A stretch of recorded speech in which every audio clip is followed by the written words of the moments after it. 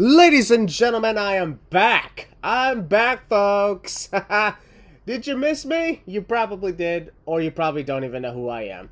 But for those who somehow don't know who I am yet found this podcast, I'm Christian Maracle, the optimistic emperor, the guy, of course, who's been off for the last, 1-2 months, which I'll explain in a moment.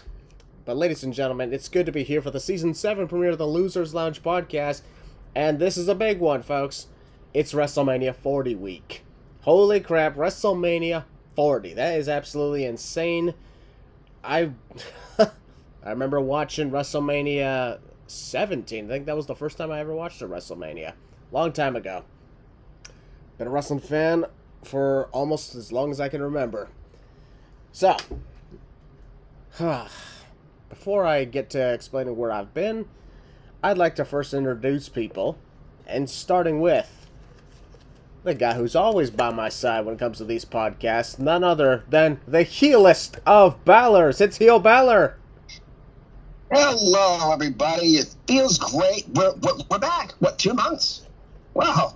Well, man, lots has changed in 2 months. But here we are. It's WrestleMania season. It's also my birthday weekend, so very excited for that. But we're here. NXT Stand Deliver, the Hall of Fame, 2 nights of WrestleMania, Philadelphia. Y'all better rock that stadium. Looking forward to it. The Bill's been pretty good. Been a little ups and downs, left and right, but that's what we're here for to talk about with you guys. And I think we should get started, Maracle. Who we got here? We have quite a few number of guests here. First off, ladies and gentlemen, please welcome back our good pal, Dustin. Dustin. Hey, it's WrestleMania season. How are we all doing today on this fine Saturday? This is going to be a fun podcast. I'm excited for Mania weekend. It's going to be so much fun. The enthusiasm, Christian. And I think we're going to have a lot of fun today. Yep, ladies and gentlemen, also joining us is none other than our good pal, Kayshawn. Yeah. Kayshawn, that was your cue. He's at the store, so... Right. Welcome back! He's shopping, ladies and gentlemen, while being part of this podcast. That's a first. Although not a crazy... We've had a lot of crazy firsts on this podcast. Like, Willie, remember the time when you apparently lost the keys? Yeah, and I was also legit. This is not the first time someone's been at a podcast in the store because, I think 2 years ago at Mania, I was at the store walking through Walmart and stuff. I was still had y'all in my ear. I did the podcast while I was in the store. Okay, what is it with you guys and doing WrestleMania podcasts while at the grocery store? Like, what is that? What's next? I mean, we're going to do the podcast like we're in the pool? That is going to be okay, I want you to do that. Honestly, yeah. Matter of fact, let's all just gather in a hot tub and just soak in and do a podcast. Oh my gosh, I know, right? That would work. Anyways, we'll get back to Kayshawn a little later as soon as he's out of that. But ladies and gentlemen, another guest we have is another guy who's been here many times. Please welcome our good pal, Steep. Steepy. Hey, what's up, everybody? Happy 40 years of Mania. Happy Mania season. I hope the road to WrestleMania, the road to Stand and Deliver has been just as exciting and enjoyable for you guys as it been for me and all the boys in here. And it wouldn't be Mania season without the Losers Lounge podcast. So, yeah, we're back. Yeah, you know it. Yes, indeed. Yo, Balor, I would like you to do the honor of introducing our brand new guest. All right, ladies and gentlemen, this is a new one. So this is my personal friend, who's actually from my state, by the way. We're childhood buddies. He just got into professional wrestling like 2 months ago. Welcome to the podcast, Ben. Or Benjamin. Yeah, Ben. I call him Ben. That's what I call him. What's up? What's up, you guys? How's it going? Not much. Little shot of the place, but that's okay. He's relatively new. Yeah. I literally got asked if I wanted to do this yesterday. And this is also my first WrestleMania, so this is going to be very, very fun week. Yep. Got into professional wrestling, as Willie said a couple months ago. So if he doesn't contribute much to the table, don't worry about it. He's still relatively new. He's a rookie superstar of the Losers Lounge. Yep. Exactly. Good Still got my rookie stripes.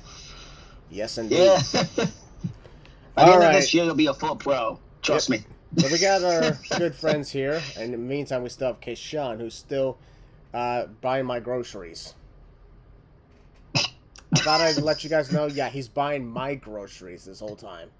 Because my bro, Longneck Josh, is coming up here, and I kind of need a few things, and I was like, oh, crap, I don't have the time to do this. I need someone to help. Okay, Sean happily volunteered. So, yay. That's not what he actually did, but you get my point.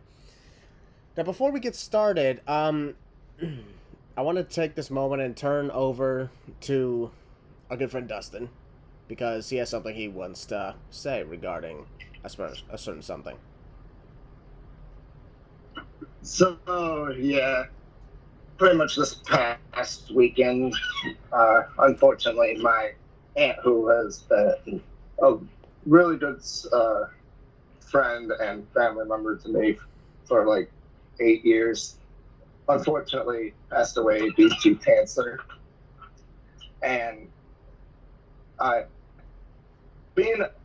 she was one of the greatest supporters of mine. I've always been a great supporter of her. She's been like my best friend, and she's like my horror movie buddy for the longest time. And when I got the news that she passed away, what's sad about that is my parents and my grandparents were not even 5 minutes on the road before they got the call that she's gone. And I know she's looking down at me and is happy and proud of where I am at this point in time. And I just want to say, I love you, I miss you, and if you all could be by my side in a moment of silence for my Aunt Christy, that would be nice. All right, ladies and gentlemen, we are now going to, everybody here at the Losers Lounge podcast, going to take a moment of silence for his Aunt Christy. And for those listening, we'd appreciate it if y'all joined in with us. So take a moment right now.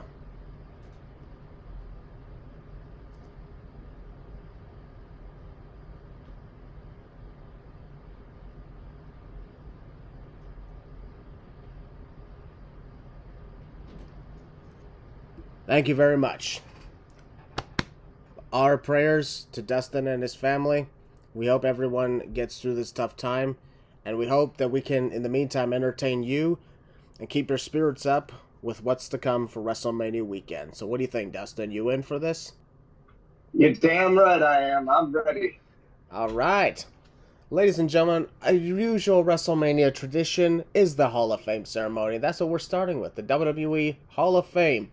Now, when it comes to this class, there isn't much to discuss about several of the inductees because we don't know much about them. For those we don't, we'll just give our support and everything. You know what I mean?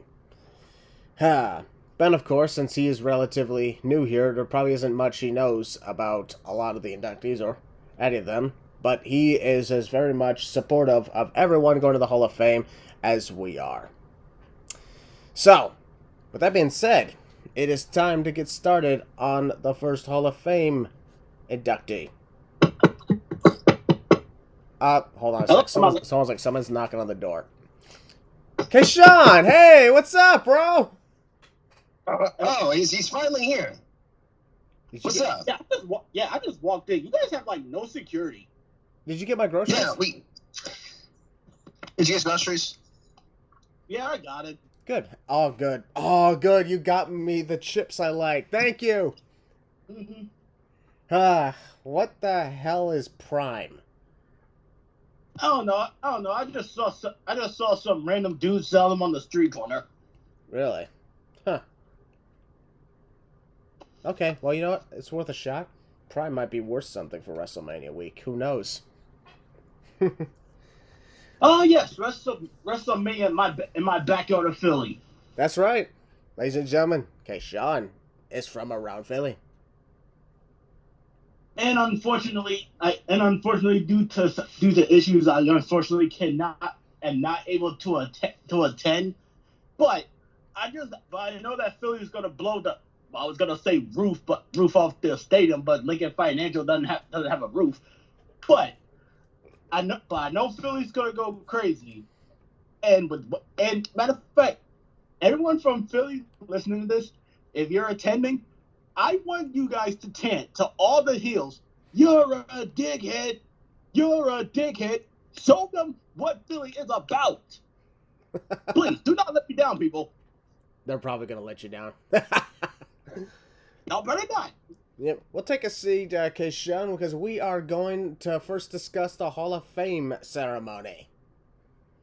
All right, let's do it. Yep. I love the Hall of Fame. It's always one of my favorite times. Let's go.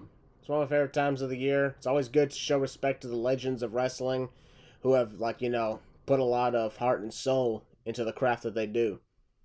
You know, a lot of people want to claim that a lot of people want to claim that there's not much. Like, the whole deal's like, the Hall of Fame is a sham. I'm like, yeah, maybe feel like a sham to you, but it ain't a sham to us. How about the heroes of wrestling? Get out. Out! Out! Thank you. The fact that he mentioned heroes of wrestling, I will never forgive him for that. Oh, come on. That's not the worst thing that's happened. Oh, really? Yeah. I mean, ask the rest of them. Right, boys? They all don't think agree. they They don't agree. They're just giving you that look saying, I ain't getting into this. All right. So, like I mentioned before, some of the inductees, we may not know much about them, but we're still going to give them the respects, and that's what we're going to start with. Start with none other than Bull Nakano. Did I say that right, or was it Nakano? Nakano. Nakano. I don't freaking know. Regardless, I don't know. Regardless, she is... I've seen her some of her stuff. I looked up some videos of her. Oh my god, she was definitely quite the female wrestler. At a time when, you know, women's wrestlers were not all about actually hardly about a thing. Catch my drift? Obviously, this is before the frickin' Attitude Era strip days, and she wasn't even part of WWF. Whew. Yeah, I'll be perfectly honest, don't know much about her, but I know she was a trailblazer. And honestly, that's what's most important for that. Which is why I get my support for that. Heel Balor, I'll start with you. What's your thoughts on Bull Nakano going into the Hall of Fame? Jesus, I think I don't have really much to put on I don't have much to put out there, but I know that she was a trailblazer of wrestling, and I know that she contributed a lot. This is why I wish my buddy Beast by 9000 was here. He does a little bit more about this than I do. This is my New Japan buddy. But from what I've heard and what I've read and what I've seen, you know, that was a trailblazer of the business and all that, and she contributed a lot. That's really all I can really say. So I guess the next person.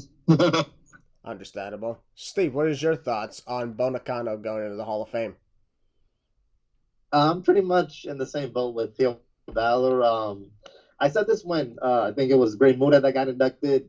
Even though I didn't was not a part of that era, and I didn't watch a lot of them from when they were wrestling. Considering they're going in the Hall of Fame, if you have a career that warrants you for the Hall of Fame, then I definitely think that's well deserved and earning. And considering Bull Nakano was someone who, like you said, paved the way and really trailblazed a lot of women to be here today, I don't really have much else to say except congrats and this is well deserved on her end. Yep. Dustin, who's your thoughts on Bull Nakano going to the Hall of Fame? I think it's pretty well deserved. There's only one real thing I remember looking back and watching from her career, and that was her matches with Alundra Blaze. And I thought they were really good matches. But other than that, I'm in the same boat as you guys. I don't really have much else to say other than well deserved. I'm looking up the history right now. On the Hall of Fame. So she's a former WWF Women's Champ, Slammy Award winner for the most devastating, recognized as having won the Women's Championships in Japan, Mexico, and the United States. Wow. Okay. Nice. That is actually pretty good. Wikipedia is a good thing, folks. Wikipedia? You seriously went there of all places? Yeah. What do you expect me to go Google? I don't freaking know. I don't know about this. I'm not educated here. That is hilarious stuff. All right, Keshan, what's your thoughts on Bull Nakano going to the Hall of Fame? Pretty much what these guys said. it's deserved, and I honestly have nothing else much to say since I've never really seen any of her matches before. But I'll have to. I guess I'll have to check them out later. But congrats to her nonetheless. Absolutely. And of course, finally, our newcomer, Ben. Probably doesn't know much about Nakano, but based off what you heard, what do you think about her going to the Hall of Fame? This is actually my first time hearing of her. I actually like Will. I'm also on the Wikipedia right now. It's very helpful, folks. It's very helpful. Yeah, but from reading it, I definitely think it's warranted. Absolutely. All right, now we're going to move on to the next one. Now the person I'll be honest, whose name I just heard of the first moment that he was announced as an inductee, and that is Thunderbolt Patterson. Does anybody else know about Thunderbolt Patterson here? No. No. Yeah. Nope. No.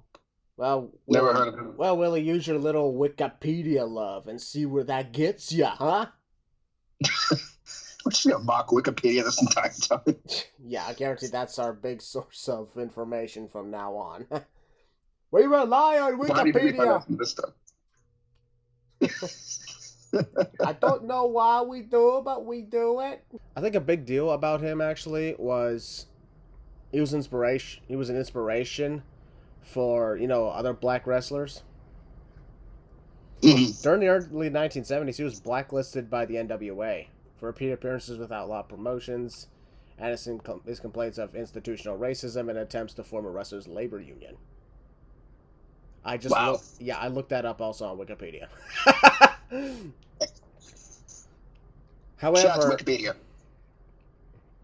However, he was somebody who actually spoke out against poor working conditions for black wrestlers in the 1970s. I think a lot of that had to do with the fact that he was blacklisted. At the time, not a lot of black people would actually rise up and put up and, hey, obviously you guys are giving us poor working conditions because of the color of our skin here. Not a lot of people would do that in the 70s because, well, let's be perfectly honest, there is racism even today, but racism was very powerful decades ago. You said it was the 70s? Yeah. Oh, yeah, that was still probably from the, civil rights movement aftermath. Yeah, that is a very unfortunate time in history. Plus, well, there wasn't always a lot of times where, like I mentioned, people of color would speak out against the poor working conditions. They would just keep going with what they're doing because, well, they need the money. They need them to pay for bills and everything. Which absolutely sucks when you're basically being, in some ways, blackmailed. But when it comes to his accomplishments, he was mostly part of the NWA.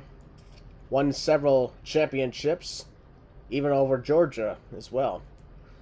So he had quite a lot of accomplishments. Retired in 1994. Currently, 82 years of age. It's amazing. And now he's been inducted into the WWE Hall of Fame, despite the fact that he's never really once been a part of the WWF or the WWE.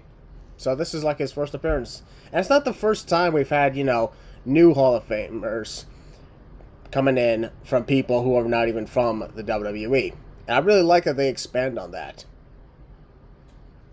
It's about time that other people get recognized. So based off what I've said, Steve, I'll start with you. What is your thoughts on Thunderbolt Patterson's induction? Hearing this, it definitely seems like he was a road trailblazer, but also the fact that he stood up and fought for, black rights and, those African Americans who were getting those poor working conditions because of the color of their skin, and especially in a time where that was very common. So, it was rare a lot of people stood up for something against them because the consequences or the backlash you would get from the majority of people, was something a lot of people didn't want to be in. So the fact that he did that, he stood up for, racial discrimination, and his impact on wrestling, I think goes a long way. After hearing that, I definitely think not only is this well deserved, but he definitely seems like, he definitely seems more than a figure than just in wrestling. He seems like a figure that should be talked about more in history, considering the impact he had. Mm-hmm. Yep. So Ben, based on what I described, what is your thoughts on Thunderbolt Patterson going to the Hall of Fame? I definitely think it's a good pick to go in the Hall of Fame, and so this might just be my knowledge of, like, I'm more of a racing fan, but you can definitely see like comparisons with him and the first ever black NASCAR winner, Wendell Scott. Not bad. He was one of the first to be out there. He was actually I'm trying to figure out the right words. He was one of the most competitive with what he had, even though he was limited by how he was treated at his time. Yep. That's a really good way of putting it in, actually. I really like the comparison. Didn't actually think about NASCAR. But, hey, it worked out. There's a lot of firsts for everybody when it comes to these sort of things. Keshan, based on what I described, what's your thoughts on Thunderbolt Patterson being recognized for the Hall of Fame? I think he's more than earned it because of everything he did for me and Will's people. So So with that being said, I think he deserves it. He's definitely one of the most deserving of it for what he did. There we go. Dustin, what is your thoughts on Thunderbolt Patterson going to the Hall of Fame? I think it's pretty well deserved for everything that he was able to do for not just wrestling, but for the world in general, for what he did standing up for poor working conditions just because of the color of their skin. I think it's pretty well deserved and that they're honoring him. Yep. And of course, finally, Hugh Balor, your thoughts on Thunderbolt Patterson's induction based on what I described? I mean, I'm going to keep my opinion short and sweet. I think it was very good, and for what he did for our shtick and for people, Kashan's people, of course, Steve people, all that kind of stuff. Yeah, all that stuff. It was great, and that's pretty much all I can really say about it. Well deserved. Congratulations. All right. We're now going to move on to the next inductee. This is actually a couple of people we might actually have a little bit more to say about. That's the tag team known as the U.S. Express, Barry Windham and Mike Rotunda. Everybody, of course, knows Mike Rotunda as IRS, and also known as the father of the late Bray Wyatt.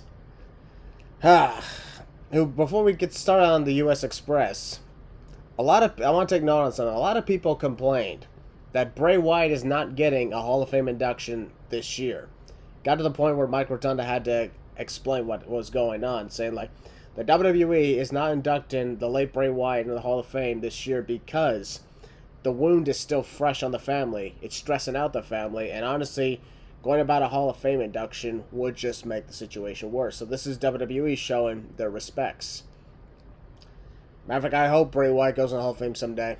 It's just not going to be this year. And I'll be honest, even before it was confirmed, I was also against Bray Wyatt going to the Hall of Fame, to be honest, because I thought it was too soon. I know that Eddie Guerrero was inducted in the Hall of Fame just a few months after he passed away, but the families are different. They don't operate the same way. Just because the Guerrero family was all right with it doesn't mean that the Rotunda family was going to be okay with this. Because, a lot of people mourn differently. And when it comes to, but both Eddie and Bray's case with their passings were sudden and shocking to all of us. But I really think Bray's really hit the Rotunda family a lot harder in a way because he was pretty healthy, and Eddie, we all knew with all due respect to the late Eddie Guerrero, had problems with alcohol and other drugs. And I don't recall Bray Wyatt ever being in that situation. But at the same time, yeah, it's about the whole deal of how families mourn and how they treat situations. And I'm glad that WWE is honoring by not inducting Bray Wyatt this year out of respect to the Rotunda family. But this induction of the U.S. Express is really cool because the U.S. Express, when it comes to the WWE, were actually the first tag team to defend the tag team titles at the inaugural WrestleMania in 1985. That is absolutely really cool. Barry Windham, Mike Rotunda. This is actually the second time that Barry Windham is going to the Hall of Fame because he was previously in there as part of the Four Horsemen in 2012. So we have another two-time Hall of Famer on the rise. So, how this is going to work is, let's see. Willie, I'll start with you this time. What's your thoughts on the U.S. Express going into the Hall of Fame? And also, I'll even ask you your thoughts on WWE respecting Bray Wyatt here. Honestly, again, like last one, well deserved. I don't really have much to input on it, but Bray was a very good trailblazer, contributed a lot to the business, and really, that's pretty much I can really say. This was obviously before my time, pretty much our time, but he contributed a lot to his legacy and that kind of stuff. So that's pretty much I can really say about it. You know what I mean? I'm not, not too old school to really know about some of this stuff, but that's the most input I can put on it. But well deserved, in my opinion. And I also asked, what's your thoughts on WWE choosing to respect the memory of Bray Wyatt by not putting him in the Hall of Fame? Yes. So I think, that is a very perfect decision. I put a social media thing out there on my own input on it. And basically some lines, in my opinion, there was no need to rush him into the Hall of Fame. I know they've done this before with most wrestlers, but to have the family to grieve and let them, remember Bray's legacy, and remember what he did, not just for the wrestling fans, but them personally as a family, stuff like that, his wife, his kids, all that kind of stuff, his own brother. Let them remember him. Let them grieve. Don't force anything. Don't don't force him off and don't do anything. Just kind of leave it alone. And in time, it's going to happen. It'll happen, but in time. So, well done, the company, for doing that. And, we miss you, Bray, and we love you, and your legacy will live on forever. Mm-hmm. All right, Dustin, I'll ask your thoughts on the U.S. Express going to the Hall of Fame and WWE putting the respect of Bray Wyatt's memory. I think U.S. Express going to the Hall of Fame is well deserved. As you said, the first tag team to defend the tag titles at WrestleMania. Great accomplishment for them. I think it's well deserved that they're going to the Hall of Fame. Also, Barry Windham, another two-time Hall of Famer. Good for him. Also, for them paying respect by not putting Bray in the Hall of Fame, I think it's the right decision. Let them mourn their loss and grieve and leave it alone for a year. I personally compared this to when Shad Gaspard passed away. They waited a while before they put Shad in the Hall of Fame, and they're doing the same thing with Bray Wyatt, which I am perfectly okay with. Let the family grieve. Let the family remember him, and Bray will go in the Hall of Fame. People, don't you worry. They'll just take time. Absolutely. All right, Ben, what's your thoughts on, based off what you heard when it comes to the U.S. Express and WWE honoring Bray Wyatt? Much like Willie, I didn't know much about them. My dad might actually know more about them because he watched a lot of wrestling back in like the 80s and 90s. But I feel like if you're able to do all that and still be remembered, I feel like you should be in the Hall of Fame if you're remembered very well. And as for the situation with Bray Wyatt, I think I agree with like what Dustin said. I think give it a year or two, let the family still grieve, and I feel like it'd be a lot happening at the same time because aren't they releasing a documentary as well right now? Yep, that's right. At the time, ladies and gentlemen, speaking of that, at the time of release of this podcast, recording it's Saturday, March 30th, but releasing it's actually Monday, April 1st. So the documentary is available now on Peacock, so go ahead and check this out once you're done with listening to this podcast if you haven't already. Or you could do what I do and just stay up until 3 a.m. when it actually drops on Peacock. Like 3 in the morning? Yeah, I noticed that. because I was watching, because me and Steve were both big fans of the Chucky TV show, and every day after and every week after the premiere of a new episode, it drops on Peacock. And I would look, and I would hop on Peacock. Like, I would still be on Peacock watching old WWF footage. And when the clock would strike 3, I would look, and all of a sudden, a new episode will already be there already. That's awesome. By the way, Keshawn, you're up next. What's your thoughts on the U.S. Express going to the Hall of Fame and WWE honoring Bray Wyatt's memory? That's pretty much what they said. It's well deserved, and congrats to Barry Windham on becoming a two-time Hall of Famer, and for a team that defended the WWF title at the first WrestleMania. I say that this is very much deserved for them too.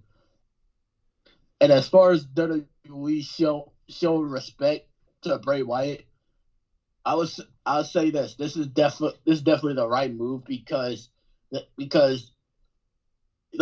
family still has mourning to do. So it's not gonna happen this year, obviously, but I have a feeling that probably next year, or probably not even next year, maybe 2 years from now, he'll get his rightful spot in the Hall of Fame. Yep. All right. Cool. And while I'm still doing this, can I pay respect to somebody? Yeah, sure. Go ahead. So, as everyone in here knows, I'm a pretty big anime fan, and my favorite anime of all time always has been Dragon Ball Z.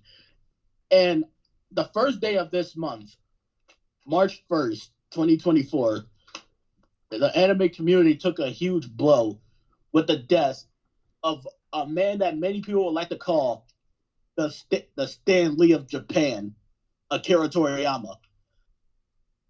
And this man, the man who created Dragon Ball and Dragon Ball Z, this man, he very much was a trailblazer, because without him, anime wouldn't have gotten as big as it is in the U.S. And for that, I just want to say thank you to Akira Toriyama, and your work will always live on, and what you did and the people you inspired. All right. Yeah, I wasn't much of a Dragon Ball fan myself, not really much of an anime fan, but I did read about that, and I know that was going to hit hard with the community, because I do know Dragon Ball is a huge hit when it comes to anime and the world. So all the respects to the creator who created something that is definitely going to be continued to be remembered for many more years to come. Absolutely. And finally, Steve, your thoughts on the U.S. Express going to the Hall of Fame and WWE honoring Bray Wyatt by respecting. Oh, I absolutely love the U.S. Express. I went back and I've seen a few of their matches. I think I've seen them versus the Dream Team, and yeah, a tag team like that, a legendary tag team like that, one of the greatest tag teams of all time. So this is definitely well deserved, and I think it's the honorable thing what they're doing with, paying tribute to Bray Wyatt and giving him the Hall of Fame spot later, because like everyone else says, they need time to grieve, and it's not fair to the family for him to go in right away, as they're still recovering and they're still healing, and it's not going to be fair to them, because it's going to be emotional, and it still is going to be emotional when he does go in, but they really need time to just collect themselves and really make sure that they're going to be okay, and when they're ready to go out there and pay tribute to him and put him in the Hall of Fame. So I definitely think it's the right thing to do on waiting for him. waiting for them. Yep. All right, folks, we're going to now move on to the next inductee. This one is the celebrity inductee, while also the posthumous inductee. It's kind of like 2 for 1 here. This is a very interesting one. Ladies and gentlemen, going into the WWE Hall of Fame, and is none other than the legendary Muhammad Ali. Yeah, that one. Muhammad Ali, oh my god. Without a doubt, one of the most historic people when it comes to sports, because, professional boxer, nicknamed the greatest of all time, and has done a lot when it comes to not just his career, but inspiration for many people to achieve their dreams of what they want to do. When it comes to WWE, he was basically a guest enforcer in the main event of the inaugural WrestleMania, where Hulk Hogan teamed with Mr. T against Paul Orndorff and Roddy Piper. Main event of the inaugural WrestleMania. Muhammad Ali was there to make sure everything was to enforce the rules and everything went well. But of course, when it comes to Muhammad Ali, everybody knows about his insane and crazy boxing career.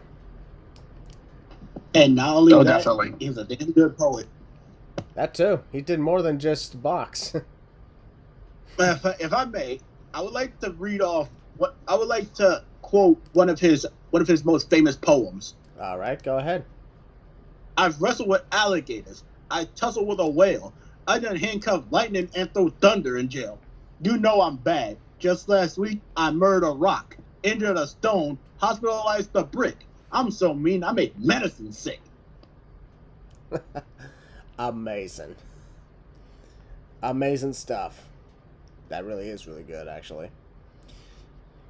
So in other words, okay, Sean, I figured I'll start with you then. What's your thoughts on Muhammad Ali taking the WWE Hall of Fame? Oh, absolutely. Absolutely. This man, not only was he one of the greatest, I would like to say he is probably the greatest boxer to ever live. And the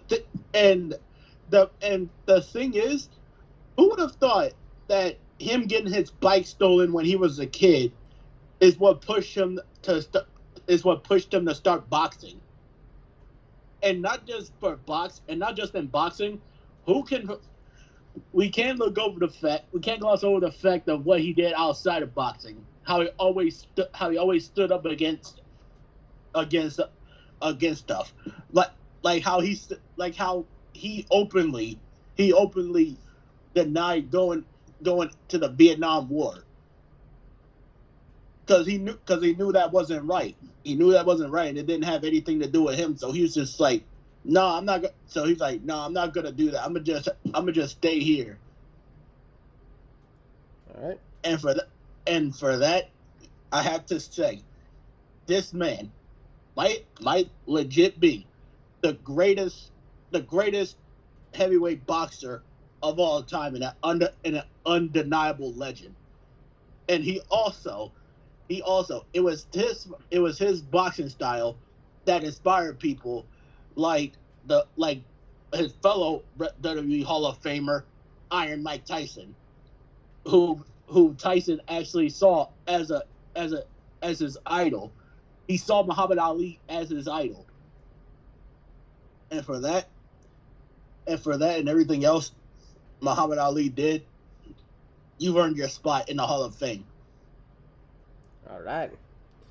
So Ben, what is your thoughts? Wow. Ben, what is your thoughts on Muhammad Ali going in the WWE Hall of Fame? I mean, I definitely agree. Like, he's not just one of the greatest boxers; he's one of the greatest to be one of the greatest careers just in sports in general. Like, to hold on to be remembered as a GOAT, even though your last fight may have been a while ago, it's still very impressive. I feel like I actually didn't know he had done stuff with the WWE until a couple weeks ago, and it doesn't surprise me because it feels like that'd be a really good, just a really good crossover. Not just that, because he's not just great. he's great in fighting, not just boxing alone. Yep, that is true. Very true indeed. Dustin, so what are your thoughts on Muhammad Ali going to the Hall of Fame? I think this is a great pick to be put into the Hall of Fame. Not just for him being an absolute legend in the boxing realm, but just being a legend in general in the world. I think him being one of the best heavyweight boxers, probably the best heavyweight boxer of all time, and also him being that enforcer for that main event of Mania 1, I think it's well deserved that he's going to the Hall of Fame. Good on him for being in the Hall of Fame. Congrats. Gil Balor, your thoughts on Muhammad Ali going to the Hall of Fame?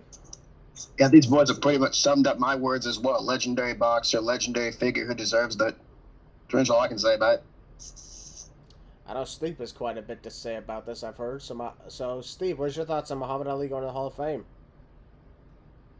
You know, a lot of these guys know I am someone who's really big on fight sports. And you look at Muhammad Ali, probably the biggest star to come out of a combat sport, and a guy who is 56-5, had 37 knockouts, had that amazing feud with Joe Frazier, and my grandparents, they watched him and they were big fans of him. And then I watched his daughter Layla Ali growing up, and I watched his grandson Biago Ali Walsh. Now it's like Muhammad Ali, words cannot describe the type of person he was both inside and outside of his sport. And fun fact, he was the original person crowned the People's Champion. I don't know if people know, he gave The Rock the right to use that name for his character, and he was named the People's Champion back in like the 60s, 70s, and 80s when he was doing his thing.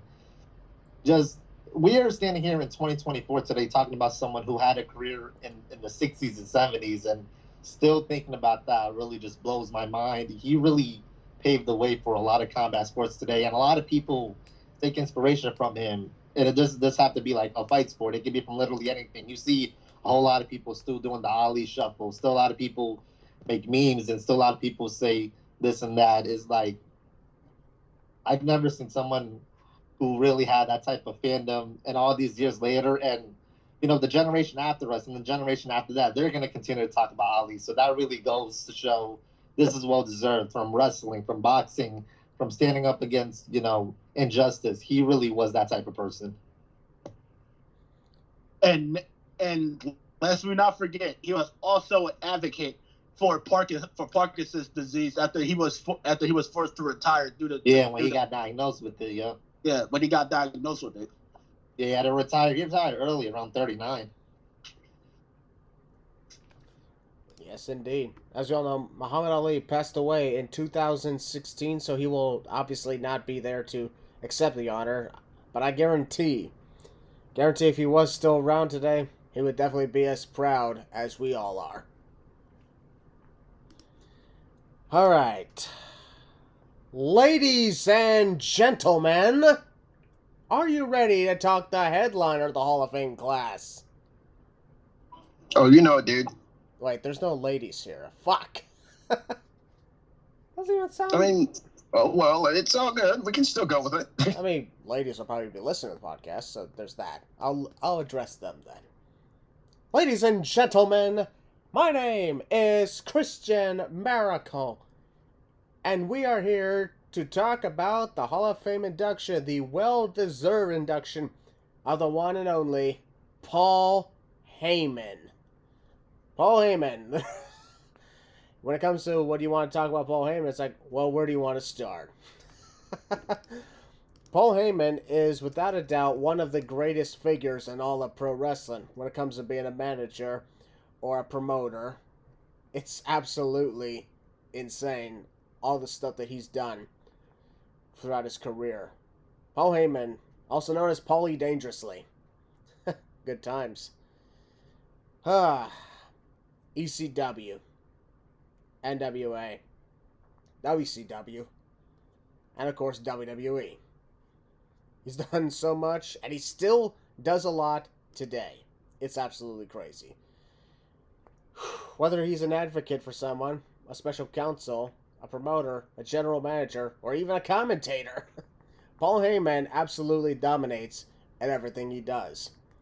Definitely one of the greatest of all time, and this is the most appropriate setting for him to be inducted in the wonderful city of Philadelphia. Because, well, ECW in Philadelphia, y'all. This is where it goes down. What he will do for the Hall of Fame speech, I don't know, but that's the exciting part, and I cannot wait to watch it. That is going to be awesome. So, Heel Balor, I'll start with you in this case. What is your thoughts when you found out Paul Heyman was going to the Hall of Fame? Wow. What else can I really say about Paul Heyman? Legendary figure in the wrestling business. You always say that a lot about these guys. Former manager and commentator of the American Wrestling Association and WCW champion, WCW. Owner and operator of the former ECW. Friggin' former on-screen GM of SmackDown, if everyone remembers that. The managers of Brock Lesnar, Big Show, CM Punk, RVD, Kurt Angle, Stone Cold, Rick Rude, Arn Anderson, Cesaro, Curtis Axel, Ryback, Roman Reigns, of course, the Bloodline itself. What else can Paul Heyman do that has not been done in this business, ladies and gentlemen? A legendary figure in professional wrestling, a well-deserved, it should have happened many years ago, be declined. And here we are, 2024, to see the induction of, in my opinion, one of the most legendary wrestling managers of all time, alongside people like Paul Bearer and people like that. You know, Paul Heyman, this is long overdue in my opinion, and this is going to be incredible. What is he going to say? Who's he going to mention? I can't wait. I don't know what's going to happen, but it's going to be a fun show, and I cannot wait to see what Paul Heyman's going to say on that stage. It's going to be great. Well-deserved in my opinion. About time. Let's go. That was pretty cool. Steve, what is your thoughts on Paul Heyman going to the Hall of Fame? I mean, Will just summed up everything that anybody can possibly say, but no, absolutely a wonderful wrestling booker, promoter, as we saw with the success ECW was having. We saw he is a tremendous manager. Like him on the mic, he can really elevate any story you put him in. You can insert Heyman into literally any storyline at a random point, and it would make absolute sense because that's just who Heyman is, and he can literally manage literally anyone you give him, and he'll make it work in some capacity. So, and especially this being in Philly, where ECW was really the pinnacle, that really does make a lot of sense. And Heyman, honestly, in my opinion, my favorite manager there is. So I can't say enough more about Heyman. He just has a legendary career, and everything he does, everything he says, he elevates literally anybody you give him to work with. Yep, I agree with all that. So, Ben, what's your thoughts on the headliner, Paul Heyman, going to the Hall of Fame? I feel like it definitely makes sense because, like, even though I'm just now getting into wrestling, I already knew who he was. And if you're able to do that, like, get to other audiences, you're definitely an influential person. And also, I feel like it's really good timing considering the role he's playing in the headlining match between Roman and Cody Rhodes. That is true. Roman Reigns being accompanied by newly minted WWE Hall of Famer Paul Heyman. That is actually going to be quite the introduction to here. Accompanied by his special counsel, WWE Hall of Famer, the wise man, Paul Heyman. Oh my god, that's actually a really cool to think about. Alright, Dustin, your thoughts on Paul Heyman going to the Hall of Fame? These boys have pretty much just said what I was going to say. Well-deserved induction for Paul Heyman. Once I found the news that he was going into the Hall of Fame, I jumped in excitement. I can't wait for him to take his rightful place into the Hall of Fame. Who is he going to mention? I have no clue. But one of the best managers, probably the greatest manager in wrestling history, with managing the likes of Brock, Kurt, Punk, and many others. It's going to be one hell of a show. See him talk about all the stuff he did in wrestling and even backstage. And funny enough, before the podcast, I ended up watching an old clip of his when he was doing a promo with Vince McMahon and how Vince stole all of Heyman's ideas from ECW. which I thought was one of the greatest promos Heyman ever cut. But yeah, well-deserved induction for Paul Heyman. Congratulations, man. You deserve it.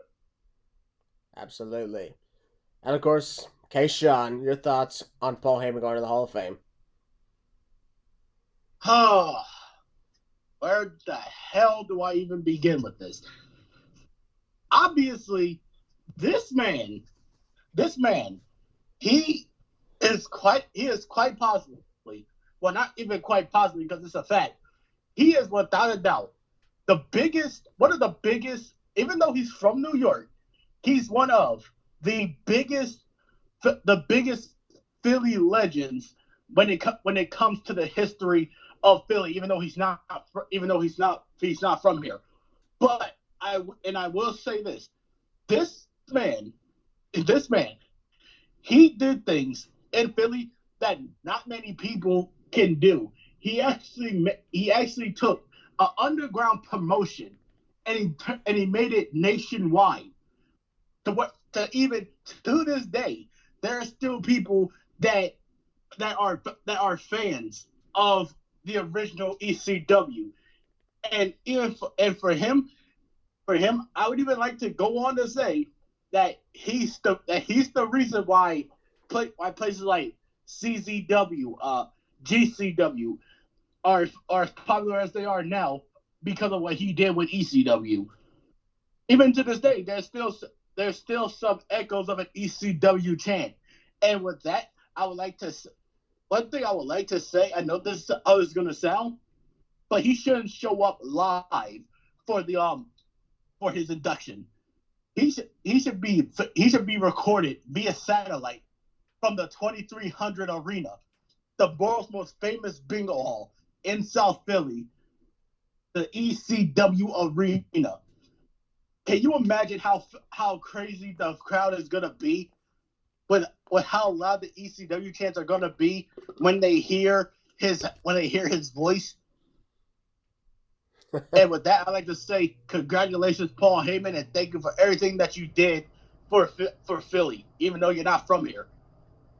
That's all right. Still made a big impact for that.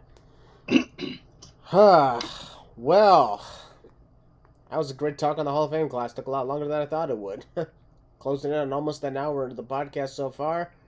And now it's time to move on to the next section of events for WrestleMania weekend. That is NXT Stand and Deliver. Taking place Saturday, April 6th, on the same day as Night 1 of WrestleMania. Starts at noon, 12 p.m. Eastern Time, 9 a.m. Pacific.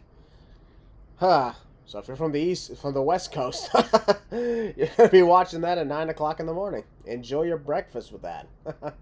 I remember when I was at California for WrestleMania last year, I did not attend Stand and Deliver, but I did wonder, it's like, are they going to sell breakfast in the merch and the concession stands? It turns out, no, they didn't. Which I was like, why? I was like, it's like 10 o'clock in the morning. Why are they not selling breakfast over there? That'd be perfect. Bruh. Well, in this case, people can enjoy a nice brunch for NXT Stand and Deliver, which I'm pretty sure I will. Hanging out with my bro, Lana Josh, and just enjoy my birthday weekend. And of course, well, WrestleMania weekend is also Heel Balor's birthday weekend. But we're talking April 6th, so we'll get to the 7th in a moment.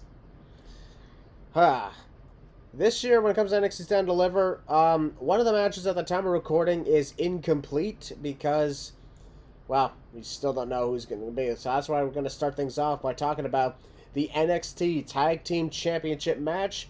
The Tag Team Champions Braun Breaker and Baron Corbin are defending against the winners of a tournament. And it's either going to be the Latino World Order, the LWO, Axiom and Nathan Fraser, or the OC. So Latino World Order, they beat OTM to qualify for this triple threat. Axiom and Nathan Fraser beat No Quarter Catch Crew. And the OC beat Hank Walker and Tank Ledger. Don't know who any of those guys are. I still seen them.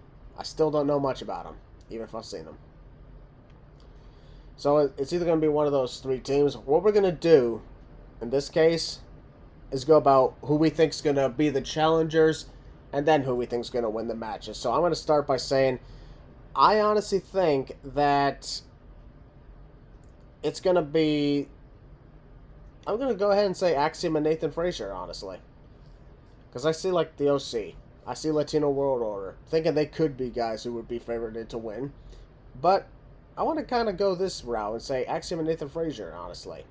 I think that would be a good pick for this one. But in the end, I see Corbin and Braun Breaker retaining the tag team titles. So, Steve, I'll start with you. Which of the three teams do you think will challenge, and who's going to win? I really want it to be Axiom and Nathan Frazier, like you said. I want it to be them. I have a feeling it might end up being like the OC. But I think either between Axiom, Nathan Frazier, and the OC, I think Corbin and Braun Breaker, I think they're going to be losing the titles to whoever the challenges are. So I'm going to just go with the more believable pick and say that the OC are the challengers and that they're the ones that are going to be beating them. Alrighty. Okay, alright, Ben, I'll go to you next. There's three challengers here about who could possibly be the ones to challenge for the tag team titles. Will it be the LWO, Axiom and Nathan Frazier, or the OC? And will they actually succeed in winning the titles? I'm gonna almost have to agree with, I think I'm gonna agree with you and say that Axiom and Nathan Frazier are gonna go in there, but I feel like they might beat them might beat Baron Corbin and Braun Breaker because I feel like they're just gonna let Braun go on up to SmackDown. That's just how I feel like it's gonna go. Actually, that's a good point. I forgot about that. I forgot that Braun Breaker's officially a SmackDown wrestler. So I was like, wait a minute, that's a good point on that. But, hey, we could be surprised, who knows? Alright, that's a very interesting prediction on that one. Okay, Sean, which team will challenge for the tag team titles, and will they beat the champions? Well, straight out the gate, I'm gonna say for a fact that the LWO is not gonna win this tournament because they already have too much to do, because they're already they're already on SmackDown, so it wouldn't make sense. So I'm gonna leave them out. So for me, I'm gonna say, I think I'm gonna say the OC, since they feel like they want to prove something to AJ Styles, even though he doesn't want anything to do with them anymore. But with this, I'm gonna have to go with the OC, and I feel like since Braun is now on SmackDown, I'm gonna go with the OC winning both the tournament and the title that Stand Deliver. All right, not bad actually. Okay, Yo Balor, your turn. I mean, I like tournaments, so it's pretty much pretty simple, straightforward for me. I do think that the OC are going to win the tournament, and they're going to become tag team champs with a little help from a good brother. And it's going to be too sweet. That's all I'm going to say. Because Braun Breaker's already on the main roster, and Corbin, he's cool and all, but you can do something else with him in NXT. Maybe a future NXT champ in the making right there. You never know. But I do think the Good Brothers are winning the tag titles. Oh, wow. So you're saying, there's going to be... So you're saying, AJ Styles is going to help? Or no, he won't. He's busy. Or are you hinting at somebody else? I'm not going to say anything. I'm just hinting at somebody else. All so I'm going to say. Mystery, folks. Which will probably not be revealed. Who knows? Check out NXT on April 2nd, folks. Alright. And finally, Dustin, I'll go to you. Who is going to win the tournament, and will they beat the champions? I think it's pretty straightforward. Yeah, like Deshaun said, the LWO is not winning. It's going to come down to either Nathan Frazier and Axiom or the OC. I'm definitely going to lean towards the OC winning the tournament. And like everyone has said, Braun Breaker is already on SmackDown. So I'm taking the OC to win the tag titles as well. Same thing with Heel Balor. Probably with a little bit of help as well. All right, then. Ladies and gentlemen, we're going to move on now to the next match. This is for the NXT Women's Championship. The champion, Lyra Valkyria, is defending against Roxanne Perez. And this has quite the interesting story putting in there. Yo, Balor, you know more about NXT than I do, I'll be perfectly honest. What was your thoughts? Well, that's what I'm there for. Yep, also, I'll let you take the reins when it comes to this. You want me to take Roman Reigns? Oh, What? nice No. What? No. That's not what I meant. No. Acknowledge me. Anyways, honestly, like their first match was really, really good. Of course, it was interrupted by Lola Vice and turned into an incredible triple threat. Like, my gosh. But you know, Roxy, now that she's finally going dark, she's finally lost her smile. She's finally, gone insane. She put the champ out by stomping on her arm. It's been a very good storyline. The Roxy finally changing her character up a little bit more to become this dark, violent, something we've never seen from her. Like, she's always been the good girl next door, or the smiling one. Oh, hello, all that kind of stuff. To finally see her change her character has been very, very good. Is she going to win? Spoiler alert, she's not going to win. But I think this changing character is very good for her, and I appreciate that. Lyra's been a pretty good champ.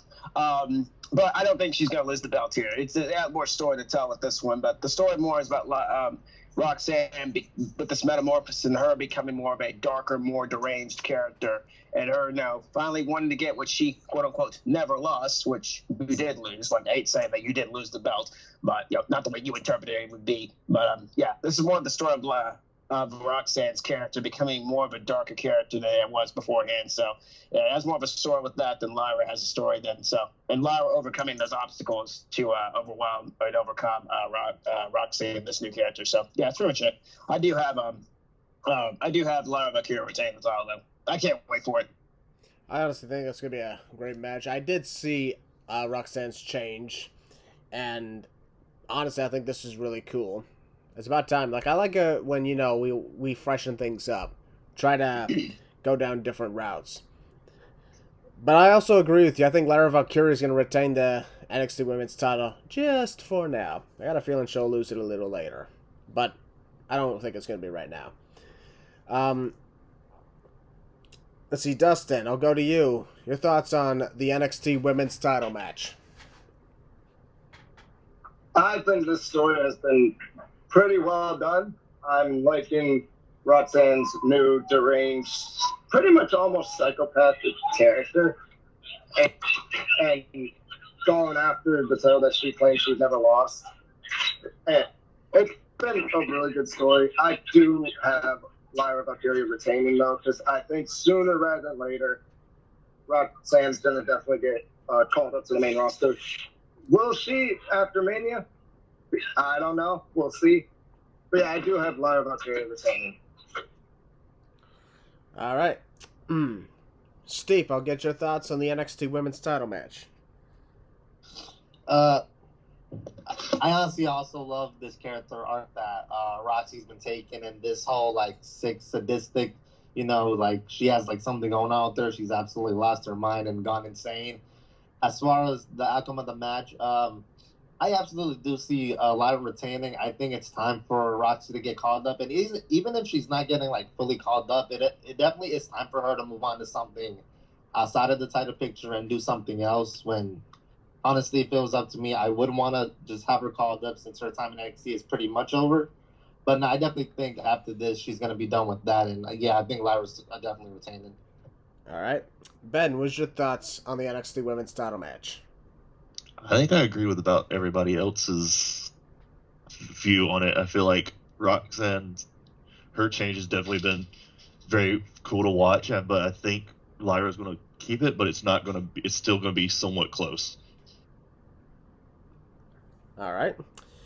And Keishawn, your thoughts on the NXT Women's title match? Where the hell did I go from there? Okay. Just like these guys, I'm a fan of. Obviously, I'm a fan of the of this new version of Roxanne. But I felt like to really drive the point home drive the point home even more that she's a full-fledged heel now.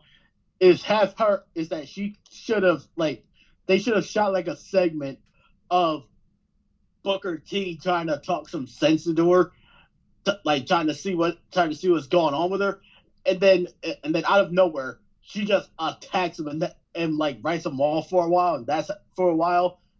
Although then again we'll probably have to be stuck with Byron Saxton again. Not put him on the show, but you get what I'm saying. Sorry. Sorry, keep going. Sorry. No, you good. So maybe not put him on the shelf, but still attack him to really drive the point home even more that she's out of her goddamn mind. But other than that though, yeah, am I looking forward to this? Yes. Do I think she's winning? No. But do I think that Jonah is gonna be crazy? Yeah, and yes, I don't know why I just said that, but for some reason I'm talking in Philly slang. I have no idea why. But will this match be crazy? Be good? Yes. Do I think Roxanne is winning? No.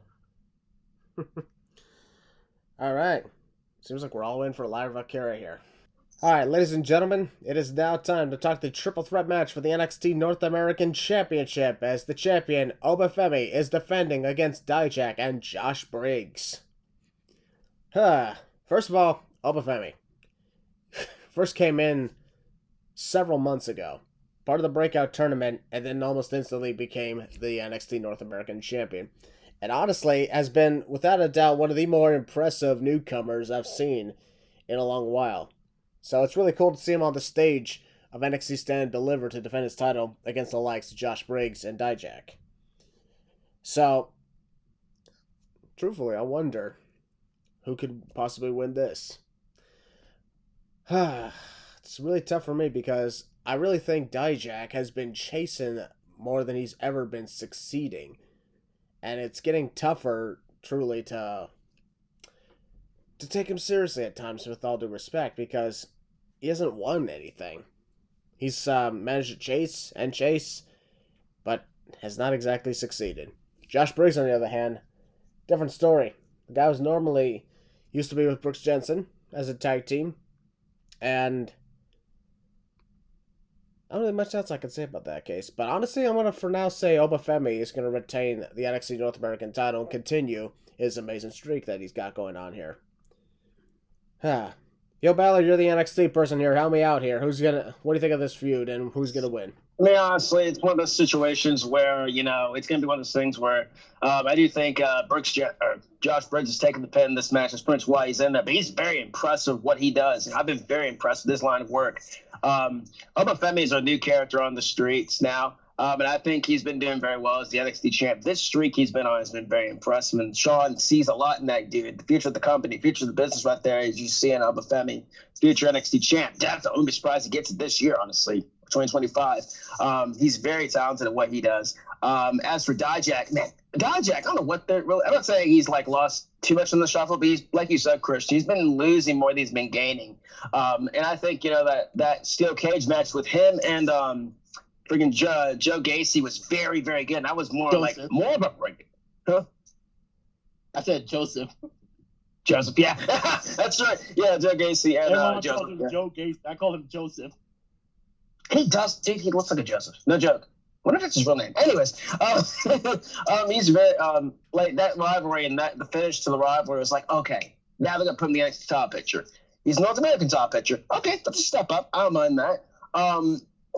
But it just depends who wins this match. I do think this could be where they give the belt to Dijak because again, Josh Briggs is going to take the pin. I don't think he's winning. I do think he's very impressed with what he does. His line of work has been pretty good. Former NXT UK tag champ and all that kind of stuff. But I do think this is where probably I'm the outside guy looking in. I'm going to get it wrong. But I'm going to go with Dijak to get the win. I think he pins Josh Briggs and Obafemi doesn't take the pin.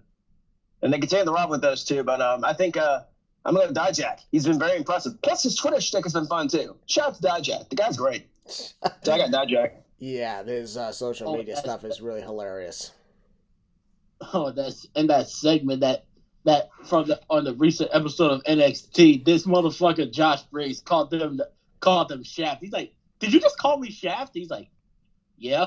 Like, Samuel Jackson, he's like, yeah. He's like, I'm white. Yeah. And the fact that wasn't even scripted. They just randomly just said that. Oh my god, I was dying for like 10 minutes. It's always the unscripted stuff that are the funniest. Oh, I know. It's really fun stuff. So, okay, Sean, I'll go to you next. What's your thoughts on the triple threat coming up? This triple threat match. Yeah, okay. So there's some people that, believe it or not, actually don't even want to see this, and I'm like, why?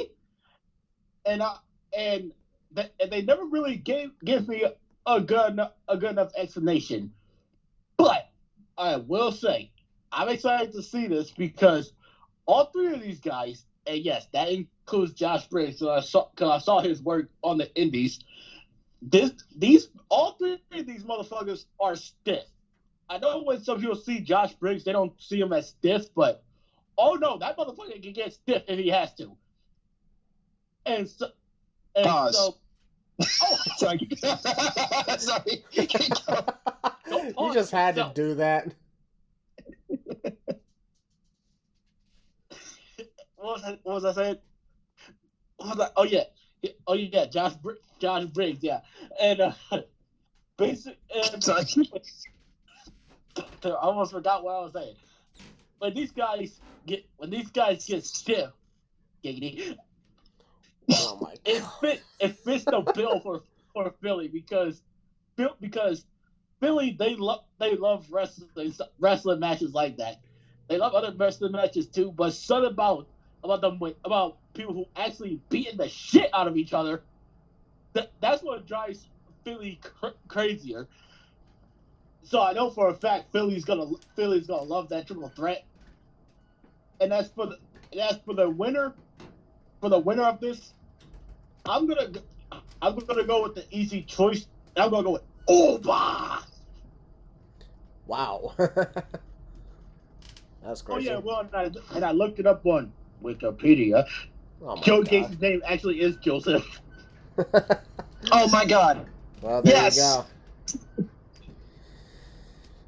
All right. So, Dustin, what's your thoughts on the NXT North American title match? I am excited as hell for this triple threat match. I've been a fan. Once Josh Briggs came into NXT, I instantly became a fan of his. He's, in my opinion, one of the more underrated wrestlers on the NXT roster right now. Do I think he's winning this triple threat? Not a chance in hell. But he's going to be very, very impressive in this match. I am actually also Jade. I hate that he's been chasing more than he's been gaining. He should have, I think, honestly, should have been NXT champion long by now. Any sort of champion in NXT by now. And Obafemi's he's been impressive. I'm still not the biggest fan of him.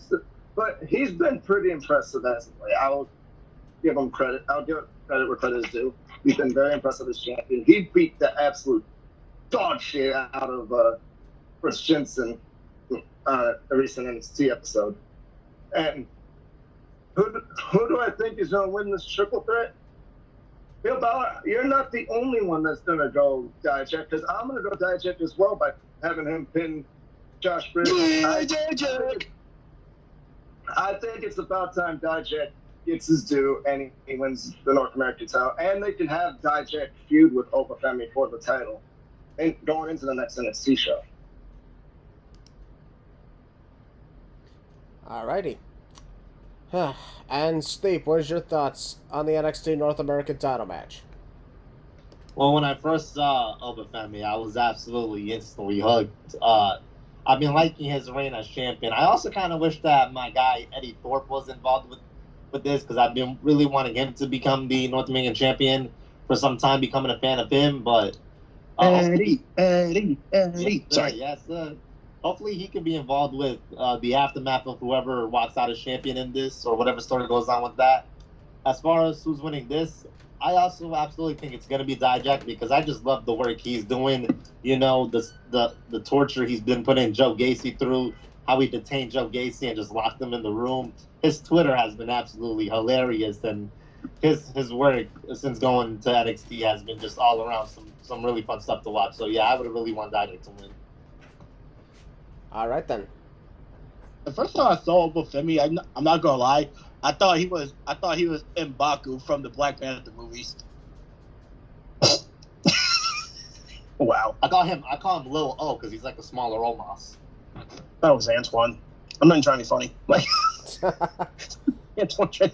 No, I thought it was Omos. Legit. I thought it was like Omos Strong. He's Lil O and Omos is Big O. The little O. That's why I legitimately thought, I'm like, we haven't seen Omos so while. Did he just grow a hair and just change his name? Like, Yeah, they repackaged him. honestly, could you imagine them as a tag team, bro? Yes, Lil O and Big O. The Nigerian Giants. Yes. Wait, he's from Nigeria, right? Yes, he is. Okay, I just want to make sure. Ben's internet is outside there. That's where he went. So that's why we haven't heard from him. Okay. Yeah. He'll be back, folks. He'll be back. Yep. No worries on that, folks. We'll hopefully get Ben back soon. But if not, it's all right. In the meantime, we're going to move on to the NXT Championship match between Ilya Dragunov and Tony D'Angelo. Sorry. Excuse Ilya me. Ilya Dragunov. Oh, yes. Ilya Dragunov. The hell did I just walk into?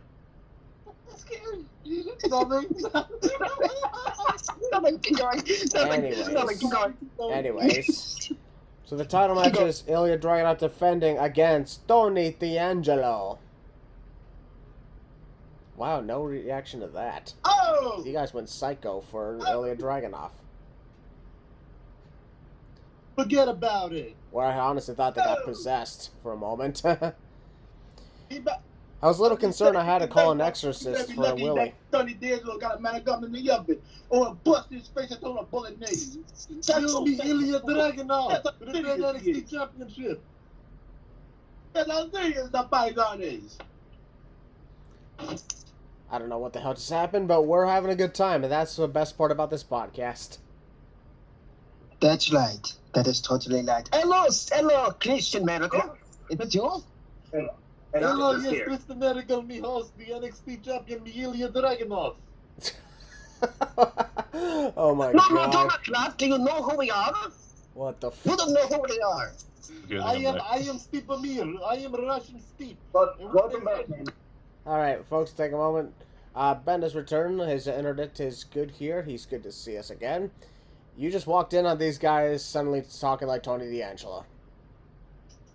Yes, that's right. Tony D'Angelo, that's right. Hello, Stephen Mill. Yes. Hello, Amir. NXT champion, Ilya Dragunov. All So, right, let's continue. Let's get going. You know what's going, Dustin? He knows that. He All knows right. that we're trying to talk about the NXT Championship, and he wants to go talk about the talking pizza. I'm gonna smack the shit out of him with that fucking around the panda. What the fuck is this place? We must go now. Goodbye. Goodbye. Goodbye. We leave now. Oh my god. Goodbye. I have no idea what the hell I walked into, but this is so entertaining. Alright. Heel Balor, I'll start with you. What's your thoughts on the NXT Championship match? What are you talking about? I just got back in here. What's up? How you doing? Oh, it's on the NXT title match? All right. Oh, Ilya Dragunov against Tony D'Angelo. All right. That should be a good match. Honestly, Ilya's been on a tear, I guess, this champ, honestly. First he went through Tricky Williams, and then he went through, who was next? Mello? Was Mello? I think he went through Mello again.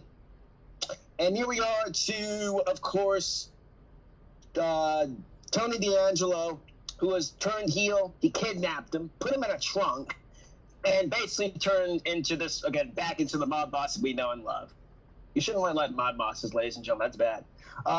I really think this is, I like Tony D. I think he's a great character. Great shtick at what he does. I do think that he is going to be a champ one day. Don't get me wrong. I do think he's going to be a champ one day. But I don't think that's his time just yet. I do have Ilya Dragunov retaining the NXT Championship. I really think it's going to be a good match, but I do have Ilya Dragunov retaining the title. All right. That was... So you don't remember what you just said a few minutes ago? What are you talking about? That wasn't me. That was apparently some other guy. That was Italian guy. That was Italian, apparently Italian me. I don't know what happened. Okay, then. Yeah, Italian me. All right. Assuming, of course, he hasn't gotten possessed by that crazy stuff. Okay, Sean, your thoughts on the NXT Championship match? I'm definitely excited with how this is gonna go. With how I know it sounds like I'm putting Philly over crazy so far, which I am because it's my backyard, but I feel like this now. Just hear me out. If Melo and Trick doesn't hold up, if it doesn't, on the slim chance that it doesn't, Philly might have the NXT match of the weekend with these two, and they're especially gonna love Dragunov because this is obviously Dragunov's first time in Philly, and you know how crazy Philly is. I just went over how crazy Philly is when they hear that when it comes to the chops. And let me tell you, Philly watching this, that's going to Mania weekend. If you thought that Walter's chops were loud already, just wait until you hear Ilya Dragunov. You're gonna lose your goddamn minds. But with that being said, do I think Dragunov is winning? I'd say it's kind of up in the air. I would say either if certain circumstances happen, then I got Tony. But if it goes the other way, I'm gonna go with Dragunov. You mentioned losing minds. You kind of like how you guys lost your mind when I brought up the title match in the first place. And that laugh I don't know what you're talking about. That laugh just proved it. Crazy. Crazy. All right. Ben, first off, welcome back. And also, what's your thoughts on the NXT Championship match? I feel like Ilya's going to retain, but that broken finger he suffered last Tuesday might come into play, might be a factor. That might hinder him a little bit, but I still think he's going to retain. All right, then. Dustin, what's your thoughts on the NXT Championship match? Side note, during that whole spiel earlier, I have nothing to do with it. So, anyways, about the NXT title match, I am probably... Shut up! Anyways, I might be the only one on this planet that is going to go Tony D'Angelo, because honestly, from my perspective, who else is there for Ilya Dragunov to face? He's already faced like the best of the best. Now, I know some of them are not for the title, but he's pretty much faced majority of the main event scene in NXT. And I think Tony D'Angelo has been there long enough to. I think he's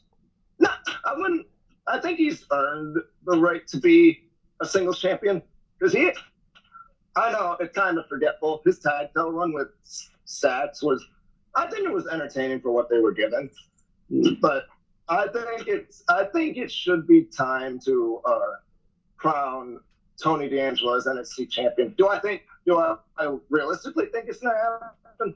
Probably not, but I think I'm going to go with Tony D'Angelo. I'm going to be probably the only one on this planet to go Tony D'Angelo to win the title.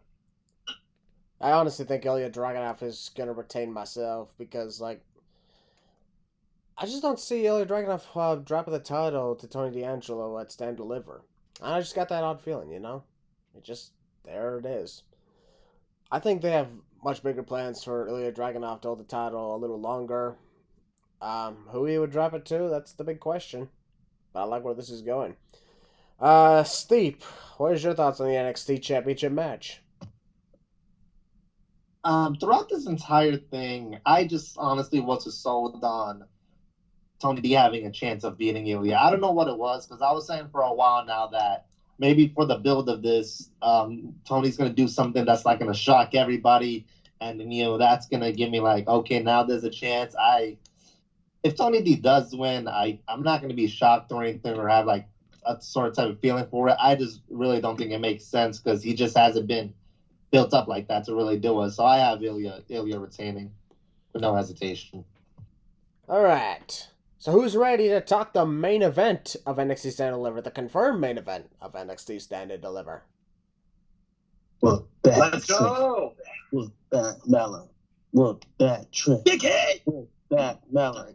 Look back, Trip. What? Look back, Mellow. Yeah. Yeah. I like it. Yeah. Big hit. Yeah. Oh, yeah, man. That is so annoying. All right, ladies and gentlemen, Carmelo Hayes is taking on Trick Williams in the main of NXT Stand and Deliver, and what a feud this has been. Something that people have been wanting for the longest time. It just took several months before Carmelo Hayes finally did the obvious, which was turn on Trick Williams. Took you long enough. Giggity. Hey, Keshawn. He turned on Trick, didn't he? Hey, Keshawn. Nice. Io Sky sucks. Why you little? That's not the first time I did that on a WrestleMania podcast, Tim. Gotta keep with the continuity. All right. You should have waited until we got some title match stuff to do that. Anyways, yo, Balor, when it comes, I actually mentioned this to you in the DMs, and I figured you'd be the one to say something historic about this main event that hasn't been shoved in hasn't been shoved in people's faces and is going about naturally. First time two African Americans are main eventing a NXT show, I believe. This is the first time? Yep. And the first History. time that two black men are main eventing a WWE Premium Live event in general since 2001. Sleepy, Kashawn, how we feeling, boys? Yeah. Way to represent. Yeah. But the best part about this is they're not main eventing because they're black. They're main eventing because they just put on a hell of a storyline that got everybody interested and excited. In contrast of something else. Wonder what that is. Oh my god. A few years ago, we went wild when it came to the whole deal about Sasha Banks and Bianca Belair. Who? Who? Oh, right. Mercedes Money. Anyways, that was the past. We leave the past alone. We're going to move on to the future. Carmelo Hayes, Trick Williams. Yeah, I'm actually shocked that this is the first time that two black men are main eventing a pay-per-view since 2001. Maybe we've had black people main event in pay-per-views in general over the years, but never two against each other. And of course, there's the whole, it was Sasha and Bianca. They main evented WrestleMania in 2021. So that was also a big historic moment. Unfortunately, that was shoved in our faces for unfortunate circumstances. This, on the other hand, was not. But we're not in this to talk about just because they're black. The best part about it is this is a very compelling storyline, and without doubt, one of the most personal storylines that NXT has had in a long time. So that's why it deserves the main event. See, that's what we've always said. You put the top story, you put it in the main event. That's exactly what they're doing. I gotta say, Trick Williams, when he first came in, he was just Carmelo Hayes' lackey, just his little apprentice. And I like where they go with the fact that he's trained so well, worked so hard to get to where he's at. His performance at NXT Deadline this past December, when I thought that he was not even going to so much as score a point when it came to the last minute. It was the last minute of the match. He had 0 points. I was like, he needs 4 points to win. He ain't going to win. And he won. That surprised me. He managed to pin everybody. So, the fact that he was able to accomplish that, put on great banger matches, just goes to show that he's an amazing athlete. And he's a great storyteller. And of course, well, he's got a catchy theme that makes everybody chant "whoop that trick." So that works. I mean, do you guys remember when he appeared on SmackDown and everybody was cheering that and chanting that? Yes. The funny thing is that whole whoop that trick thing that actually came from a movie. It did. Wait, what movie? Yeah. Hustle and Flow. It was the movie that came out like 2008 or 2009 or something like that, and it actually starred Terrence Howard, or as us Marvel fans would know, the first person to play Rhodey before Don Cheadle. Yeah, it's kind of a shame though that one of the last things he said was "next time," and it never happened for him. That still pisses me off. What a shame.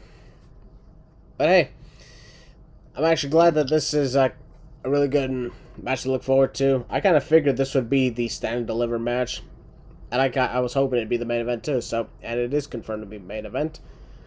Should be excited for that. Dustin, I'll start with you. What's your thoughts on the rivalry with Carmelo Hayes and Trick Williams? I have actually been loving the rivalry between Trick and Mello. I am not as big of a fan of Trick as most people are.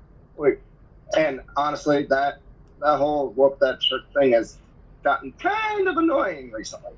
Not gonna lie, kind of annoying, but I get it. That's how he's getting over. Here's the thing: I remember people gave me so much heat because I said Booker T chanting along with it was annoying. And to be fair, I still stand by what I said. I think it's annoying. If you guys don't like it, well, then kiss my fucking ass. That's the whole deal. It's like, I understand, like, it's catchy to some, it's just not catchy to me. Yeah, that's fair. I wasn't really too bothered with Booker T singing along with it. It kind of was annoying, like, now that he's been doing it so long. But at first, I was like, okay, he's just doing it to hype up Trick. It's fine. And as for the whole story, I think it's been beautifully done. Trick as this pretty much underdog babyface, and Mello as this like dickish heel that everyone has been hate.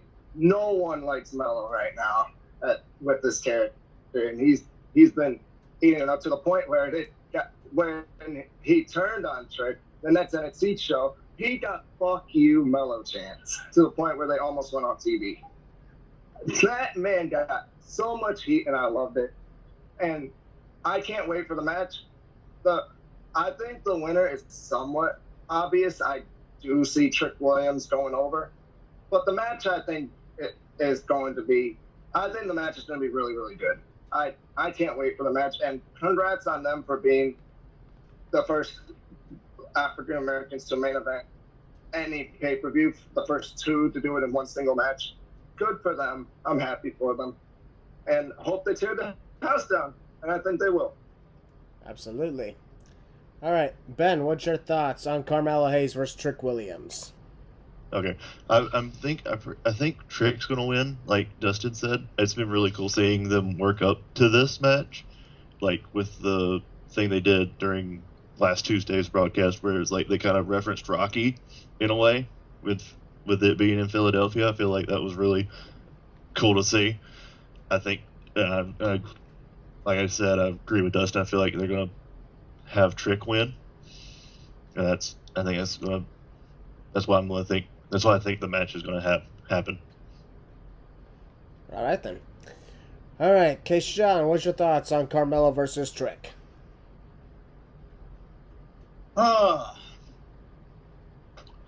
about okay? So I said this to one of my other friends. He's not here today, but I told him, who would have thought that a few years ago, we would see Trick, and he would be basically Melo's sidekick.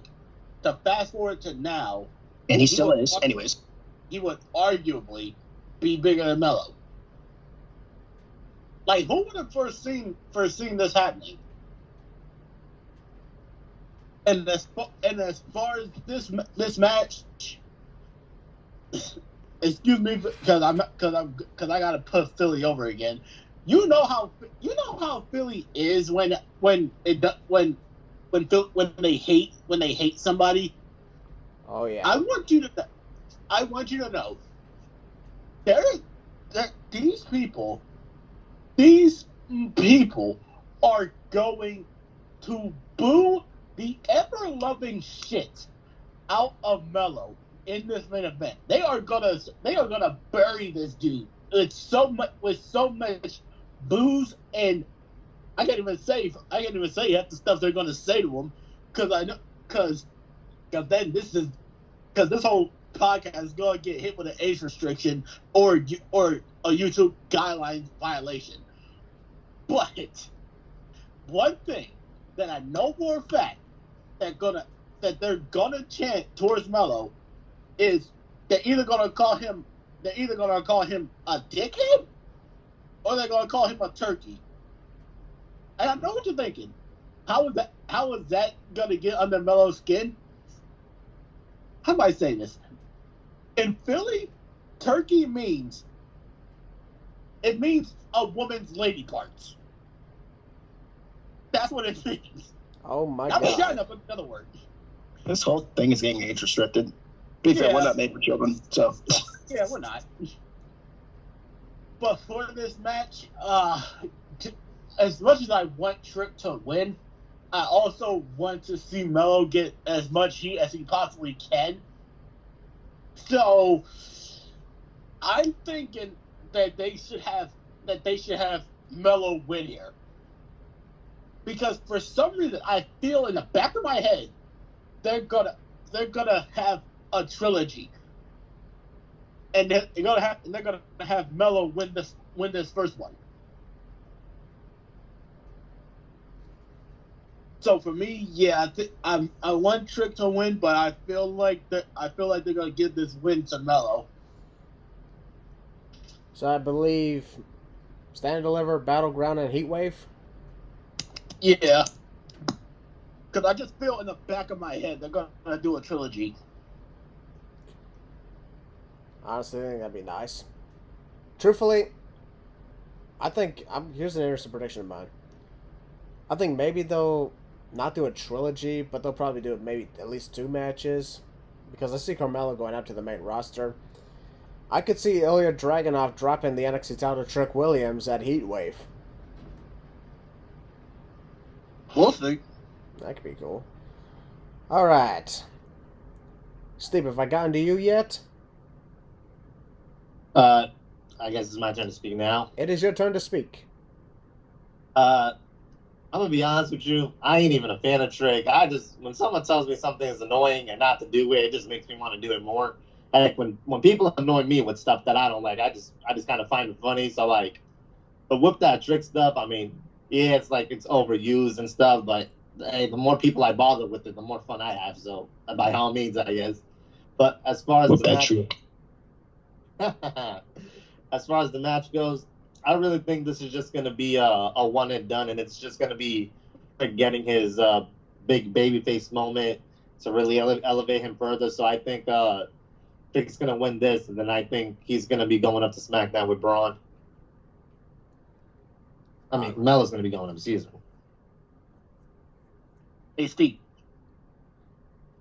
Yeah, I just unmuted. Hey, Steve, you know there's something else I forgot to tell you about Trick. What? Yo, watch this. Hey, Steve, have I ever told you that that Trick Williams looks like that rapper Future? No, shut up. Shut up. Shut up. We're not doing this again. Shut up. I have no idea what just happened there, but okay. You don't want to know. All right. I'm a good friend to him. Yeah. I hate him. Yes, you a are. lot. Yo, Ballard, did you take your turn? I mean, I'll take my sweet good time with this one. Whoop that Trick. Trick's finally come into his own outside being Melo's side piece, his sidekick, his mouthpiece, his advocate. Okay, it's a little bit too far, but still, point stands. I do like Trick Williams, but I'm more of a Melo fan, obviously, and I think Melo's gotten everything that he needs to get in NXT, and I think this is going to be his swan song. I'm kind of with Sean. I kind of want to see a trilogy between these two, but I think this is going to be a one and done, and I think Trick is going to win, and Melo's going to be sent on his way to the main roster. Wherever he goes, I'll be there with him. But, yeah, Trick's going to win this one. Me, honestly, I I think can it's see- done after this.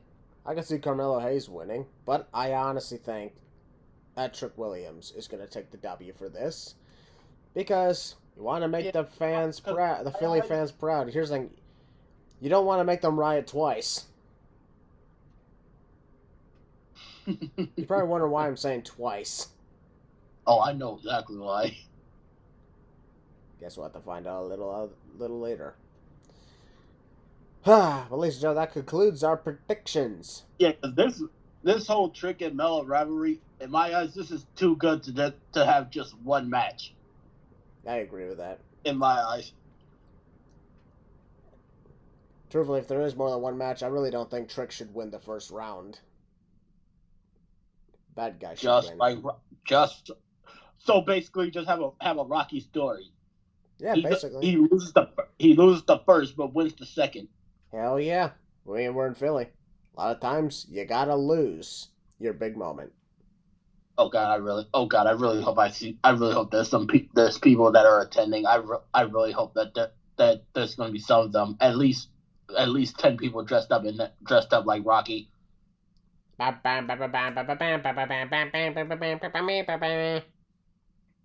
all out, Philly. You don't know when we're getting to WrestleMania again. Oh yeah, that is true.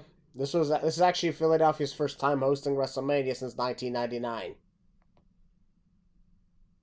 And it was the first one of the Austin Rock trilogy. But let's be honest, that Mania freaking sucked. Yeah, it took a quarter of a century before they finally hosted Mania again.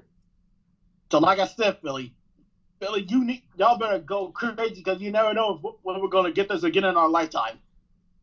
I can't wait for WrestleMania 50 in 10 years from now. I wonder if the Losers Lounge will be talking about it at the time. Probably. Yes, we will be. 10 years from now. We'll be here. WrestleMania half a century. That'd be insane. Alright.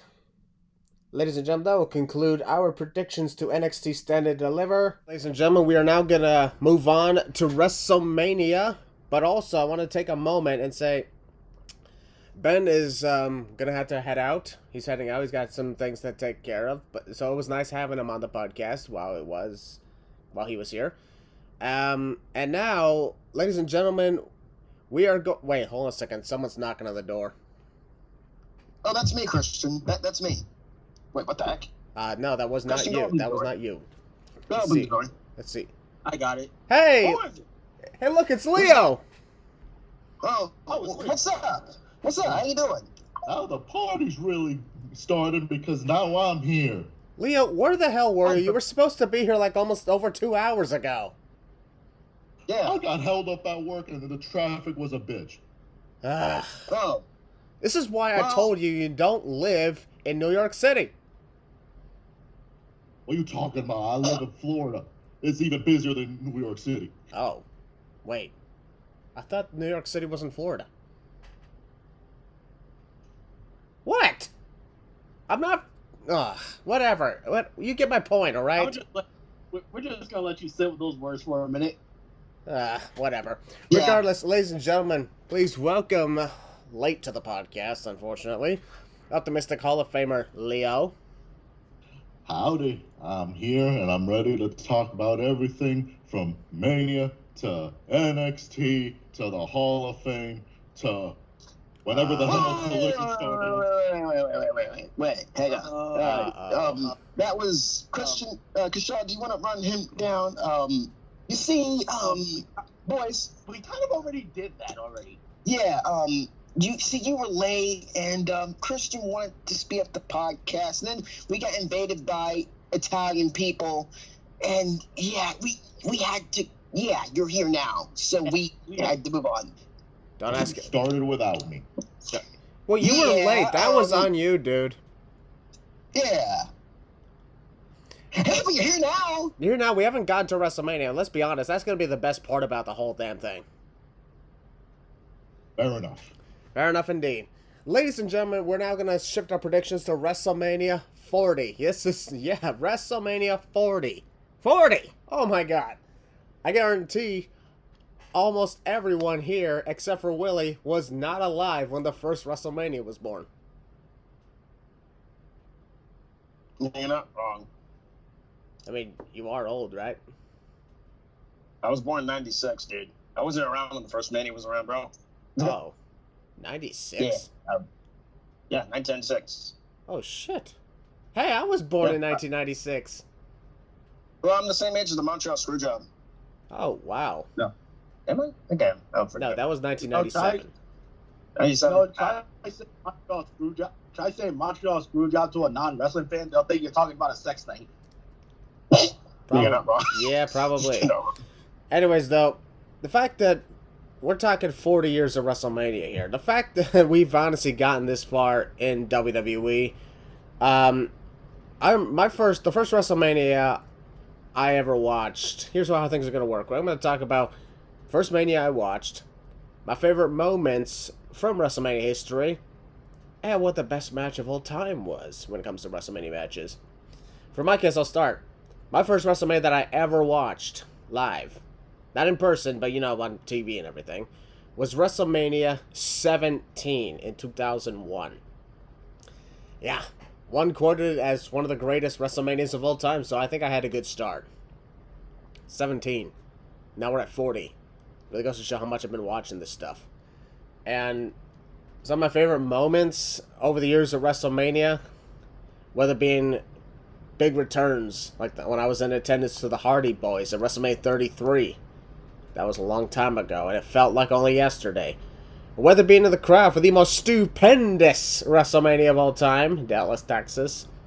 Or last year, hanging out with WrestleMania with my bro Lana and Josh.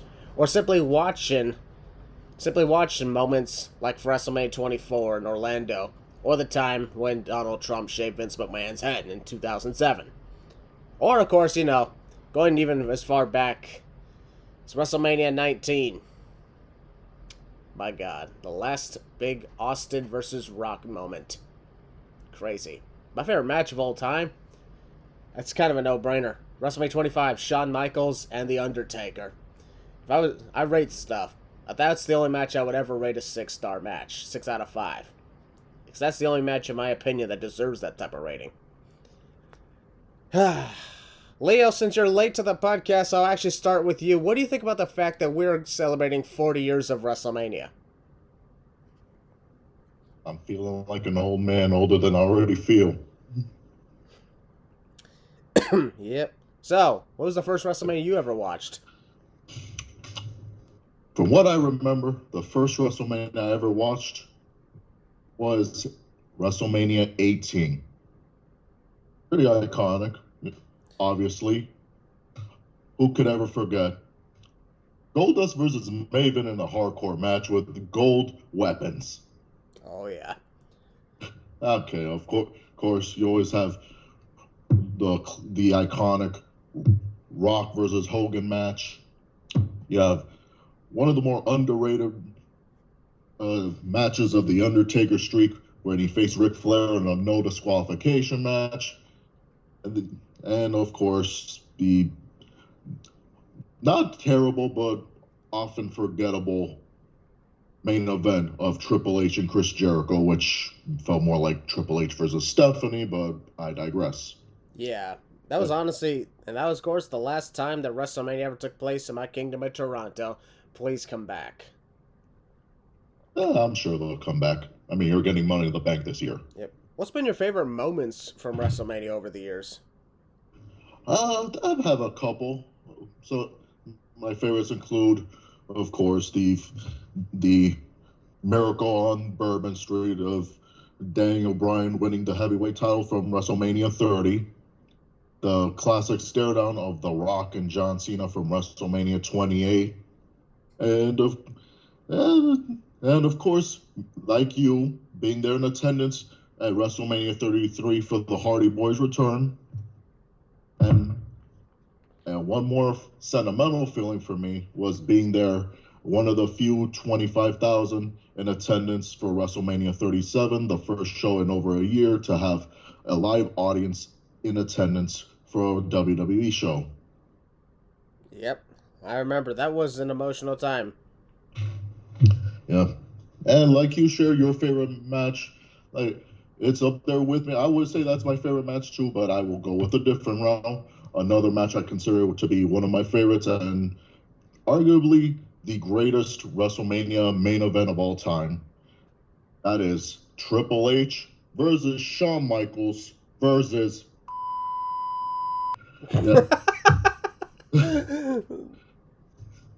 yeah.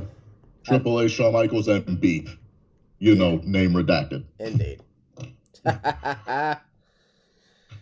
Understandable. All right. Canadian crippler. So, Keshan, I will go to you next. What do you think about the fact that we're celebrating 40 years of Mania? 40 goddamn years. Would you believe that there are people that actually thought that WWE would be out of business by the time we even got here? I can't believe that anybody actually considered that ever a possibility. Yeah. And then again, they were late '90s fans of they were fans of the late '90s WCW, so I can understand why. But still, it's crazy to think that we actually made it to WrestleMania 40. Yep. So, what was the first WrestleMania you ever watched? I remember it like it was yesterday. WrestleMania 25. This is the same year I got into wrestling, and I remember pestering my parents to get them to order the pay-per-view for me. Like literally, I was like, "Can you order WrestleMania for me? Can you order WrestleMania? Can you order WrestleMania?"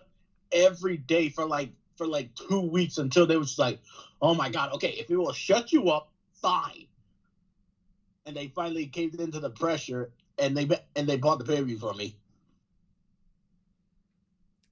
And so, what's been your favorite moments over the years? If my favorite moment will probably have to be. Screw it, I'm gonna say it. Eddie Guerrero and that other dude, Benoit Saint Denis or whatever the hell his name is, celebrated at the end of WrestleMania 20. Chris Benoit. There they go again. So what's your favorite match in WrestleMania history? My favorite match of all time is we're sticking with WrestleMania 20 here, and it has to go. And I know how this sounds. Goldberg versus Brock. No, I can't even say it without laughing. I can't even say that stupid shit without laughing. My favorite WrestleMania match, it probably is the first Undertaker versus Kane match at WrestleMania 14. Wow, that's quite a pick. I did not expect that one.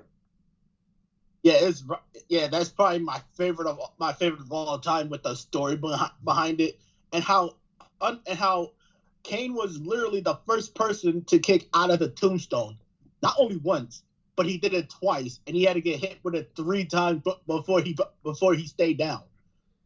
And it's like we said last year when Undertaker got inducted. Well, well, not last year, but a couple years ago when Undertaker got inducted, and you said, imagine being the person that makes that even makes the Undertaker say, now what the hell do I do? And how convenient is it that the first person to make the Undertaker be like, what the fuck do I do now? Will be his brother. That's actually really cool. I like that. All right, Dustin. What do you think about the fact that we're celebrating 40 years of WrestleMania? I think it's incredible that we've even made it this far to Mania 40. There's been so many moments over the years. Some of my personal favorite moments are the infamous ending to Shawn Michaels Ric Flair at Mania 24. And another one of my personal favorite moments is the iconic dive over the top rope from Undertaker to Batista at Mania 23, which was actually the first Mania that I ever watched, Mania 23. And probably, in my opinion, the best match of WrestleMania history, I kind of share with you, Christian. It is Undertaker Shawn Michaels at Mania 25. I just think it's the perfect match to, if you're talking to a non-wrestling fan and they want to get into wrestling, that's the type of match that I would get them to start out with. Absolutely. It's a really good one. All right, Steve, it's your move. What do you think about the fact that we're celebrating 40 years of WrestleMania? Oh, that's absolute insanity, man. It's great to see how far WrestleMania has come, the Super Bowl of wrestling. It's this big spectacle and the energy every time it comes around. Even on the road to Mania, it's just absolutely incredible every time. The first Mania I watched was Mania 26, and some of my favorite moments were, I want to say, probably Shawn Michaels and the Boyhood Dream. I also really liked the aura that was felt when The Rock and Hogan had their face to face and their stare down.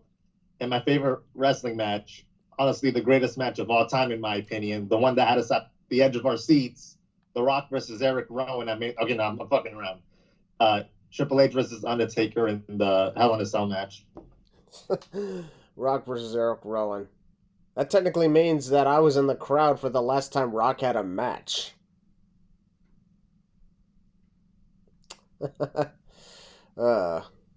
Crazy times that was. WrestleMania 32, Dallas, Texas. So Heel Balor, last but not least, gotta say the best for last, I guess. What is your thoughts on the fact that we're celebrating 40 years at WrestleMania? 40 years of professional wrestling with WrestleMania 40, and it feels like many years ago, honestly. I never thought they would make it this far. Hell, I never thought they would make it. Anyways, with this. But here we are, 40 years of WrestleMania, my very first WrestleMania. First, let me give a story. The first time I ever heard of WrestleMania was WrestleMania 24. The reason I know about WrestleMania in general is because on that day, Undertaker's pyro kind of malfunctioned during the last shtick of a celebration. It caught fire in the crowd and stuff like that. I remember that. The Citrus Bowl. I remember that. See on the news, I'm like, what's WrestleMania? And that was the first time being exposed to WrestleMania. First time watching WrestleMania. I think it was WrestleMania 23, technically. Not live, though, but I remember, watching on DVD and stuff like that. First time watching it, in general, streaming show like that.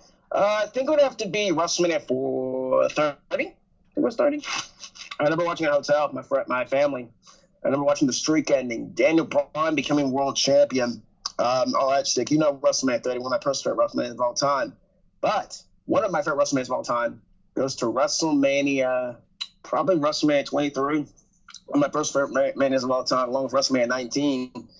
Favorite match of that night, Brock Lesnar and Kurt Angle. I don't know there's so much about that match I loved. It's technical, it's violent, it's brutal. It's two of the best in the world, in my opinion. One of my favorite WrestleMania main events of all time.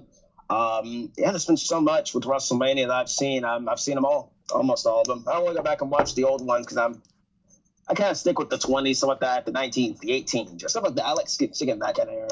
But here at WrestleMania, it's not been topped, and it's one of my favorite events whenever we get around to it. It's like Christmas, especially this year being on my birthday again. Last it was on my birthday, WrestleMania 35. Here we are again. Very excited to share a night two. WrestleMania on my birthday once again. And can't wait. So, very excited for WrestleMania this year. That's right. April 7th is your Balor's birthday, and he gets night 2 of WrestleMania. And like I mentioned already on this podcast, had it not been for the damn leap year, but also WrestleMania night 2 would have been my birthday. Night 1 would have been his birthday. We would have been sharing WrestleMania together. Don't worry, it'll happen again. Maybe. Anyways. What's up? I'm expecting you to say. You say you have a story. Yes. I was half expecting you to say, "Who's ready for story time with Hill Balor?" I've said that before. Didn't really catch on, so I did stop doing it. It probably would have caught on. Nah, it actually would have caught on if I was the one who said it. Who's ready for story time with Maracle, baby?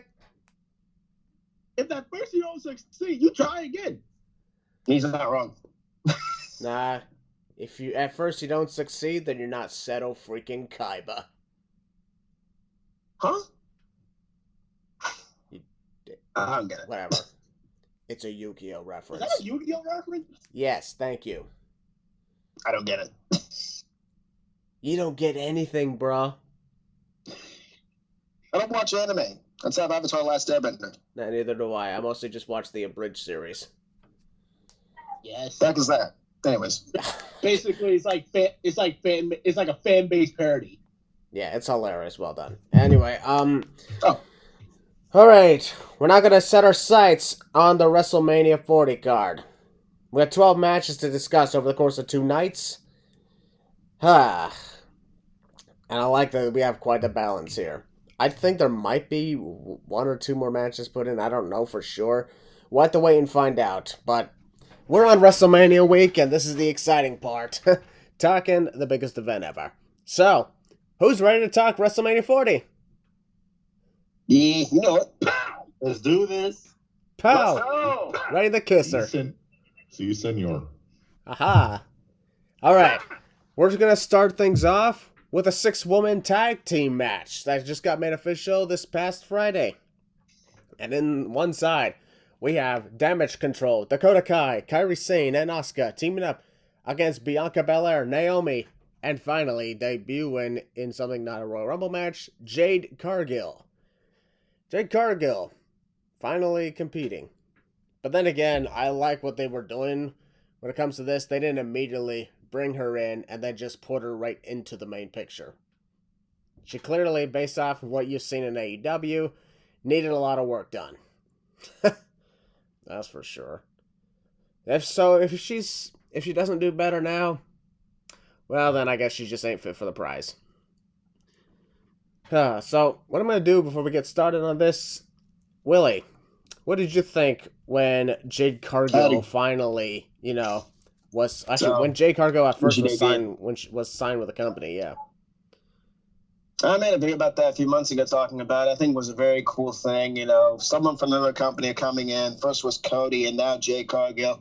Like you said, she needed a lot of work, and I think that's why they kept her under the radar for a while to kind of get her working in the PC and stuff like that, get her promos ready, get her in-ring work ready and all that kind of stuff. And her finally making her debut in-ring was the Royal Rumble was very good. Her eliminating Nia Jax was great.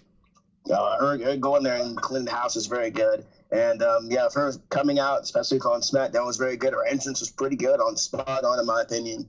And I really I think it's great, her going in there and teaming up with Bianca and Naomi.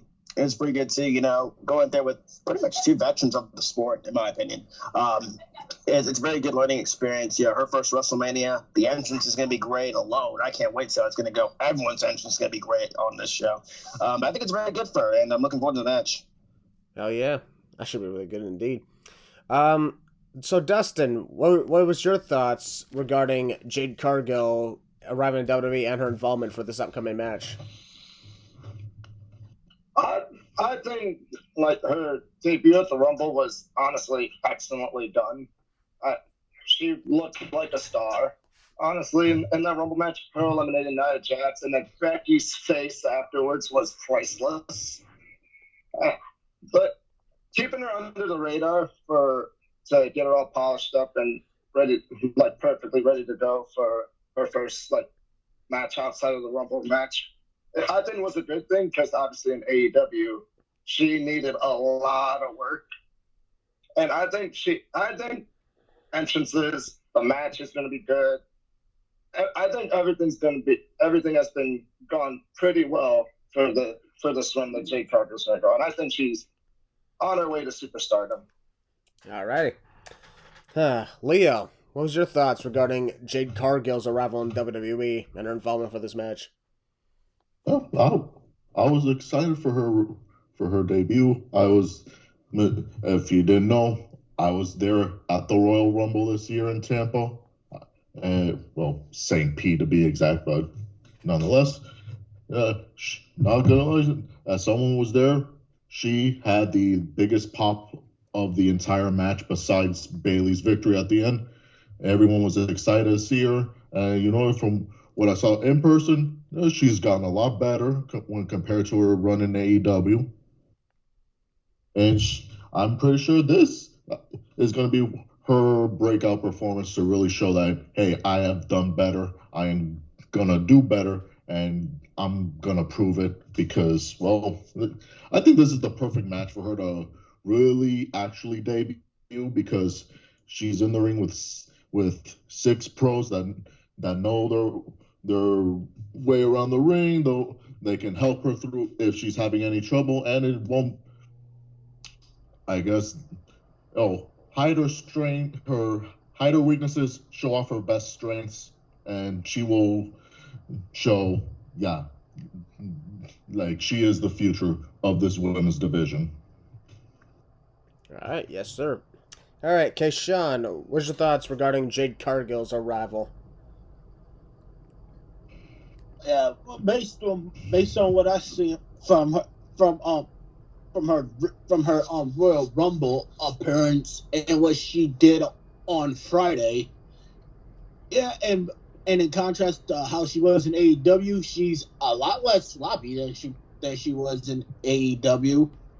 She has gotten better, and as far as how I think she'll do, just like Leo says, don't exploit her weaknesses, but showcase her strengths. Kind of like, I shouldn't say kind of because it's pretty much the same thing. Like with what? Okay, like this for example, like WCW did with Goldberg. They did not, until that Steven Regal match. They only had him wrestle for maybe at most a minute and a half to hide his weaknesses, and they didn't let him talk because he wasn't that good of a talker. But they showed that he had some athleticism and power. All right. Good stuff. And Steve, what's your thoughts regarding Jade Cargill's arrival? I absolutely think it's a great opportunity for her. The way they presenting her just really screams superstar.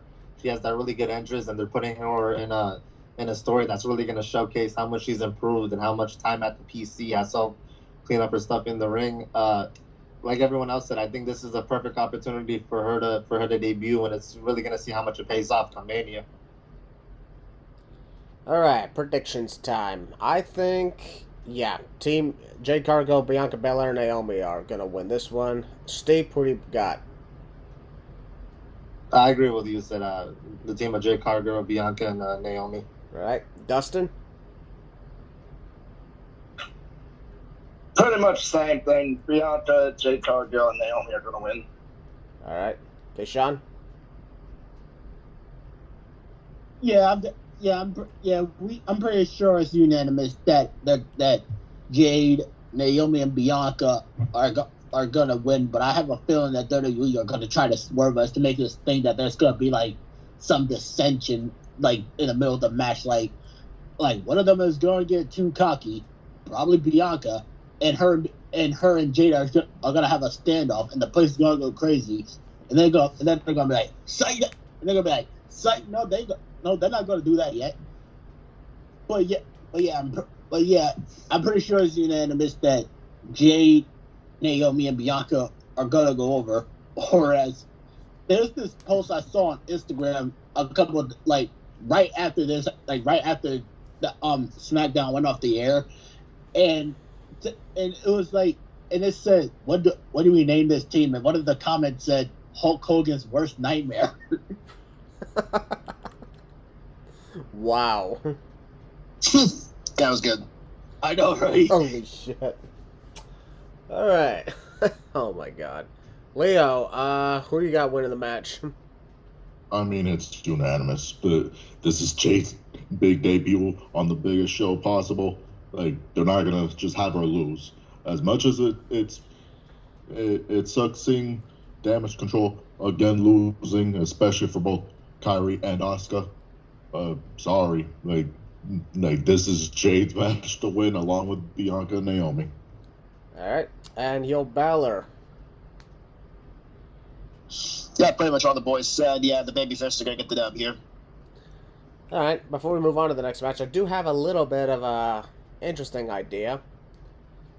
What if Damage Control does win? As a result of this, it's one of those Bianca's about to tag in Jade, who just jumps off the apron and says, I am only in this for myself. As a result of this, that's how Damage Control gets the win, because of distraction. And after the match is over, Jade Cargill beats down on Bianca and turns heel.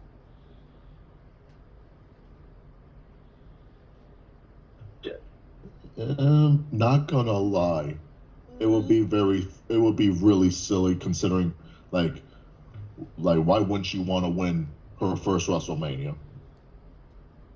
Perhaps. Like I could see her possibly afterwards beating up Bianca after the win. They celebrate and then they go to shake hands and then Jade boom does her finisher and walks away, confirming she's heel.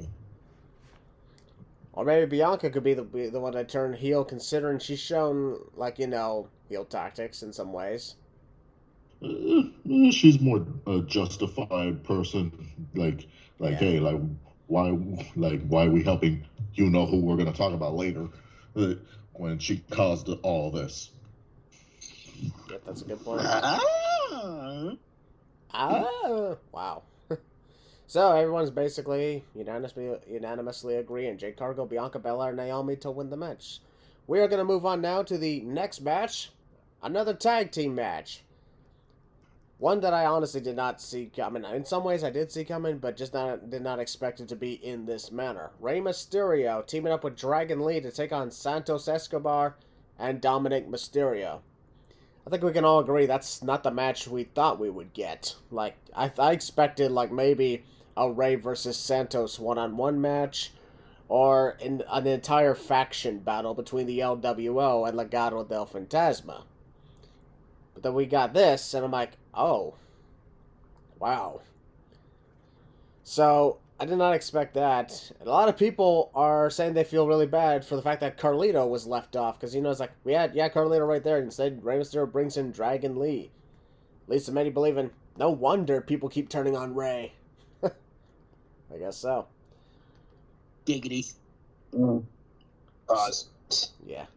So that's why I'm thinking this should be a great tag match, but I personally don't like Dominic's involvement here, because he showed up into this feud a little late, just like Dragon Lee showed up into this a little late. It's like, if you guys are going to be part of this big feud, you should have been showing up at least over a month ago and being part of it. And unfortunately, that's not been the case for a lot of it. And I can understand if they wanted to bring in Dominic to briefly side with Santos Escobar because they wanted to complete the set on who can fight the LWO in an evenly balanced tag match. But then you get Dragon Lee involved in the mix. Once again, Cruz del Toro, Joaquin Wilde, and Carlito are left out of the picture entirely, while Humberto and Angel are also out of the equation. Then, of course, you got Zelina and Elektra, who've been fighting each other I mean, they're going to fight off on SmackDown this upcoming Friday, but I really think their involvement could have been amazing as well, added to the match, putting an 8-person mixed tag. But I did not expect that we would get this match, and if I'm being perfectly honest, I think adding this match to WrestleMania is just lousy. But that's just my point of view on it. So, Willie, I'll start with you. What is your thoughts on this tag match we got coming up? So I'm very excited to see one of my favorites from the Indies, Dragon Lee, finally get a chance on the big stage that is WrestleMania. He's getting in with a legend like Rey Mysterio. The story's been just all right. I don't mind. I'm kind of with you, Christian. Like, I don't like it being like last minute, but I can understand why it probably was last minute because, well, everybody's probably scrambling. It's like, well, we got a week till Mania. Who to throw on the card? Oh, Dragon Lee. Yeah, let's throw Dragon Lee out there. Dominic Mysterio has nothing to do. We'll do a tag match. Right, there we go. Plus, there's been a history with Dominic, of course, Rey, and all that kind of stuff, father and son. Yeah, Dragon Lee, who is, for some reason, associated with the LWO. Don't know why, but here's what it is. Santos has been killing as a heel. And, of course, he has his history with Mysterio. It all just ties together. One big package, one big storyline. There you go. That's my thoughts on the whole thing. Yep. Pause. Anyway. Yeah, it's a very interesting thing, but the other reason why I don't understand this and don't really like this is because wasn't Dominic going through some sort of potential buildup with Andrade? I think they're teasing him turning face and leaving the Judgment Day. I have no idea. No. I would not turn Dominic face at all. He can never be a face again in his. Don't blame me. That's all. I'm just assuming. Don't blame me. Hey, Dominic should never be a face again because, let's be honest, he has made himself way too hateable, and he's the kind of guy who will get booed at his own wedding. Oh wait, because that did happen. Yeah, that literally did happen. I shit you not. I hate this. I shit you not. I hate this bull so much that every time that just earlier, right? I was watching that whole Eddie Ray custody of Dominic storyline, right? And when I saw little kid Dominic, I'm like, screw you. Even though he didn't do anything yet, I was like, screw you. He was just sitting there playing on this little PSP. I guess you were hating on Dominic a lot earlier than a lot of people would, and everyone's just catching up to you. Like, do you realize how bad you have to be hated as a child when you're a grown ass man now? Well, I mean, I don't think he was entirely hated. God damn, this dude as a face, never again. Yeah, like. Billy, y'all better boo that. Here's the y'all thing. better boo that ever living shit out of this bull. I mean, you look over when Dominic Mysterio was a babyface in the first 2 years of his run in WWE on the main roster, and for the longest time it didn't work.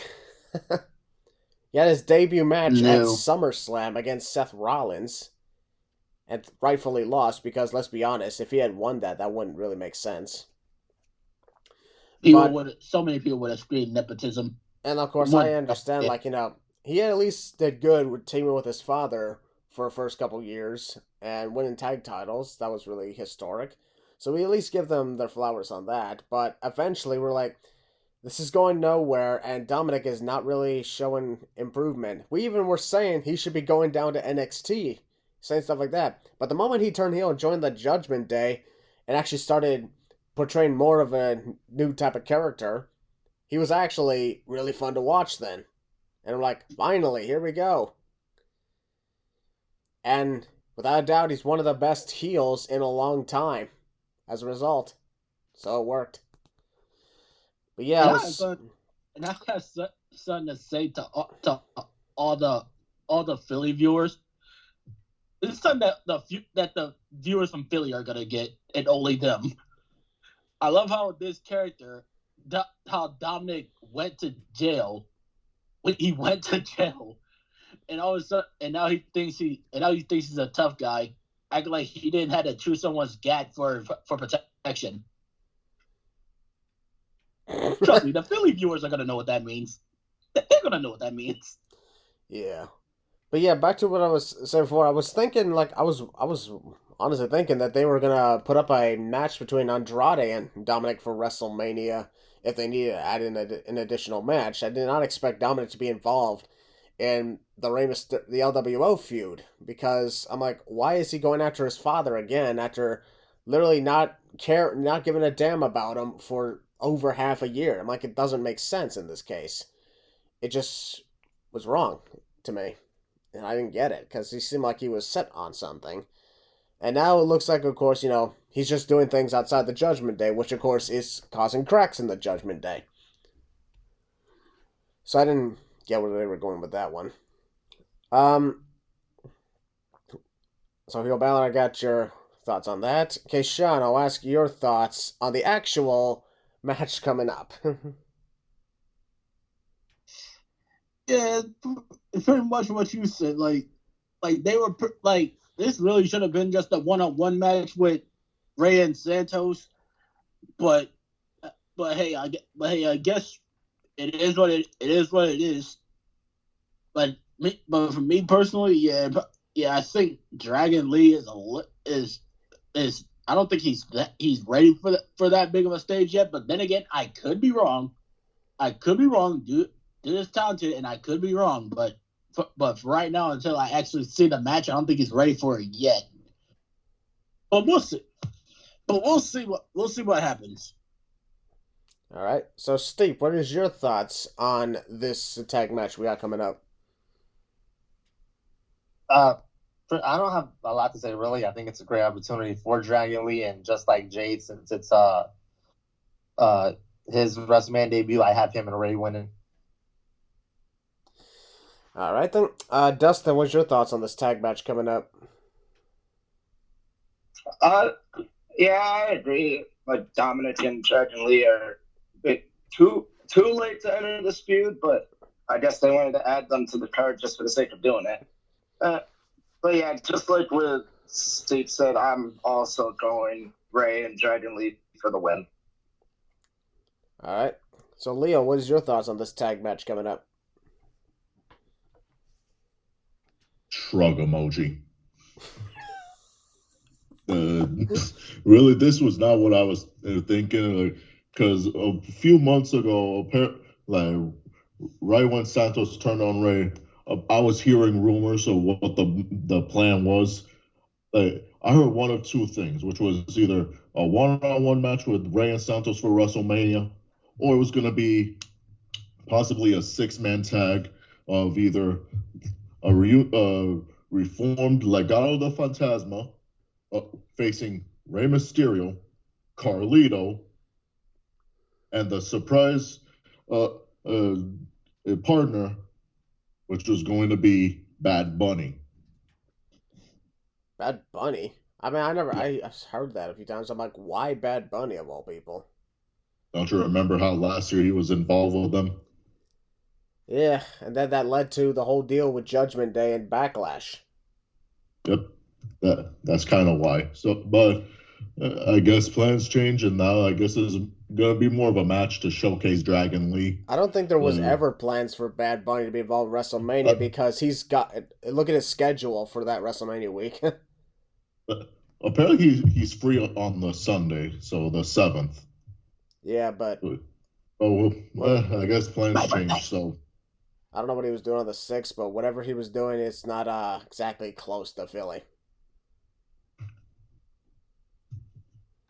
I mean, there's been miracles. I mean, The Rock was on Saturday Night Live in New York in 2015, and then the very next immediately went to Santa Clara for WrestleMania. But plans change. I don't think there were plans. I'm just saying what I heard. All right. Don't shoot the messenger. All right. I've asked each of you guys your thoughts on it. A few of them already put in the predictions. Steve, you and Keshawn, actually, Steve, you and Dustin said that race team is going to win. Yeah, we did. All right. Keshawn, what about you? Yeah, I'm going. Yeah, I got Ray and Dragon Lee. They're gonna definitely win against Santos. I hope you get an infection, Escobar, and I'm not calling him Dirty Dominic Mysterio just because where WrestleMania is, I want people to just start calling him for this weekend, Dickhead Dominic Mysterio. Could have been better. Give him a warm Philly welcome. The only way that Philly can. Okay. In other words, warm welcome, because it's the city of brotherly love. Except one of these matches are not going to have brotherly love at all. Actually, that's going to be the case for several of them. Yeah, but I know which one you're talking about. Yeah. For me, I'm thinking Dominic and Santos are going to win because, let's be honest, how much longer can the good guys always win? Not to mention, Dominic needs his win over Ray. At least that's my point of view on it. Heel Balor, who do you got for this match? I'm going to be the odd man out with you, Christian. I think that Santos and Dominic are going to get the win. All right, then. Because I think Carlito is going to turn heel. Oh, yeah, that's another good point. A lot of people thought about that since, like, Carlito was literally right there. Then all of a sudden, Ray said, my partner is Dragon Lee. And did you see the look on his face right after he said Dragon Lee? Yeah, that ain't cool. And, of course, Leo. Who do you got? I'm with you guys. I'm going to say Santos and Dominic are going to win. All right. And I do think that Carlito is going to be the factor because, let's be honest, like it's basically history repeating itself. Santos became a good guy, joining up with Ray. Then Ray brought in Carlito, and then Santos got pissed off about that, and then Ray's bringing in Dragon Lee and going over Carlito. So Carlito's going to be like, what the hell, man? I'd be here for you this whole time, and you go with the Dragon Lee. Now that I think about it, actually, I don't think Dominic's going to keep being involved in this if this feud continues past WrestleMania. And if Carlito does turn and joins up with Santos, Dominic walks out. And then we do have a definite even playing field for like an 8-man tag at Backlash. Yeah. That could be possible. So, it's half and half here. 3 of us said LWO, the other 3 said Legado. Alright then. We're now moving on to the next match. This is going to be an interesting one. AJ Styles is taking on LA Knight. Yeah. Cool. Yeah. Yep. Yeah. Or as I usually go, oh yeah. Oh yeah. Wow. Wow, that was a little disturbing. Alright, ladies and gentlemen, when it comes to the likes of AJ Styles and LA Knight, interestingly enough, neither man was on WrestleMania last year. For AJ Styles, was he hurt or something? I think he was injured or something like that. He broke his foot in December. Yeah, and LA Knight, he just wasn't there because he wasn't there. Unfortunately. In this case, like, LA Knight, let's be honest, has had a hell of a 2023. Starting off with facing at Royal Rumble with the late Bray Wyatt, and Bray Wyatt's last on-screen match, and even his last match on a house show as well, so. LA Knight gained popularity, gets cheered over in literally every place he goes. Did not win Money in the Bank, though. That was a little disappointing for many people. Won the SummerSlam Battle Royal in Detroit. Then had that feud with Miz. Went on to actually face off with the Bloodline, and then faced Roman Reigns for the title at Crown Jewel. Great showing in the Universal Championship match at the Royal Rumble this year. And the Elimination Chamber match as well. And now he's going one-on-one with a phenomenal one. This is LA Knight's inaugural WrestleMania. His first WrestleMania. And when it comes to the likes of AJ Styles, this is, I don't know if this is a popular opinion or whatnot, but he's phenomenal, puts on great bangers, but a majority of the time his WrestleMania matches just don't hit the same. Anyone else notice that? It's odd when, like, besides one cinematic match, like, his best WrestleMania match was with all of all people, Shane McMahon. Hey, that's the best in the world. What? Sweating? Yeah, the best in the world. No. No, we're not going back to that. None of that. Actually, we are going back to that because that was also a big time WrestleMania moment in 2019. So, allow me, ladies and gentlemen. Cover your ears. I'm just kidding. I'm not going to put you guys through that torture. No, I'm not trusting you right now. Yeah. I'm not trusting you at this moment. That's fine, though. But in all reality, yeah. Out of all the AJ Styles big time matches at WrestleMania, opponents like Chris Jericho and Shinsuke Nakamura, Randy Orton, Edge, Undertaker, even teaming with Omos against the New Day, and of course his match with Shane McMahon. Out of all of those matches, his best one, aside from the Undertaker's with the cinematic match, was against Shane McMahon. Yep.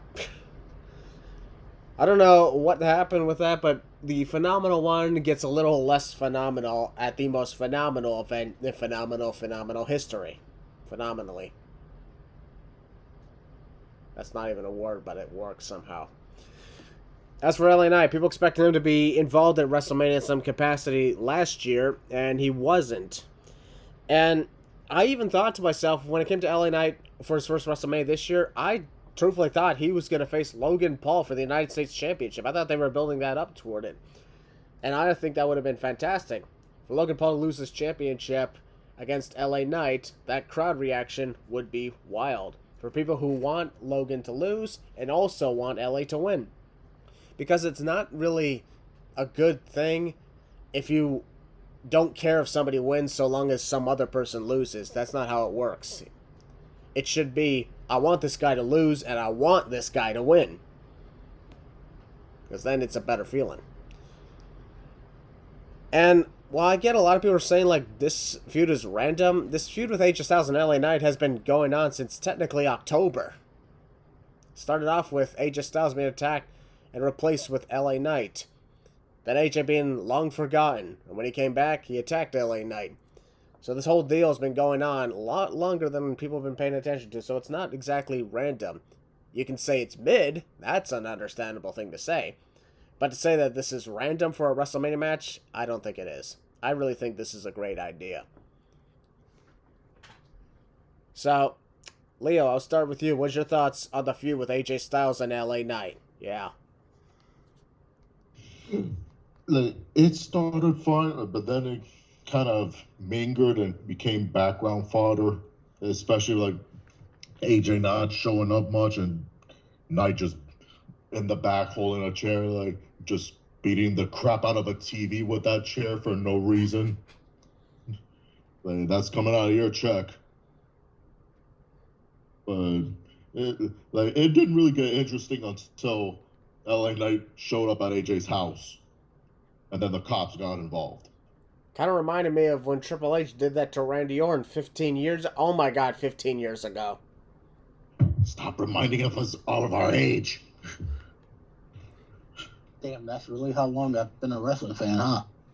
I've been a wrestling fan. This marks 25 years for me, so a quarter of a century. Been a wrestling fan since 2007. I've been a wrestling fan since the moment I popped out of my mama. Ha!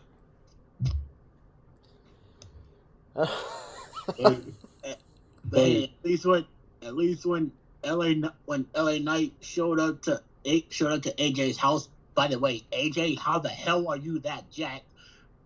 When he showed up at his house, at least we didn't have to deal with that fake ass screaming from AJ's wife like we had to deal with Randy Orton's wife. Wow. You know exactly what I'm talking about. Wow. Yeah. All right, continue what you're saying, Leo. Replayed that same scream like 3 times. Yeah. And aside from that, I'm hoping for a good match because they're both amazing workers. But the feud's been... It took a back to see the more important things. Yeah, it kind of did in some ways. But, it's all good, though. I really think that this is going to be a good match. So, Dustin, what's your thoughts on AJ Styles versus LA Knight? I've actually been personally enjoying this feud through the entirety of it, especially when it really picked up when AJ cost LA Knight the chamber, and then LA Knight retaliated by going to AJ's house and kicking the hell out of him. But I'm excited for the match at Mania. I think this is going to be one of those like underrated matches that people don't talk about enough. And I think I think it's going to be a better match than people expect. A lot of people are not talking about it because, yeah, like Leo said, it's been taking a back seat to more important matches and more important feuds. But I definitely have a feeling this is going to be better than people expect. All right. Steve, what's your thoughts on AJ Styles versus LA Knight? I mean, when you first hear it, AJ Styles versus LA Knight, it just seems like something that like would go on ordinary SmackDown or like any other pay-per-view. But since the build has been the way it's been going, I kind of am intrigued at this view now. And honestly, it gives them both something to do. As far as jumping ahead to my predictions, I really have AJ Styles winning. I say that because AJ, I really think needs there. You look at LA Knight, and I know the same can apply to AJ, but you look at LA Knight, and the man can take continuous losses, and he'll still come out and get that massive pop, and he'll always be inserted into some type of big story or something that's fitting him for the time being. So I really think AJ should get this win. All right. And Keishawn, what's your thoughts on AJ Styles versus LA Knight? It's pretty much what Leo said, pretty much. This has taken a backseat to everything else. But I still feel like that this match will still slap. Because you have two of the best workers on the roster, and I've seen how they had their, and I've seen their matches back in TNA, and they were pretty good, and to see this happen at WrestleMania, yeah, I feel like this match, even though most people aren't going to be paying attention to it, because there are people that say they're not going to be paying attention to this because of the story. I feel that this is going to slap harder than putting onions on a cheesesteak. Wow, I'll be honest, you got a good point there. Thank you. All right, Steve put in his predictions in this case. I'll put in mine as well. I think LA Knight's going to take this one. Heel Balor, who do you got? Yeah, I think I'm really looking forward to this match, and people are really overlooking it because it's kind of in the weirdest of places on this card. I've really been enjoying it, just like Dustin's been saying. LA Knight attacking AJ Styles outside of his home. The build-up's been very fun, and I think this match is going to blow people's expectations. I have LA Knight winning, though. Yeah, that's all I'm going to say. AJ could use it, and I'm fine with AJ Styles winning, but I don't know. I just see LA Knight winning. There you go. All right. Leo, who do you got? I'm going with LA Knight to win. All right, then. Whew. Dustin, who do you got? I'm going with LA Knight to win also. Yeah. Yeah. Hey, Sean? As far as me, I'm gonna be the odd man out, and I'm gonna go with AJ Styles. All right, then. At least we have an odd person out in this case. All right, we're gonna now move on to the next match, and this is gonna be interesting. This is kind of following a very interesting tradition. For every 15 years, there is a brother versus brother match at WrestleMania, starting from WrestleMania 10. WrestleMania 10, Bret Hart versus Owen Hart. 15 years later, WrestleMania 25, Matt Hardy versus Jeff Hardy. And now 15 years later, WrestleMania 40, Jey Uso versus Jimmy Uso. And no, folks, I did not count Undertaker or Kane because they are not legitimate brothers. This is only legitimate brothers we're talking about. So get your head out of your fucking ass. That was probably the biggest lie I've ever been told as a young wrestling fan, that they were actually real-life brothers. Yeah. I blame my brother for telling me that, too, because I shit you not, when I first got into wrestling, my brother is the first person that got me into wrestling.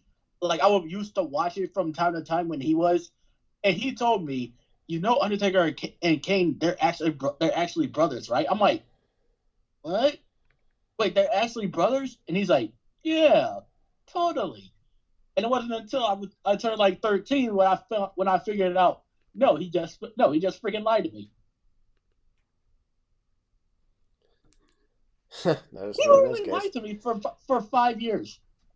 Yeah, well, a lot of people lie to many for many years. So, this is a match that I've been looking forward to ever since SummerSlam when Jimmy Uso turned on Jey. Of course, on social media, I'm actually over exaggerating my support for the heels. That's been so much fun. I'll probably continue doing that as WrestleMania nears because, well, it's just fun to get involved like that. But yeah, Jimmy Uso turned on Jey Uso because he believed Jey was going to turn into Roman Reigns if he won that Universal title and became Tribal Chief, since it was a Tribal Combat match.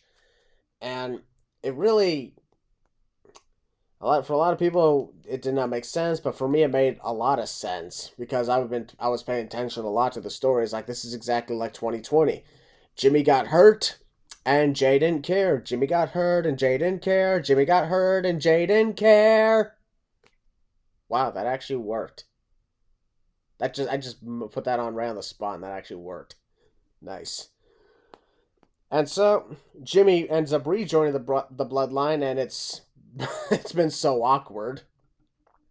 Meanwhile, main event Jey Uso just joined up with Monday Night Raw, and has actually been doing really good.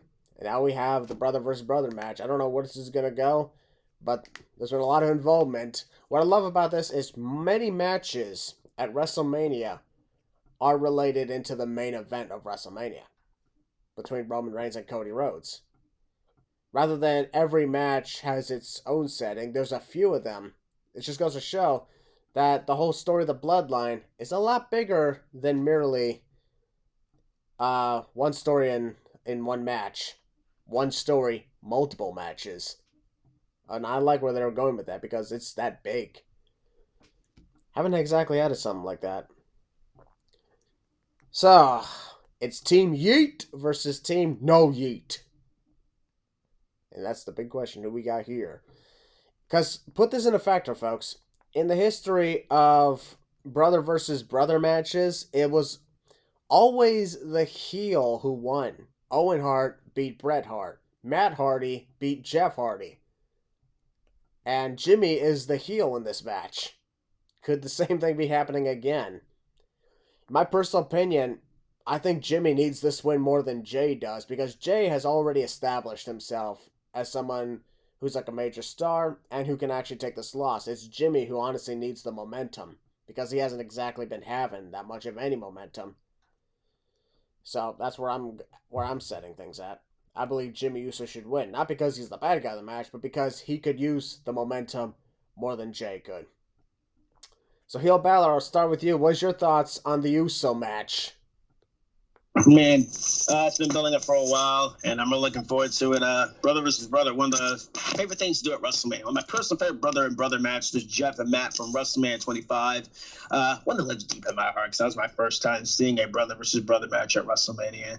And this one should be no different. The betrayal of brothers. It runs deep. It runs cold. And people said what Jimmy did to Jey at SummerSlam, I'm sure didn't make any sense. Go back and watch the storyline. It kind of makes sense if you're really deep into the storyline, but whatever.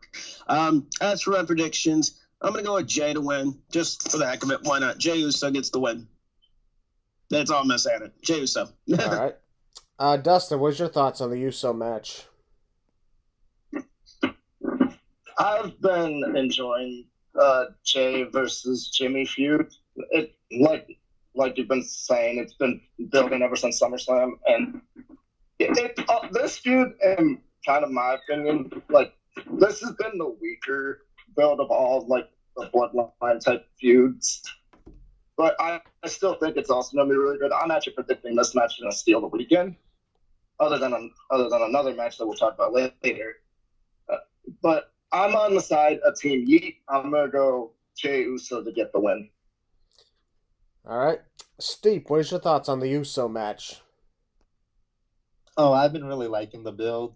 As far as recent, it seems like it's kind of been underwhelming. But if we're looking at the long-term part of it, then the entire story just really does make sense. And I think, the Uso splitting up has really done a lot for them both to, have these sort of kind of like individuals runs, especially with how hot Jey has gotten. And I think There's a hot. I'm on the side of Team Yi, and I think Jay's winning. Well, Jey is a hot man. If you think Jay's hot, then you think Jimmy is hot because they're twins. They look exactly the same. Yeah, I was about to say that, Sean.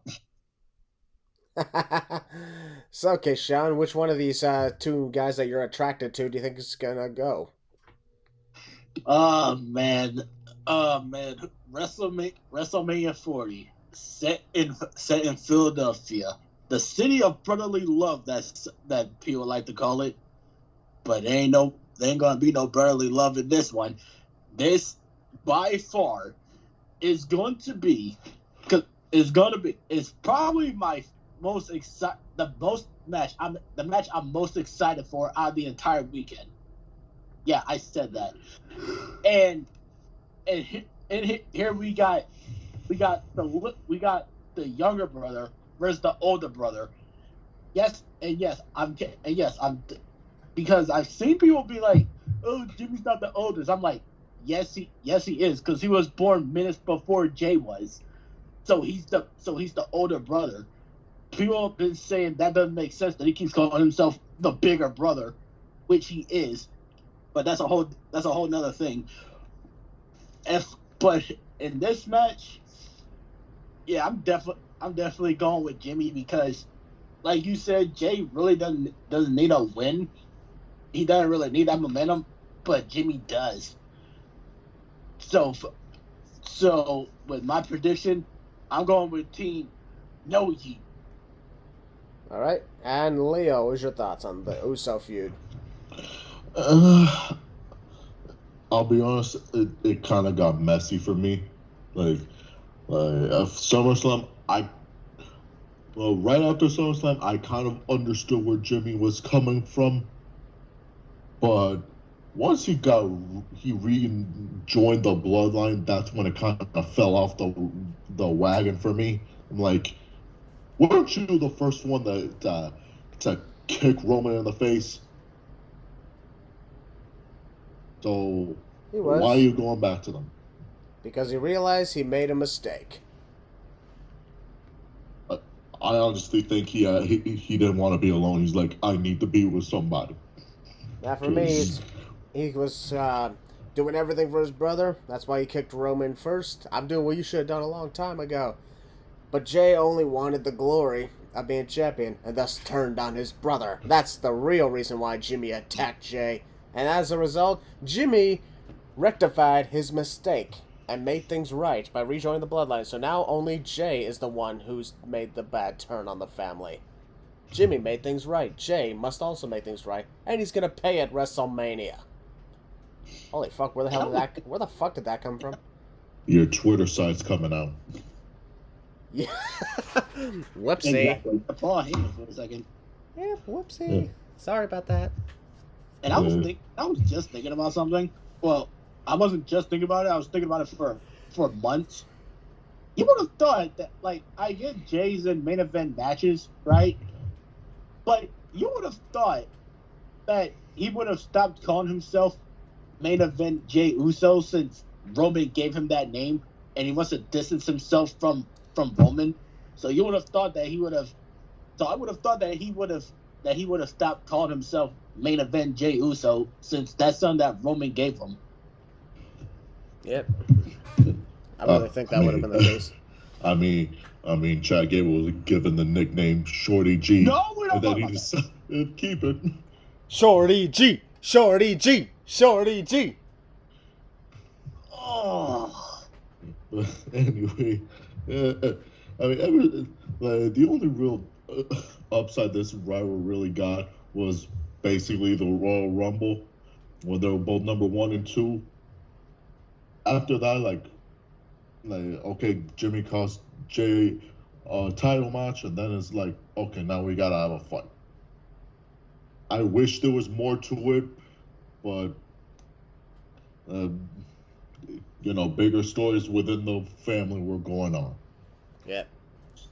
So, yeah, I would like to care more, but honestly, I'm still somewhat invested, but not to the extent I would like to be. All right, understandable. Everybody, no yeet. Yeet. Yeet. No yeet. Yeet. Yo, Balor? Yeah. Wrong match, dipshit. I wanted to be the odd man out. Yeah, he's LA Knight's not even in the match. What are you, R-Truth? No, you can't be R-Truth. You're blocked by R-Truth. Yeah, you're blocked by him. You can't be R-Truth. I still tried to get a talk with him. When I was at WrestleMania, I was literally above him. Yeah. My bad for getting you blocked by him, Will. All right, you guys, you's ready to talk some championship matches. Are you good? Sorry, I just get excited when I talk about championships. Really? Wow. For someone who... He's an Eagles fan. What do you expect? I mean, the Eagles hardly see shit when it comes to championships, so it's understandable it gets them excited. Neither do the Saints. Yeah, same thing. Hey, it's still better than being a Cowboys fan. Yeah, pretty much. Understandable in that case. Hey, Kesha. Yes. Championship matches! Oh my god, that's awesome. Alright, ladies and gentlemen, we're talking the Women's World Championship match taking place between Mommy Rhea Ripley and the man Becky Lynch. And get this, based off the release of the podcast today, it's Monday, April 1st, which means it's been 1 year for Rhea Ripley as the Women's World Champion. Golf ball clap. You better support Mommy, or I will bang your mommy. Oh, wait, no. Fuck, damn it!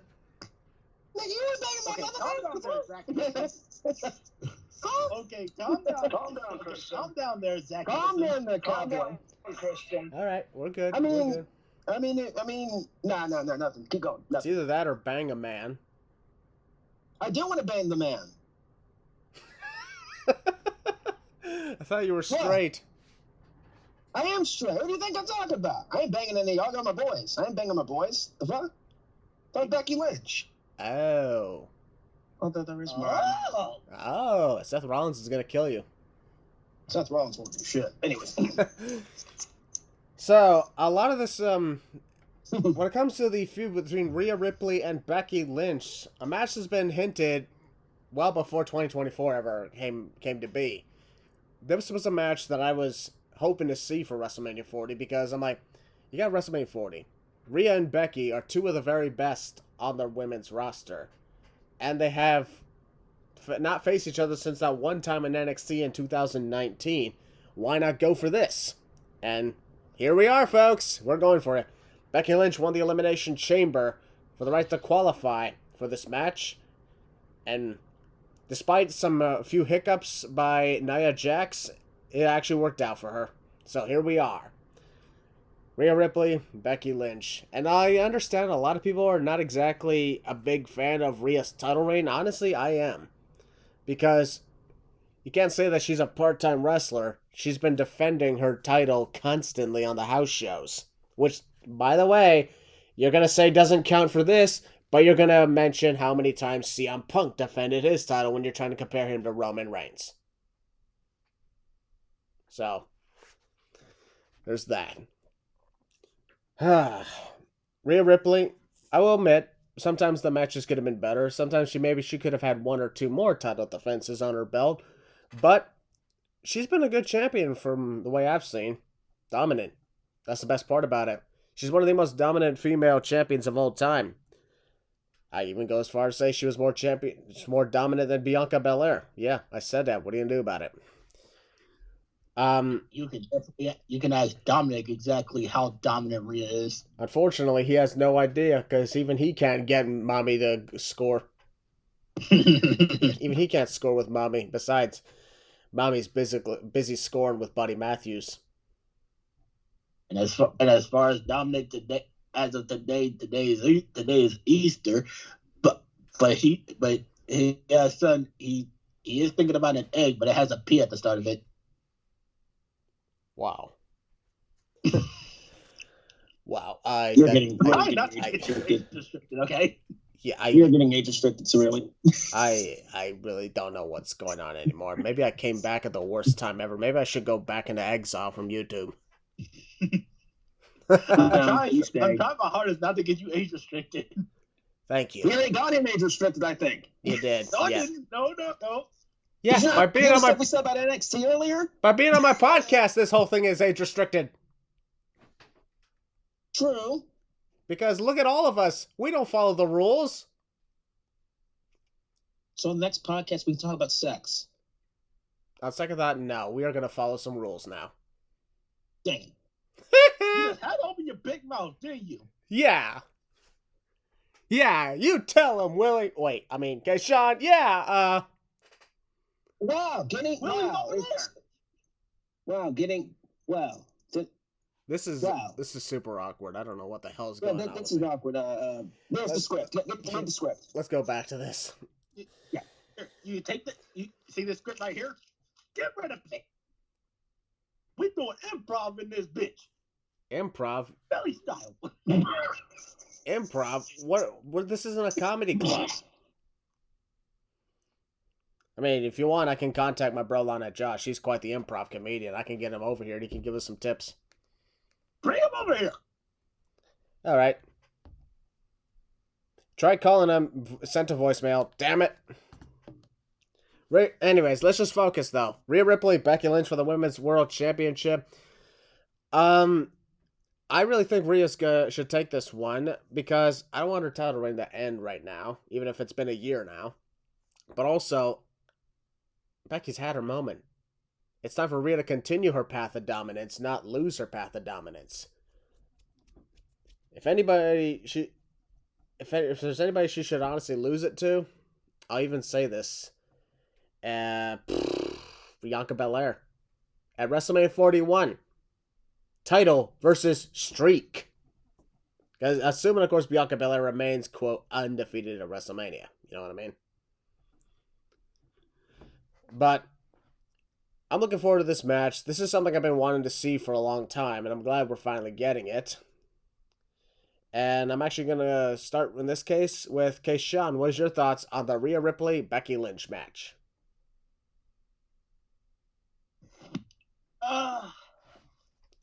Well, this match, yeah, the story's been, in my opinion, been kind of up and down a little bit. There's a little bit of a roller coaster. Although that promo that Becky cut on Monday kind of cut at the heartstrings a little bit. I'm not even gonna lie. And honestly, I feel just like you. I feel like Rhea should win here, but I wouldn't say she loses it at the next WrestleMania. Maybe she could hold it until SummerSlam. And for my opinion, Mommy is gonna eradicate the Karen. Actual Balor about that. The Karen Chelsea Green? No, I can tell if you like. Yeah, you said the Karen. I'm like, is Chelsea Green? Would you like to know a little something, Christian? Sure. Am I gonna regret well, it? Am I gonna regret it? No. Okay, go ahead. We looked up one day the meaning of names, and we decided what does the word Becky mean? Well, it turns out Becky means the name Becky or Rebecca stands for privileged white girl obsessed with coffee, especially from Starbucks. And boots. And you've also forgot. It means that not just an entitled white woman, but a middle-aged white woman. Oh my God, that's a Karen. I know, right? That just got crazy. I see where you're going with that. You can ask Will. I was making so many Karen jokes when Becky returned. I'm like, but where's the Starbucks? I zoned you out that night. I was too busy screaming and then Beast out screaming. Love you, Beast. You still heard me. You liar. You liar. Well, we are the Lying Lounge. Hey, it's still double L. Yeah. Okay, well, that is absolutely weird. But I do skip everyone. So, Sean, you got a prediction for this match? Yeah, I'm going Rhea. All right. Steve, what is your thoughts on the Rhea-Becky match? I've been really conflicted on this one, and I've been going back and forth on it. So the conclusion I really came up with is that the ending that I would want to happen is Becky ends up beating Rhea, and then her and Liv do something at maybe like SummerSlam for it. The ending that I'm expecting to happen, considering how they've really built Rhea up and how she's been going with this reign, I think, realistically speaking, I think Rhea is beating Becky. The ending I want is to be the other way around. But no, I have Rhea winning. All right. Leo, what's your thoughts on the Rhea-Becky feud? This was the match expected for this WrestleMania. Build's been fine. It's mainly been Becky wanting to get other problems out of the way, while Rhea's just been what are you doing? You're wasting your time with all these other problems when you should be focusing on me, which understandable.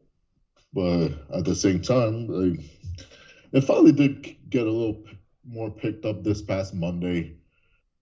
I'm not always the biggest fan of involving family members, like Rhea bringing up Rue, but if Becky's okay with it, fine with her. It could, when done right, you can do it. It's just it doesn't have to always be the case. But overall, as to who should win, like you said, if Becky had her time, if she does win, I wouldn't mind. Okay. If you want to put the belt on Becky, fine. But honestly, Rhea would do more with the win and continue this reign of dominance that she's had over the women's division. So if you want to take that as my prediction, yeah, Rhea's retaining. Righty. Sounds good to me. So, Dustin, what's your thoughts on Rhea versus Becky? I'm with Steve here. I've been very conflicted on who should win between Becky and Rhea. The outcome that I do want, just like Steve, is Becky to go over. But what I expect is Rhea to go over. So my heart wants to go Becky, but my mind's telling me Rhea. I'm gonna realistically go with my head and go Rhea Ripley to retain. All right. Did I get everybody there? No. Heel Balor, I'm right you here. don't. Heel Balor, you you don't count. Wow, you're talking about my girl. You're not gonna let me count? Exactly. That's why. Right. That's why you don't count. Ladies and gentlemen, we are now moving on.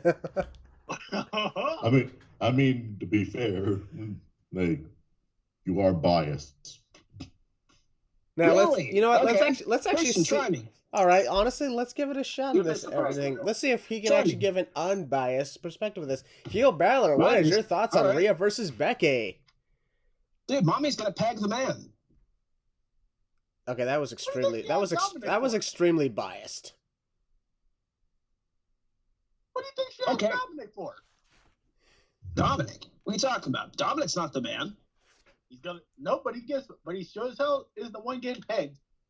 He already got You're not pegged. wrong. I know I'm not wrong. Yeah. Yeah, We once didn't get again, pegged. We didn't see it though. yeah, honestly, that's actually a good point. Once again, this once again shows that Dominic's situation for WrestleMania is really awkward. Setting up some sort of thing with Andrade, then getting involved with Rhea's feud with Becky, and now he's involved with the LWO's feud. Yeah, he's getting passed around. He's involved in more feuds, shockingly, than Cody Rhodes and Roman Reigns are. You're not wrong. And yet he's only in one match. He should be honestly in the women's world title match, and he should be in a match with Andrade, and he should be in the tag match with the LWO.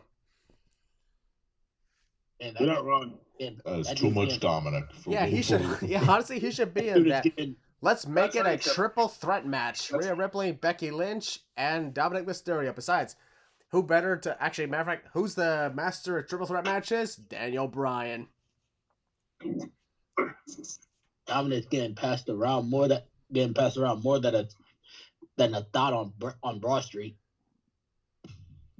Can I say my prediction now, or? Yeah, you're good. You're good. You can say your piece. You can say your piece. Yeah, I think Rhea Ripley's being back.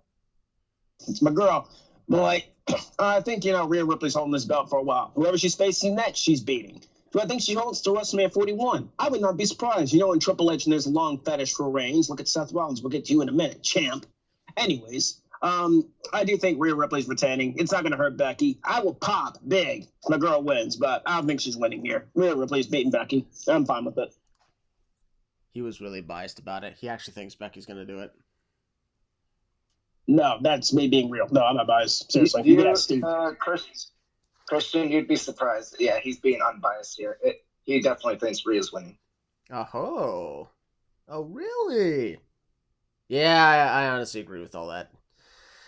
Mommy gonna continue to dominate after WrestleMania, and people are gonna like it. Damn, people are saying dominant pegging. Man, we're. What time are we in, right? Yeah. Okay, who's ready to talk? The next women's championship match. It's between the WWE Women's Champion Io Sky defending against Bayley. Boo. Okay, Sean, I know for a fact you have quite a bit to say about this. So honestly, I'm going to start with you. But first, before you start, I'm just going to tell you once again, Io Sky sucks. Hey, Christian, can you bring me over here for a second? Yeah, sure. What's up, man? Ow! Now, what do we learn? I learned that you're so sensitive. Hey, Christian. Well, he's sensitive in the head and he's sensitive down there, so, yeah. Yeah. Hey, Christian, if you don't mind, Yeah, was Christian, if you don't mind putting me last, that'd be great.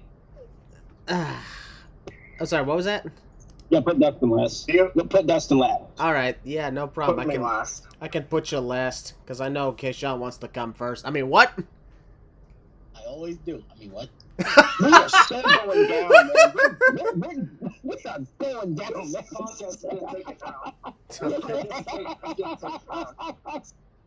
I mean, if you come first all the time, wait a second. If you come first all the time, I feel bad for your future wife. But you know what I say? You may have thought of it, but I'm the true master of the 60-minute sex match. Keep going. You get an orgasm, you score a point. Ain't that right, Christian? You took that from me. Yeah, but now I became the master of it. Oh. I guess you could say I'm the All right, then. baiter. I'll put you up to that. Let's do. Wait. No. Take your pants off. Oh my God! Moving on. I'm out. Moving on. Yeah, we're moving on now. We're gonna move on. You're This gonna got have to put weird. this podcast on red too, Christian. Yeah. I'm gonna have to upload that somewhere else now. This is absolutely insane. Alright, so Keishan, I'll actually get started on you. Your thoughts on the feud going on with Io Sky and Bayley? Everyone knows exactly who I'm rooting for in this one. I'm not even gonna say who because you already know who it is. But I know for a fact. Yeah, Bayley. Hey, Will, come here for a second. Yeah, so how you doing? Ow! Oh, what? Ow! Don't be stupid. Ow! Exactly. Ow! Don't be stupid, and you won't get stuck in the ear. And now he's got a blown out eardrum, just like Drew McIntyre. He'll live. Yeah. All right, continue, Keishan. Obviously, I'm the biggest EO fan here, and probably on the internet because goddamn, she is goddamn amazing. You can ask my girlfriend. She knows exactly how much I love EO. Yeah, she knows you love EO more than you love her. That's why you always come first. If you're watching this, I love your punches. Please don't kill me during this podcast. You may try and kill me. I know you'll have no problem trying to kill me. Yeah, she likes you. Oh, really? That's awesome. Yeah, she likes. If I'm being perfectly honest, like, I'm not joking around this case, that I actually appreciate that. You're welcome. Yep. All right, continue. And for this match, obviously I love this entire reign of EO, and I shit you not, when Bayley got turned on, giggity, by Damage Control, I laughed for ages. Even when EO got her revenge backstage a couple of weeks ago, I laughed even more because I was like, "Oh, what's the matter? I thought you were tough. What happened? And then we saw what happened on Friday, and of course I talked to my sister, and she was fuming at that point. So for me, when it comes to this story, they try to make us think that Bayley was the leader of Damage Control, or because they pretty much were. But in my eyes, the true leader has always been EO. And I will show, and well, not show, but I will tell you, WrestleMania 40, the reign of EO will continue, and she will mop the floor. She will dog walk Bayley. So, she's gonna walk Bayley like a dog? Hey, you said it. To be fair, I wouldn't mind seeing that. I mean, you know. If you want to have an idea of seeing that, well, go look up Bayley's sister. I'm doing that right now. Screw it. You're prepared. Boy. I'm kidding. I'm good. Y'all are crazy, you know that? Yeah. That's the best part about all this. Alright, Heel Balor, I'll actually go for you next. What do you think about the feud with Io Sky and Bayley? I'm gonna keep it short, sweet, and to the point. Honestly, I've been. It doesn't matter what you think. Wow. All right, calm down, Rocky. We'll see you in the main event, the main event night one. Anyways, honestly, I was there when Control turned on Bayley. My God, it was great. The crowd was electric, pun intended, because The Rock shut up. Thank you, Rocky. Anyways, it was cool. It was great. We had so much passion for Bayley that night. You know, ever since Control started 2 years ago, Bayley's always been the leader. Pun intended, in my opinion.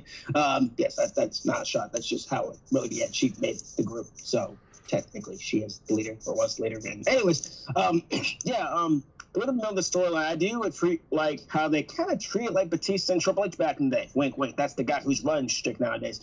Bayley learned how to speak Japanese. That's how she learned about control and them talking plans behind her back. She got her ass kicked in my hometown. And now here we are at WrestleMania. And, yeah, I think this is where Bayley gets the win, honestly. Io has just, in my opinion, has been kind of the afterthought in this entire rivalry. Not to be rude or anything, but she's been just there. It's not her fault, but the booking so far has just not really been that good, in my opinion, for Bayley, Io as champion. She's been kind of the afterthought, in my opinion, with the whole thing. She's kind of in the background of control, but she's the main champion. The only time, in my opinion, she's been like the front runner was so far this past week on SmackDown, which in the interview, and then I believe a few weeks ago when Dakota finally turned, quote unquote, on Bayley, when we all knew that was coming. But you know what, fans are butts here. Bayley gets the win here. Io, I like you and all, but you don't need this win. Bayley wins the title. All right. Another interesting fact. You mentioned being there for something. Okay, Sean, I know you're jealous of this. I was there when Io Sky actually won the title. You are lucky. And so was I. I mean, I was there for The Rock showing up and confronting Roman Reigns, so I got all y'all beat. I was there when CM Punk came back. Fuck CM Punk. He ain't mad at me right now. Ew. Why do you want to fuck CM Punk? Do I look like a certain buddy of ours to you? Nah. Love you, Beast. Anyway. Wow. Hey, he's gonna listen to this and laugh his rear end up. Love you, Beastie. I was there. Yeah, Mr. Mode. All right, I'll top that then. I was there when Stone Cold actually had his first match in years. That's still not topping what I got. All right, I was there when I have something beat out for each of you. All right. I was there for the very last show that Vince McMahon was in charge. Still not topping mine. I was there when Jeff Hardy won the WWE Championship. I was there when Bray Wyatt returned. That's still not topping me. Sorry, not stopping it. I was also at that Raw when Ronda Rousey buried the Bella Twins. Still not topping it. Sorry. I was there when Kofi Kingston won the title. Close, Christian, but no. I was there when Becky won both titles. I'm sorry, what? Good for you. Still not topping mine. Next. Oh, you jealous. How am I jealous? I got to see The Rock in person. So did I. I actually got to meet The Rock. Cool. I got to meet John Cena. Hey, I met The Rock too. I met John Cena too. By accident. Well, Steve's jealous. I don't know what the fuck's going on anymore. Let's actually just move on. Steve call with me that night. Let's just actually move on. All right, Leo. Leo, it's your turn to talk the match of Io Sky and Bayley. Feud is gone as fine, I guess. I kind of knew it was gonna come, especially once Bayley won the Rumble, and like I like Io, but let's be honest, her run as champion has kind of played second fiddle. It's no fault of her own. It's just the way things are booked. And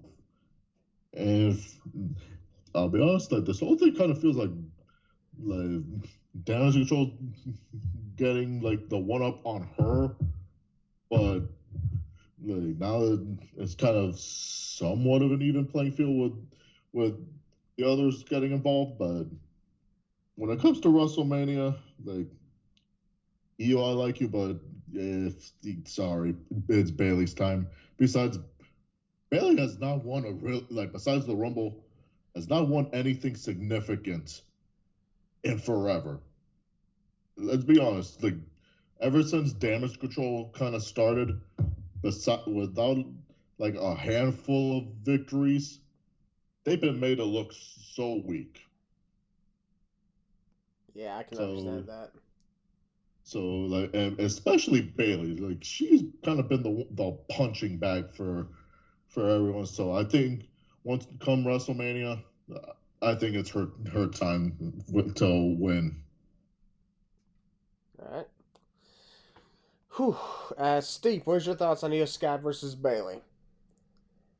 Well, I mean, this is another one of those matches we saw coming, especially when Bailey won the Rumble. But as far as the build that's going, I mean, from what I think is going to happen, I really think the story calls for Bailey winning, considering damage control plotting to kick her around with her learning Japanese to understand how they were talking behind her back, and then eavesdropping on their conversation. And I really think it's a time now where Bailey especially needs to win this. I mean, like, she doesn't need to win this, but I would want to see her winning this, considering the fact they're the ones who turned their back on her.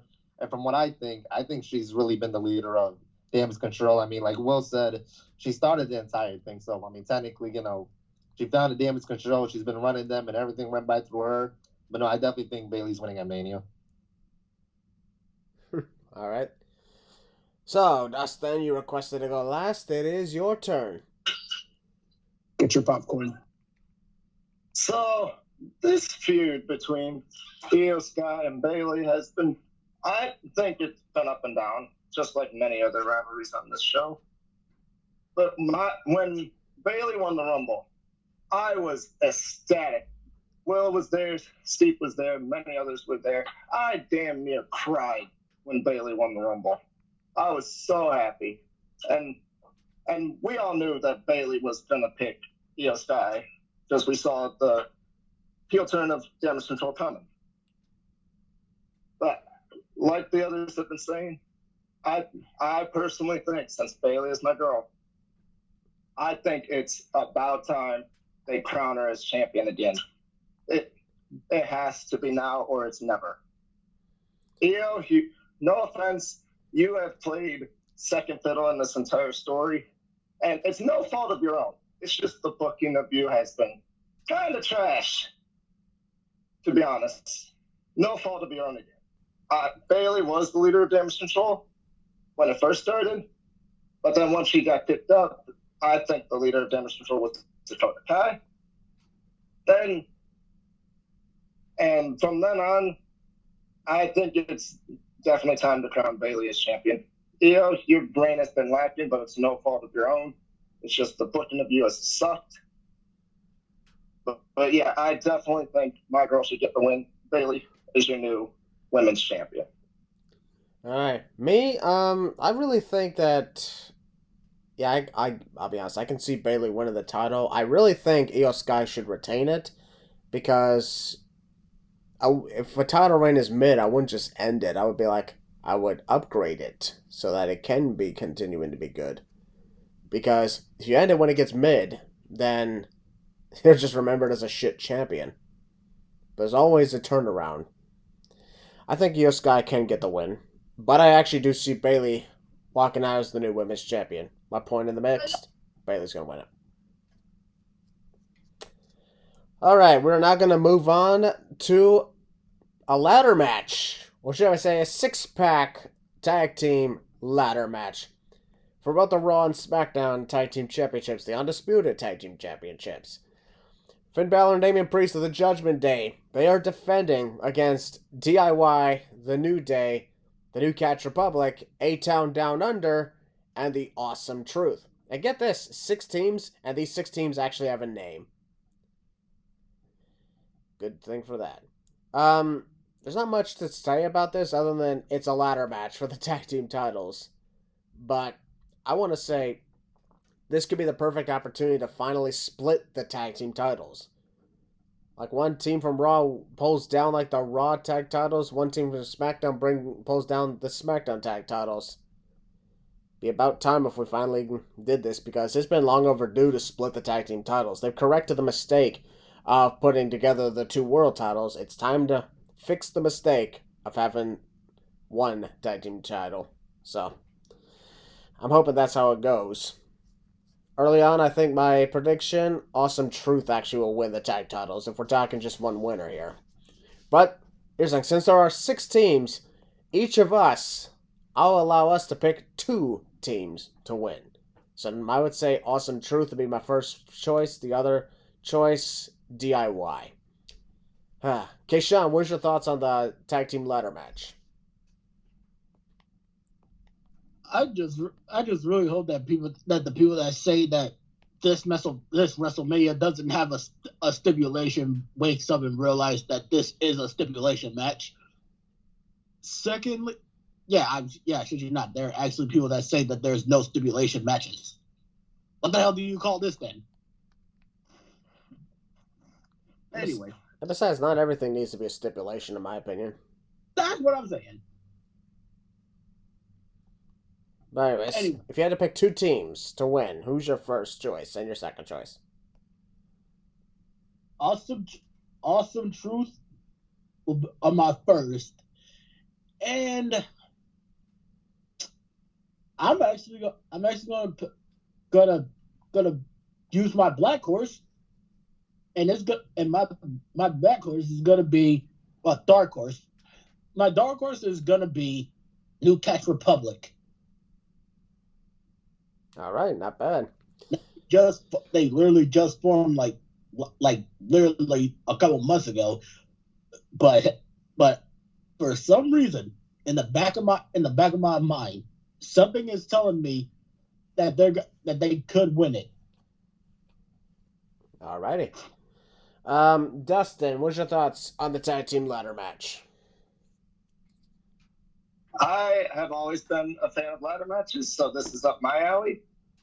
So I'm definitely going to go with a team from Raw and a team from SmackDown to win it, because I do see them splitting the titles in this match. The Raw team that's going to win the Raw titles, I think, is going to be DIY. The SmackDown team, I think, is going to be, I don't call them New Catch Republic, I call them as British Strong Style. I'm going with the SmackDown team of Tyler Bate and Pete Dunne. All right, then. Steep, what do you think about the tag team ladder match coming up? Oh, I absolutely love it. There were some rumblings going around for weeks about, potential ladder matches. This isn't the one that I was expecting to happen, but I'm happy it happened because it gets a lot of people on the show. As far as the two teams I pick, I definitely can see it between DIY and just because they're two of my faves, 8-Time Down Under. All righty. Heel Balor, what about you? I love a good ladder match, and I love WrestleMania. So those two go together like peanut butter and a jelly sandwich. Honestly, this is one of the matches I'm really looking forward to on this night. I think this could honestly steal the show, like Dustin said a few minutes ago. Honestly, I do think the tag titles are going to be split in this match. I'm going to piggyback off what some of you guys have been saying. I think that I'm going to go with Awesome Truth to get the Raw tag belts because they've just been building up R-Truth. I think they want to give R-Truth. I only say R-Truth because Miz just been there. He's basically been – it's about R-Truth. Nobody wants to give a crap about Miz, which is kind of sad because he's a decorated wrestler and a great entertainer out there as well. So, show respect to Miz. I said it sounds like wow. But yeah. WWE title reign.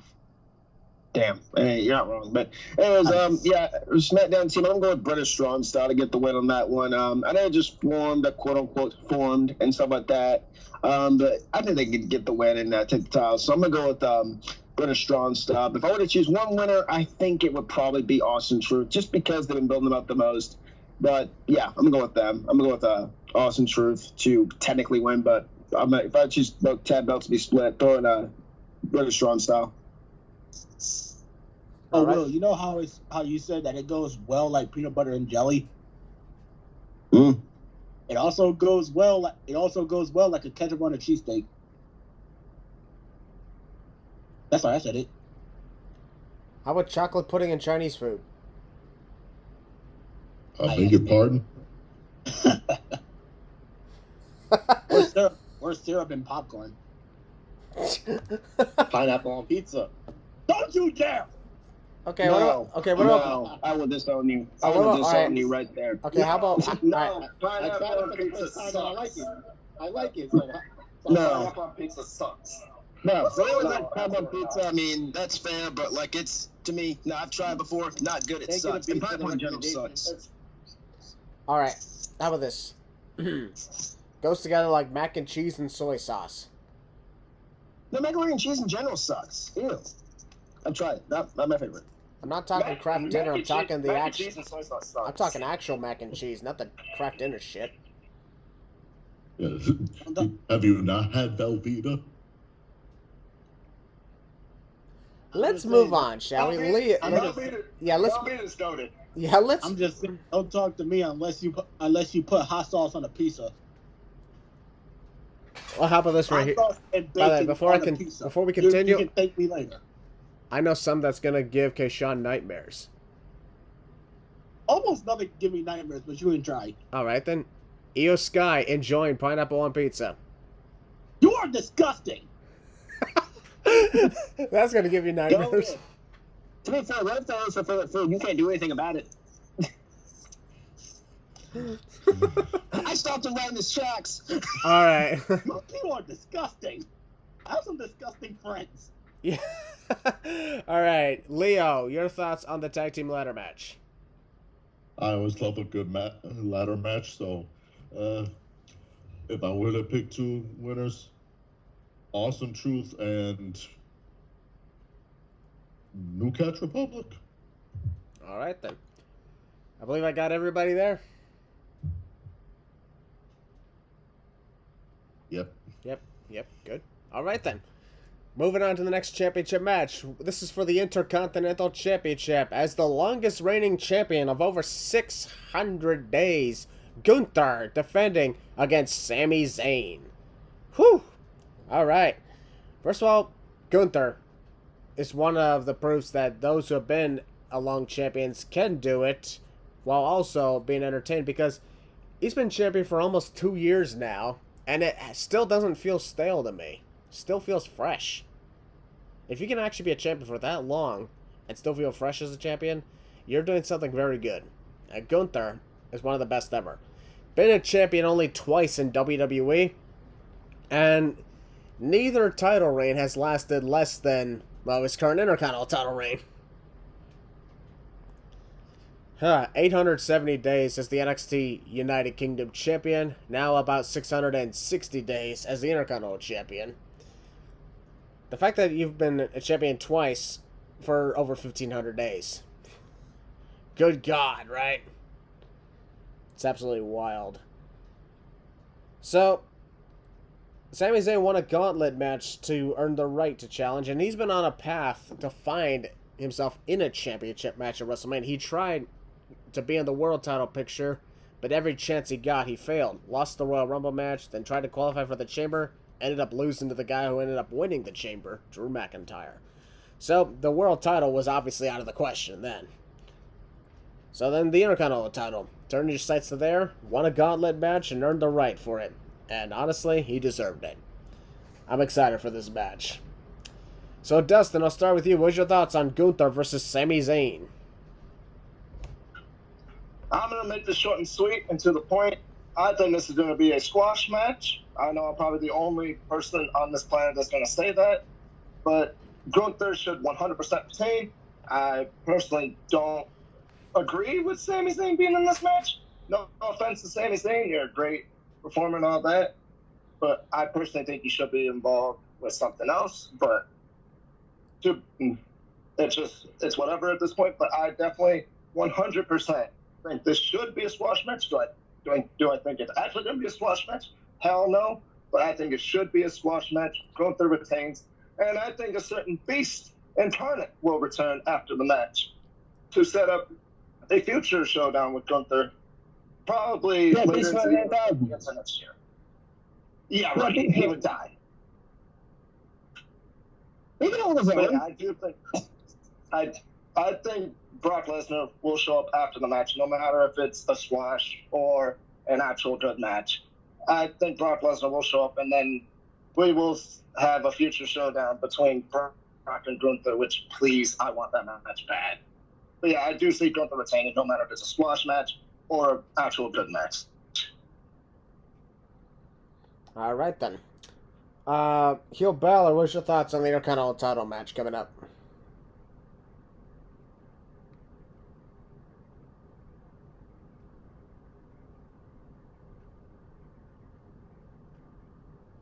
Heel Balor, it's your turn.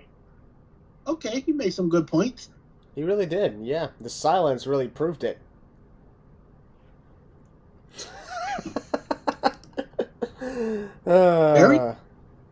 Heel Balor. Okay, whatever. Okay, Sean. Wow. Oh my God, Willie, we've been asking your thoughts on the title match this whole time. All right, sorry.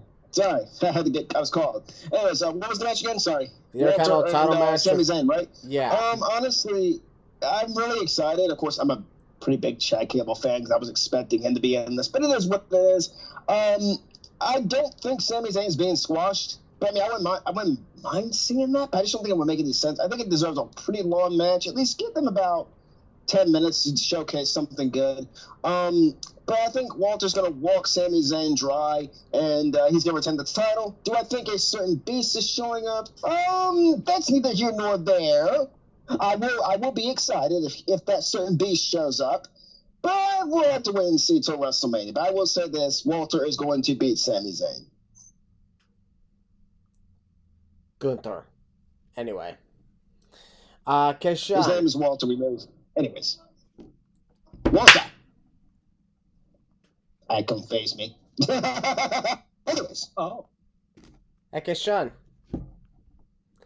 All right, it is your turn, but first. Hey, man.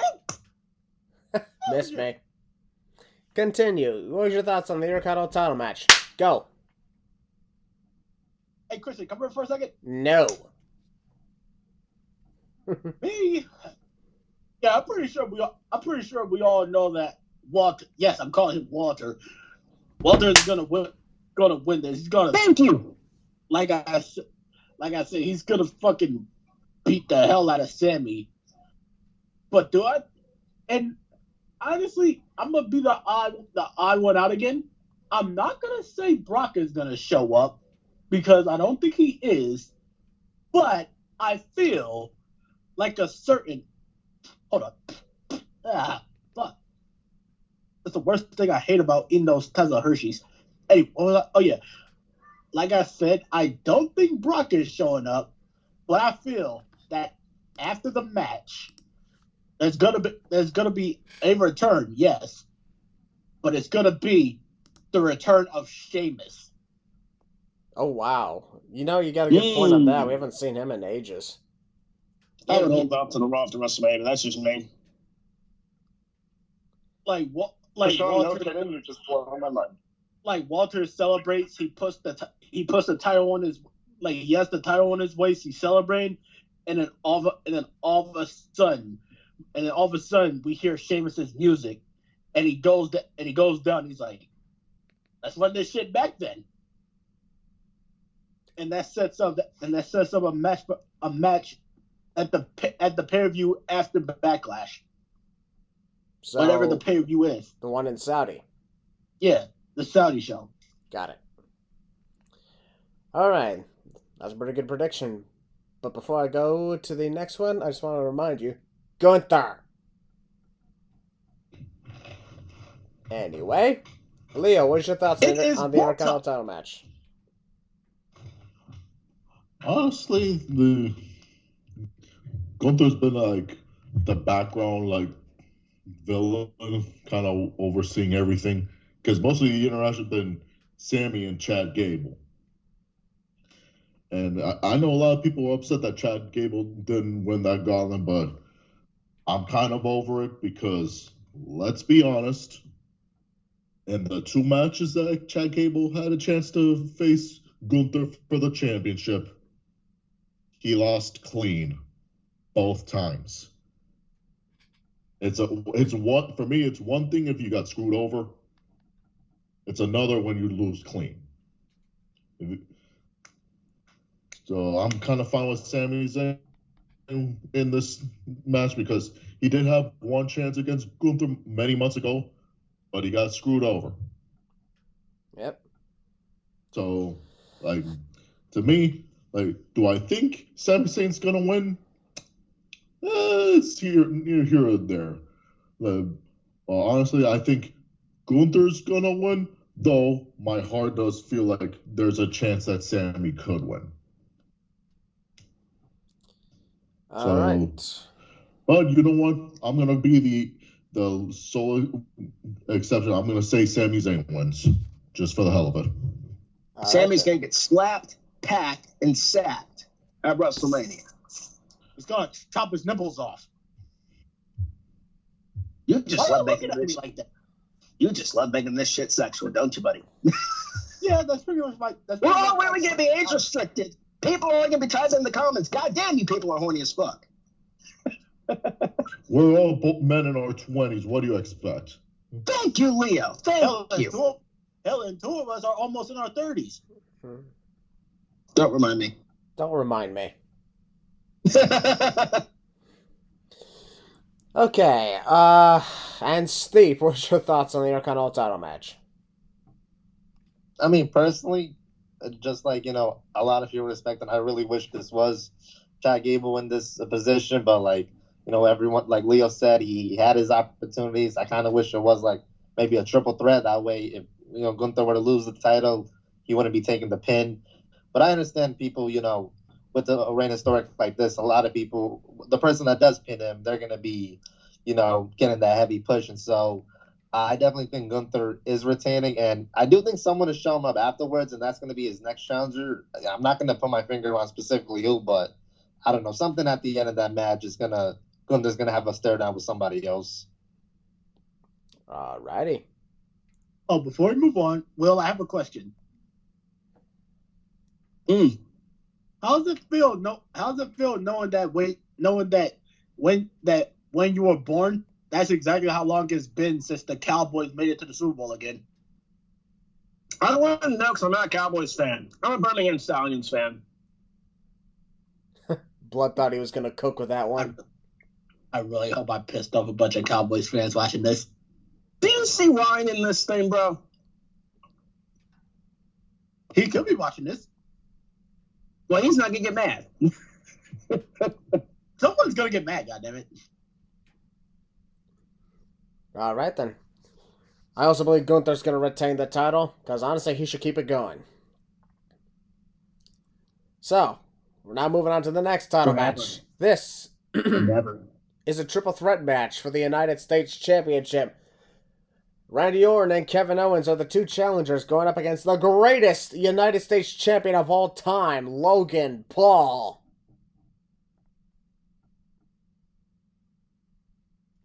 Big silence. Understandable. That's exactly what everybody else said whenever I say that. Honestly, I love pissing people off every time I say it because it just feels good. It feels good to piss off the marks and be one myself.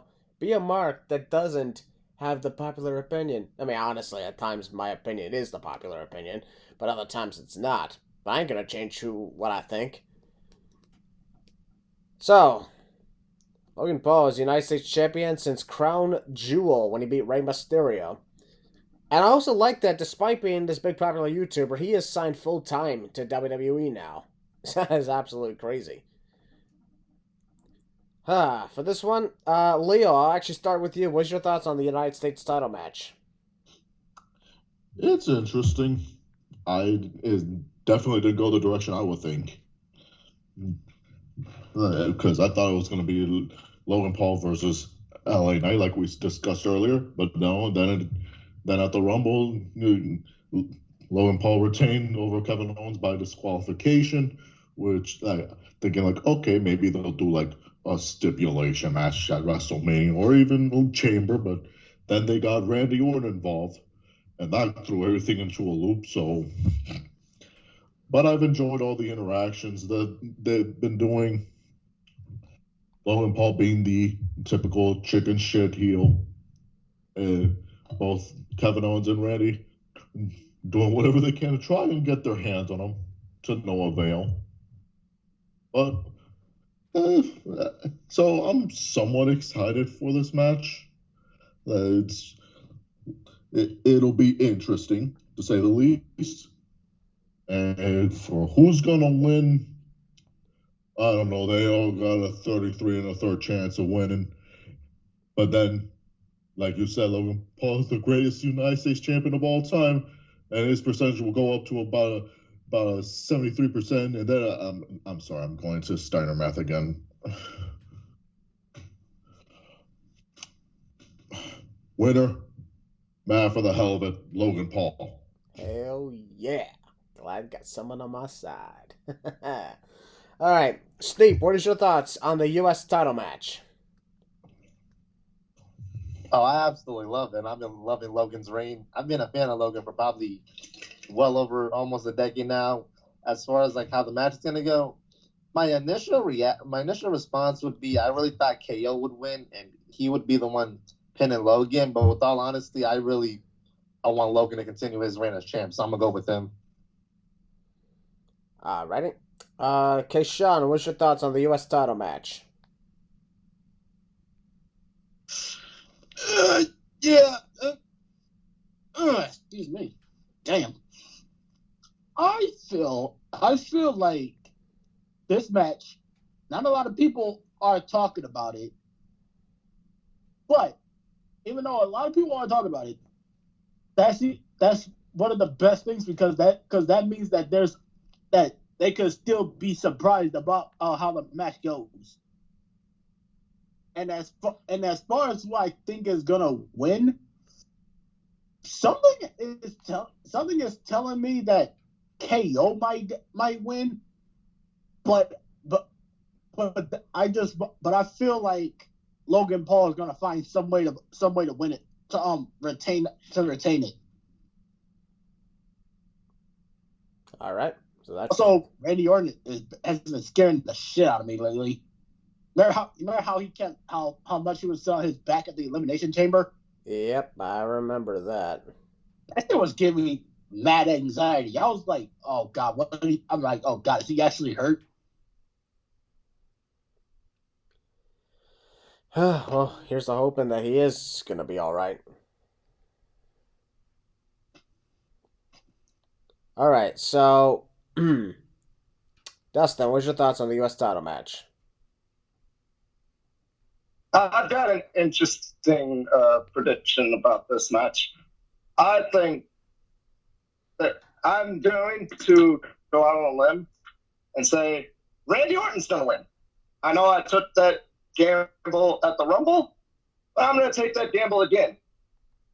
I think Randy Orton's going to win because he's pretty much the odd one out of this whole match in this triple threat. But I think that's all the chance for him to surprise people. And I know people are going to say, Randy Orton with the U.S. title at this stage of his career, that'd be weird looking.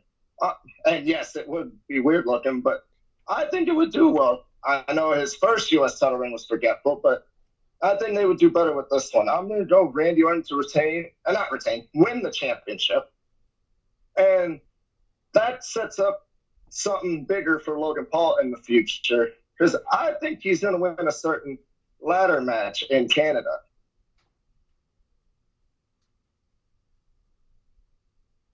Uh-huh. Oh, you done? Yes, I am. I got Randy Orton winning the title. All right, I just want to make sure you were done. I thought you had something to add for that. But all right, not bad, actually. Really nice prediction. All right, Heel Balor, your thoughts on the U.S. title match? I mean, it's been pretty good build-up so far from the Royal Rumble, where Logan Paul won, and then he screwed up Randy Orton. So it all ties up in a big bow. Logan Paul's going to walk in there, stay the United States champion, and he's going to walk out the United States champion, and that's pretty much all I can say about that. Logan Paul's going to win. Hell yeah, that's what it's all about. All right. And now, ladies and gentlemen, I got everybody, I presume, right? Nah. Yes, that's like the only piece of Russian that I know. Russian. Das is good. Oh my God! Don't go to the Russias again. Das is good. That was German. Yeah, All right, we're gonna move on now to the World Heavyweight Championship. It's Seth Rollins, the champion, defending against Drew McIntyre. Same match that's happened twice before, but Drew McIntyre has got a different persona. If you look at the other two matches, for Crown Jewel, Drew McIntyre was a babyface. Their second match at day one, Drew McIntyre was a tweener, and now he's a full-on heel. This is about the change of Drew McIntyre's personality. And let me just say this. this is long overdue. It is about time that Drew McIntyre finally wins the World Championship in front of an audience, because this is literally the 5th time, no joke, the 5th time he's competing for a world title as a challenger in front of fans, and the last 4 times he lost. Whether it was Bobby Lashley in 2021, followed by Big E also in 2021, then Roman Reigns in 2022, then Seth Rollins in 2023, when it comes to being in a stadium. Shit, 4 times, 4 losses. This has gone far enough, because we can't just keep having Drew McIntyre continuously chasing it for years and years. It's about time he finally got his big WrestleMania moment that he could not get in 2020. This has gone far enough. It's time for McIntyre to win it, because, with all due respect to Seth Rollins, you've been champion way over long enough. Honestly, my opinion, should have dropped it when he fought Finn Balor at SummerSlam. Thank you. Anyways. Excuse me. Yeah, don't scare him like that. That was mean. You heel Balor, you're mean. Now say you're sorry. No. I just stuck my tongue out at him. Hey, be nice. Don't make me ground you both. We are so goddamn childish. We are. That's the best part about it. Fuck being a grown-up. You dang right. Age is just a number. We are kids at heart. I'm gonna call myself Peter Pan. Just call me Peter Pan. I'm never gonna grow up. Yeah. You can't call yourself a Toys R Us kid because they don't exist anymore. Ah! Yeah, they do. My data does. Yeah, they kind of still do. Regardless. The only Toys R Us I know of are inside Macy's now. Exact. Well, we have one inside of JCPenney's. All right, well, I really think like if Seth Rollins beats Drew McIntyre again, what the hell is the point of all this anymore? Because I don't get it. Triple H has a big fetish for long reigns. Yeah, I get that, but what the hell is we doing with Drew McIntyre? Seth Rollins is Triple H's boy. Oh, we've known that for a while. For years, we've done that. Well, regardless, it's long overdue. The World Championship only brought back for Seth Rollins. That's what was it. Yeah, regardless, it's long overdue. It's time. Drew McIntyre at WrestleMania should become the new WWE World Heavyweight Champion. I really think that's the case. Ew, don't say the WWE World Heavyweight Champion. That's ew. That's literally what it is. No, it's not. Yes, the World Heavyweight Championship. Yeah, of the WWE. Yes, that's the WWE World Heavyweight Championship. You no, don't it's know. called the World. Do you want to get more age restricted? Over calling it the WWE World Heavyweight, it's literally called the WWE World Heavyweight Championship. I thought you said dildo. Oh my god. That's what I thought you said. I'm gonna hit you now. Now, on second thought, I'd rather not. Instead, I'm gonna ask you, what is your thoughts on the WWE World Heavyweight Championship match? My thoughts on the World Heavyweight Championship finally returning after, 2013, since we've last seen it, technically. And yes, I'm calling this the return. I mean, it's not even the same title. I don't give a shit. It's the World Heavyweight Championship. Regardless, the World Heavyweight Championship is finally back, regardless of whatever lineage, title design, whatever. The World Heavyweight Championship is finally back. And I think I predicted this happening pretty much many years ago. I'm going to talk about predicting when we get to the main event of night 2. Yeah, the World Heavyweight Championship is back. Pretty great to see it back. It's been on Seth Rollins far too long now. And Christian said it best. He should have lost at SummerSlam to my man, Finny McFin. But what do I know? Triple H is booking for himself. But what do I know? Yeah, Drew McIntyre needs to win. And don't think I didn't forget about Charles Montgomery Punk. Don't think I didn't forget about him. He's going to be sent on commentary. And he's going to have a big input on this match, I believe. I think that Drew McIntyre will win the World Heavyweight Championship. And then CM Punk is going to drop one of them. Or probably both of them after the match. Maybe he'll drop Drew McIntyre, lay him out. Damian Priest cash in. Maybe he won't. I don't freaking know. All I know is that Drew McIntyre is going to win the World Heavyweight Championship. And if Drew McIntyre does not win the World Heavyweight Championship, you might as well throw that thing in the garbage where it belongs, because that's pretty much going to be known as Seth Rollins' belt going forward. So please, WWE, please, for the last many months since Seth Rollins has been champion, please, please, please, please, please end this now. Now. Please, Drew McIntyre, new World Heavyweight Champion, please. Wow, that was shockingly a lot more passionate than mine. Impressive. Well done. All right. Dustin, what's your thoughts on the world title match? I think it's about time that Seth Rollins loses the belt, like you guys have said. Finn should have beat Seth Rollins at SummerSlam. I was repping Finn Balor's merch. I was repping Finn Balor's merch at SummerSlam. I was praying that he would beat Seth Rollins, and obviously he did not, which is sad. And bullshit. There's been other times when Seth Rollins should have lost the belt, and he did not. Shinsuke Nakamura. So let's just pray to God that Drew McIntyre beats this man to damn near a bloody pulp and wins the World Heavyweight title. I'm going Drew McIntyre to win the World Heavyweight title. Please, WWE, put the belt on Drew McIntyre, for the love of God. 300 claymores to the jaw.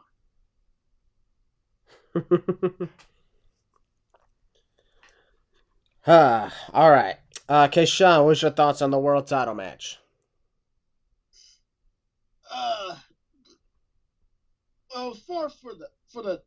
For the WWE World Heavyweight Championship. Yep. World Heavyweight Championship, remember. Yeah, you would say that, hater. I'm old school. That's my belt. That's the belt I grew up on. Anyways, keep going. Then again, you are almost 30. You're not right. Wow, they're so mocking my age shit. Wow, insulting. Anyways, keep going. I would say, now for who I want to win, I want y'all to hear me out real quick. I feel like leading up to this, at first I wanted Drew to win. Like I said, hear me out.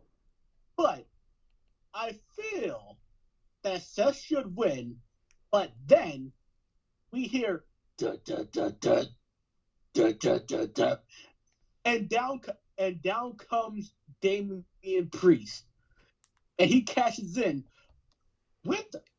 I can't believe I'm actually going to say this because I actually might vomit when I say this, but with the help of CM Punk.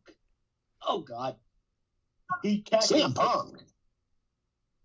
He cashes in on Seth successfully with the help of CM Punk. Oh my God, no! Like, don't vomit. That's a good thing. God, I hate that. God, I hate that guy. He hits him with a roundhouse kick, and it leads to south of heaven by Damian Priest. 1, 2, 3. Damian Priest wins. He also hits the reckoning after the match. That's overkill. Don't forget, with the help of CM Punk. CM Punk. CM Punk. CM Punk. I am so glad that he got his ass beat by Mickey Gall in the UFC. Ain't that right, Steve? Damn, Skippy. Well, Steve, it's your turn. Oh, okay. Yeah, I'm gonna just go in and say I am far over this Seth Rollins reign. Like, I understand you needed someone to elevate the championship in this, iteration of it, but he was already doing that 2 months into his reign, 2-3 months in. I don't think he needed to hold it for a year like he has now, when that was just pretty much overkill. He should have long lost it to prior opponents. So I definitely the inaugural reign, mind you. Anyways, keep going. Yes, exactly. Thank you. I definitely have Drew McIntyre winning this, but I do definitely think that whether it's Seth or Drew walking out, that Damian Priest is cashing in successfully, and he's going to be walking out as the champion at the end of this. All Alrighty. Happy Leo, birthday to me. What is your thoughts on the world title match? This is interesting because Seth's priorities have been all over the place with dealing with another match he's involved with, and then also with Drew, and then also and all that other stuff. So I've been loving this hater Drew that's been out for the last over 2 months already. He has become WWE's biggest hater. Just all the teases, all the mocking and whatnot. I've been loving it. Same. As for the winner, I've got two winners. Because I think Drew will win the World Heavyweight Championship, and then he's gonna invite CM Punk into the ring. If you're wondering, if you remember how I felt about Punk the last time I was on the podcast, Mm-hmm. you know I went off on a tangent. But let me just say, since that time, my hate for him has greatly diminished. I still don't like him. I'm not his ass kisser, like a certain somebody, you know who. Voldemort? But well, nonetheless, Jim Cornette. Oh my god. No, you know who. Yeah, that's why I said Voldemort. Jim Cornette. Jim Cornette.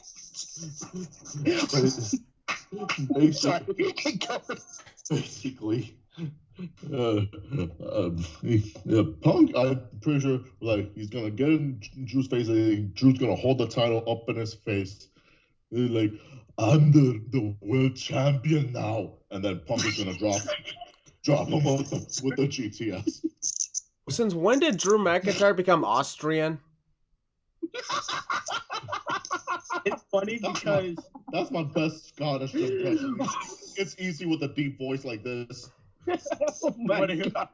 Here's my impression of Drew. And our friend TJ, he's not here, but I always tease him with this because I say he looks like a certain former NXT game show contestant. Where's the mustache? There's a little bit of heart.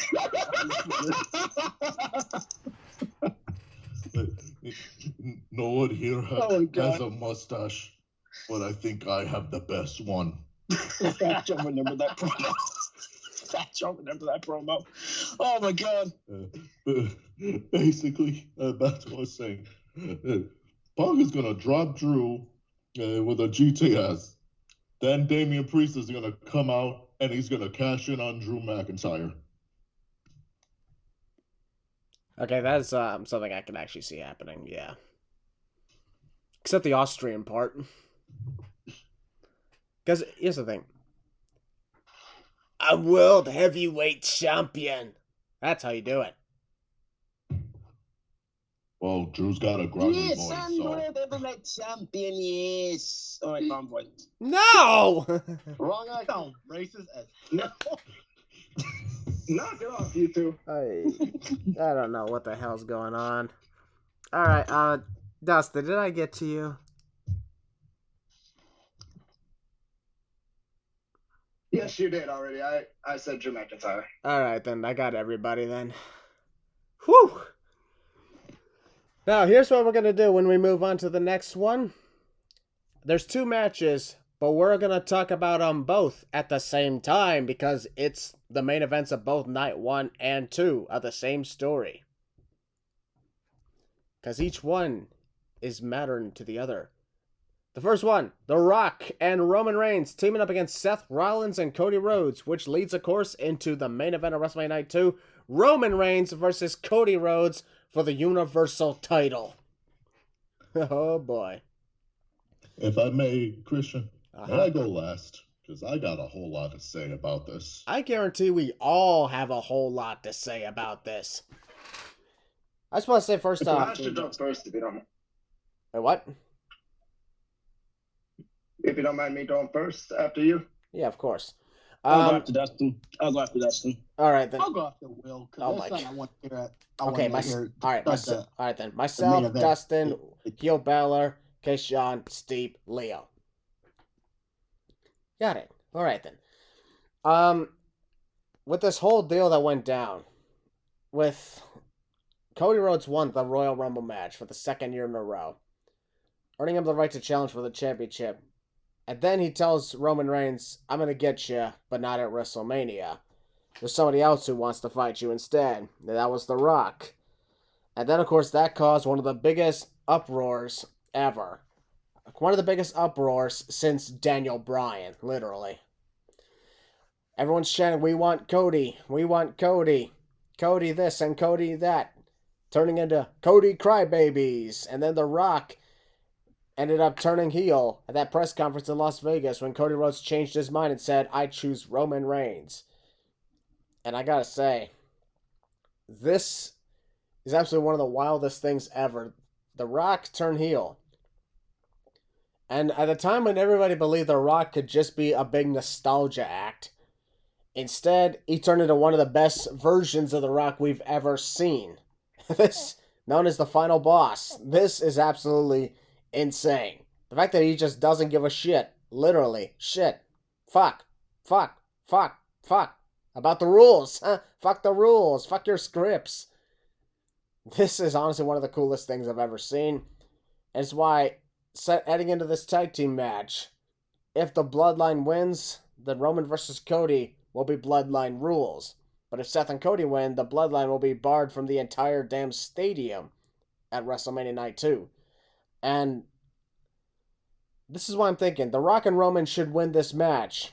Because if Cody is to beat Roman Reigns, it should not be on a simple one-on-one match. He should have the most impossible odds put against him. Anyone who's going to beat Roman Reigns and end the 1,300-day title reign should beat him only with every single impossible odds stacked against them, because then it'll make the victory that much more important. I guarantee a lot of people have a lot to say about this. But if this is the end for Roman's title reign, he won the title when I was freaking 24, and I'm about to be 28 now. That's a long time. Been about the champion about as long as your average college student. So, whew. Been a champion as long as I've been 19. All right. We're going to start things. 22, actually.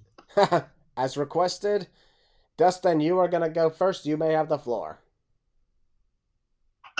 So this whole Roman, Rock, Cody, Seth, Roman, Cody debacle, it's been one hell of a ride. And when the crowd was and the people online were in an uproar about, potentially Rock stealing Cody's spot, Rock stealing this, Rock stealing that, me and everyone else here was just laughing in their faces saying that you're going to get swerved big time at that press conference when they announced it's Cody Roman.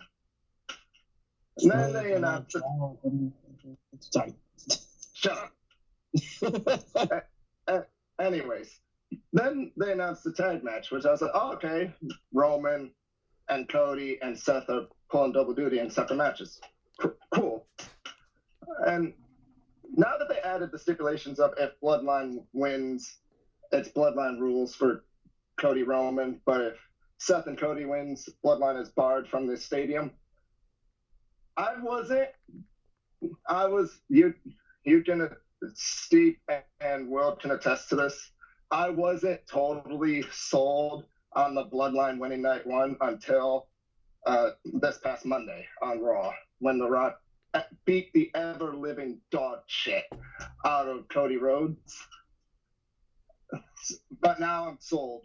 I definitely do think the Bloodline is winning night one. So that would mean it's Bloodline rules for night two. And you know, it's the reign of Roman Reigns is coming to an end night two. And Cody Rhodes will walk out as your new undisputed Universal Champion. And what could happen during the match is enticing, but I'm going to leave that for everyone's interpretation because a lot of shit could happen. All right. Hugh Balor, your turn. I mean, he said it best himself, honestly. I do think, this whole entire story with The Rock coming back, and him turning heel because, the fans, did what they did, started the hashtag, we want Cody, and WWE saw that, and you fell right into their hands, by the way. That's pretty cool. The Rock is back. He's back. It's great. It's amazing. I know how happy a certain buddy of mine in here is with his boy being back. Isn't that right, Steve? You damn Skippy. Yeah. Yeah, so Rocky being back, it's been pretty cool. This whole thing with the Bloodline has been pretty amazing with Rock, being the final boss. The final boss is cooking. It's cooking. You're dang right. The final boss, and this whole gimmick has been very, very fun. We've seen this very dark, almost very possessed version of The Rock that we haven't seen in like a long, long time. And Cody being the superhero kind of stuff is pretty cool. The Cody Avengers, Christian and Kashawn and Leah, we're all obviously Marvel fans. This reminds me of the Avengers, obviously. I think that's what they were trying to play off, obviously. That's the Avengers. You dang right. We can end game out here. And I guess the Rock is Thanos. So but yeah, it's been pretty cool. I do think the Bloodline is winning night 1. I don't know how they're gonna win, but they're gonna win. Night 2, Cody Rhodes is winning. That's what I'm talking about. Cody Rhodes is gonna win. I'm with Dustin. How is he gonna win? I don't freaking know.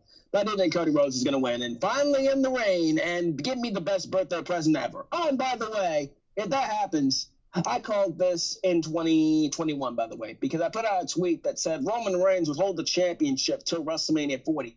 Now, granted, I never said he would lose at WrestleMania 40. I just said he would hold it till WrestleMania 40. Go look at my Twitter, Heel Ballard. Go look it up. Anyways, next person. And he even said that to me on Skype. I was like, but did you say that Roman should hold it till WrestleMania 40? And he's like, yes, I did, but I don't think it's gonna happen, obviously. And look at where we are now. Yeah. I'm a genius. Hell yeah. Pretty much that WWE listens to the Loser Stars podcast anyway. There's way too many evidence to say that. He's not wrong. Everything that we've said has actually happened.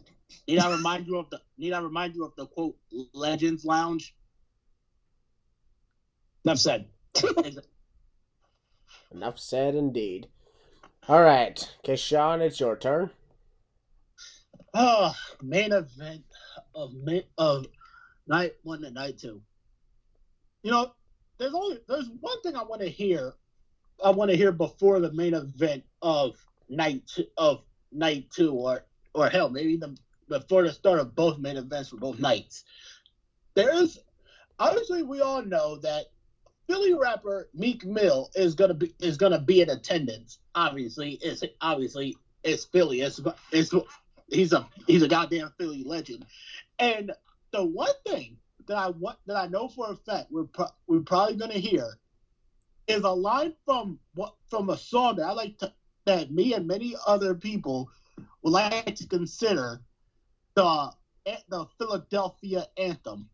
And it goes a little something like, I used to pray for times like this to rhyme like that, so I had to grind like that to shine like this.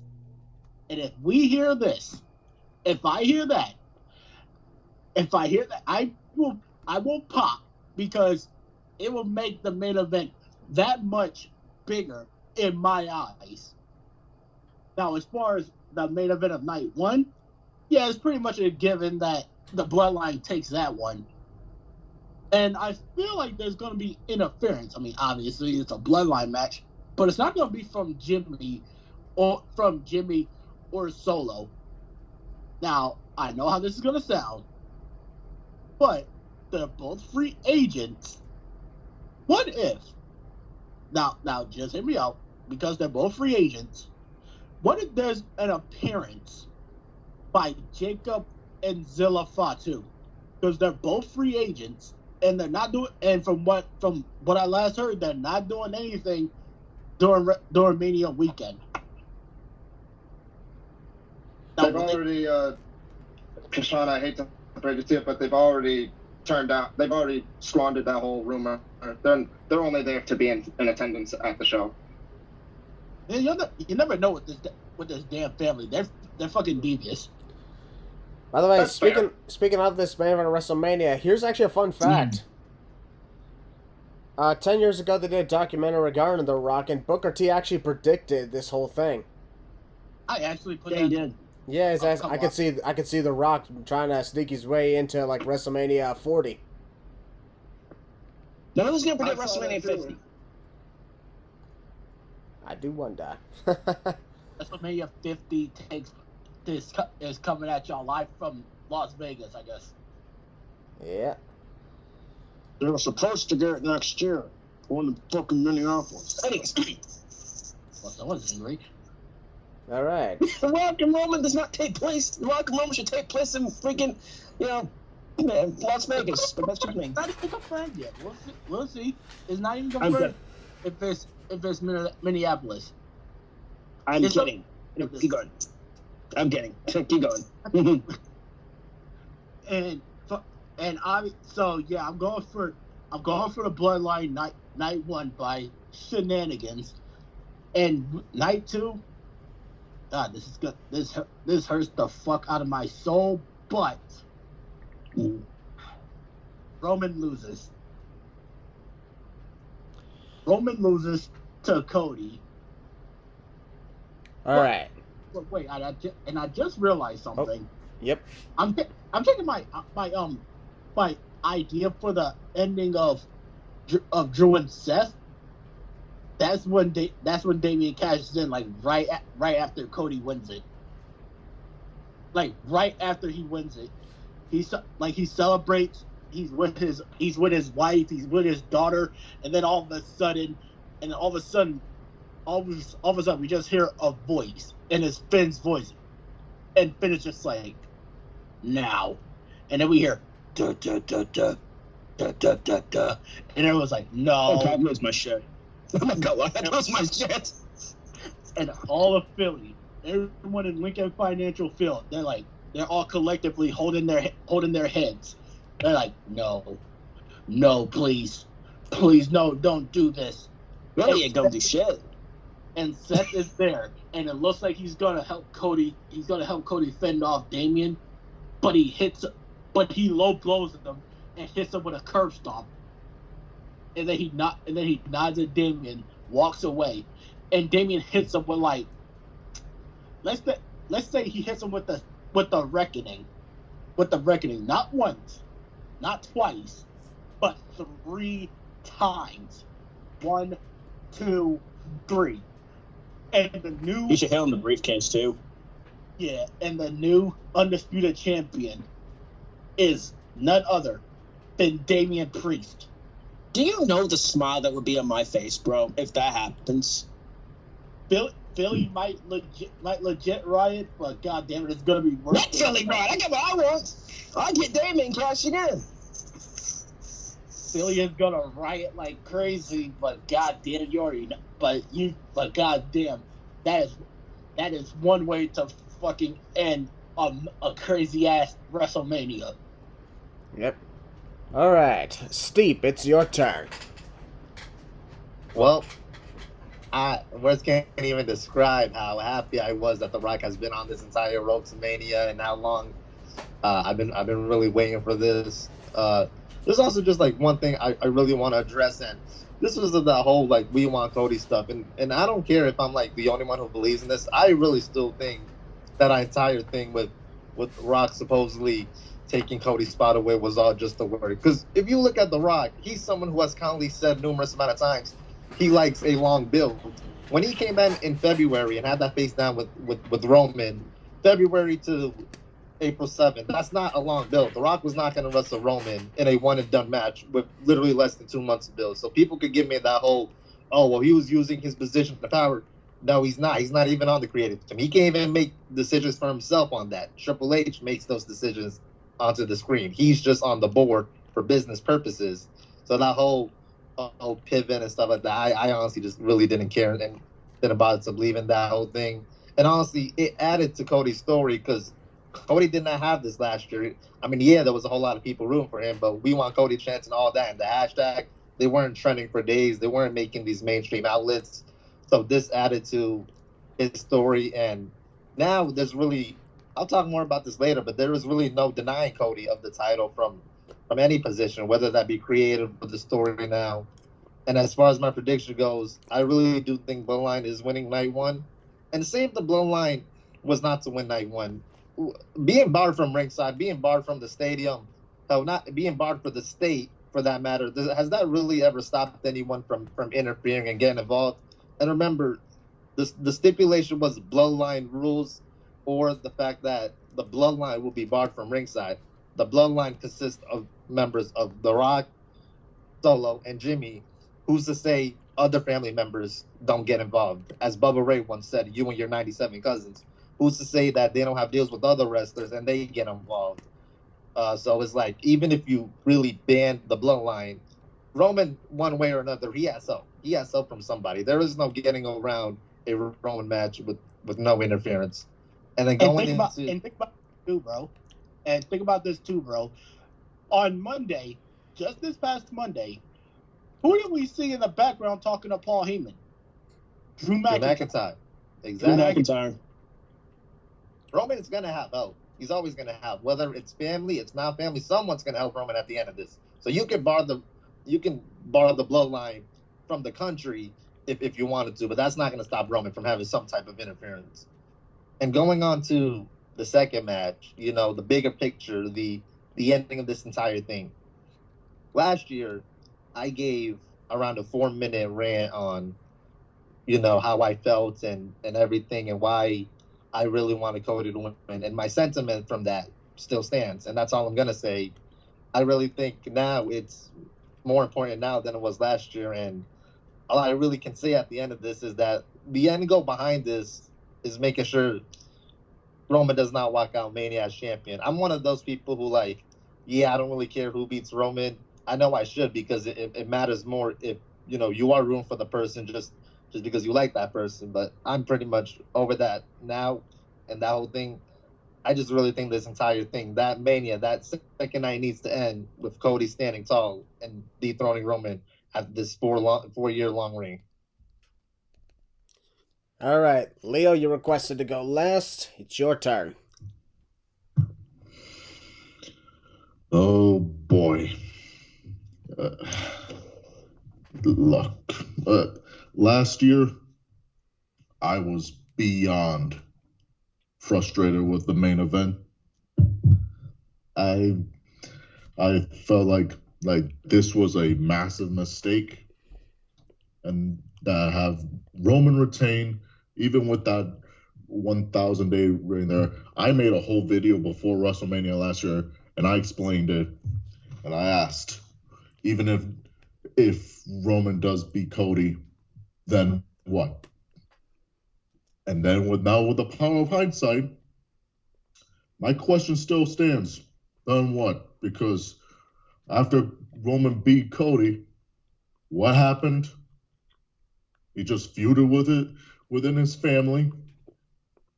They had 2 separate title runs at the Rumble and Crown Jewel.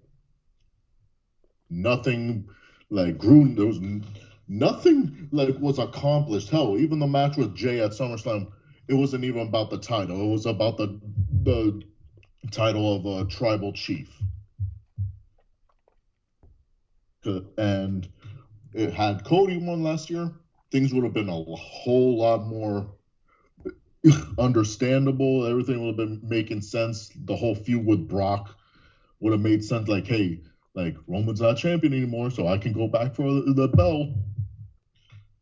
But no, here we are in March the next year, and we still don't know why Brock and Cody feuded. And then Cody was pretty much middling. Yes, he was building himself back up perfectly, then wins the Rumble again. But it hasn't gotten interesting until The Rock got involved. And I'll say, this is probably the best version of The Rock we've seen in years, probably since his Hollywood days, or even before that. And all this stuff of how he's been portraying himself as the big bad guy and whatnot. The only thing I don't understand is the final boss moniker, because you're not really the final boss. You're going to be the second to last final boss. Either way, when it comes to the first main event, the Bloodline should win. Keep that Bloodline rules stipulation involved. Make that victory that road to victory even harder for Cody, because last year he didn't really have a whole lot of adversity to go through. This year he's got all the adversity. Precisely. I had said even last year that Cody's road to WrestleMania with Roman felt way too easy. That's why I'm like, no, he should not win. It felt way too easy. Mm-hmm. Yeah, now with this much more difficult stipulation involved, I implore, please they just do the right thing. Cody needs this win, because let's face it, if he loses again and then they do another match down the road and he does win that, it'll be too little too late. It's like, why couldn't you win it when it mattered most? And secondly, why are we going to go through all this build-up to build Cody back up into this position, all for it to end with him once again failing? That just makes Cody look even less of a star, because, like, hey, we're going to do all this to build you up. Then when it matters most, screw you, go back down. Like, it's a slap in the face of storytelling, of how things really should go. Like when you read a book or watch a movie, you want to see the hero climb up and get to the top at the end. You don't go to, like, there's certain exceptions. Like, okay, like, not everything has to be sunshine and rainbows. But this is a case where, like, okay, you failed the first time. Like, now you seriously need to win it, because if you don't, what are we doing?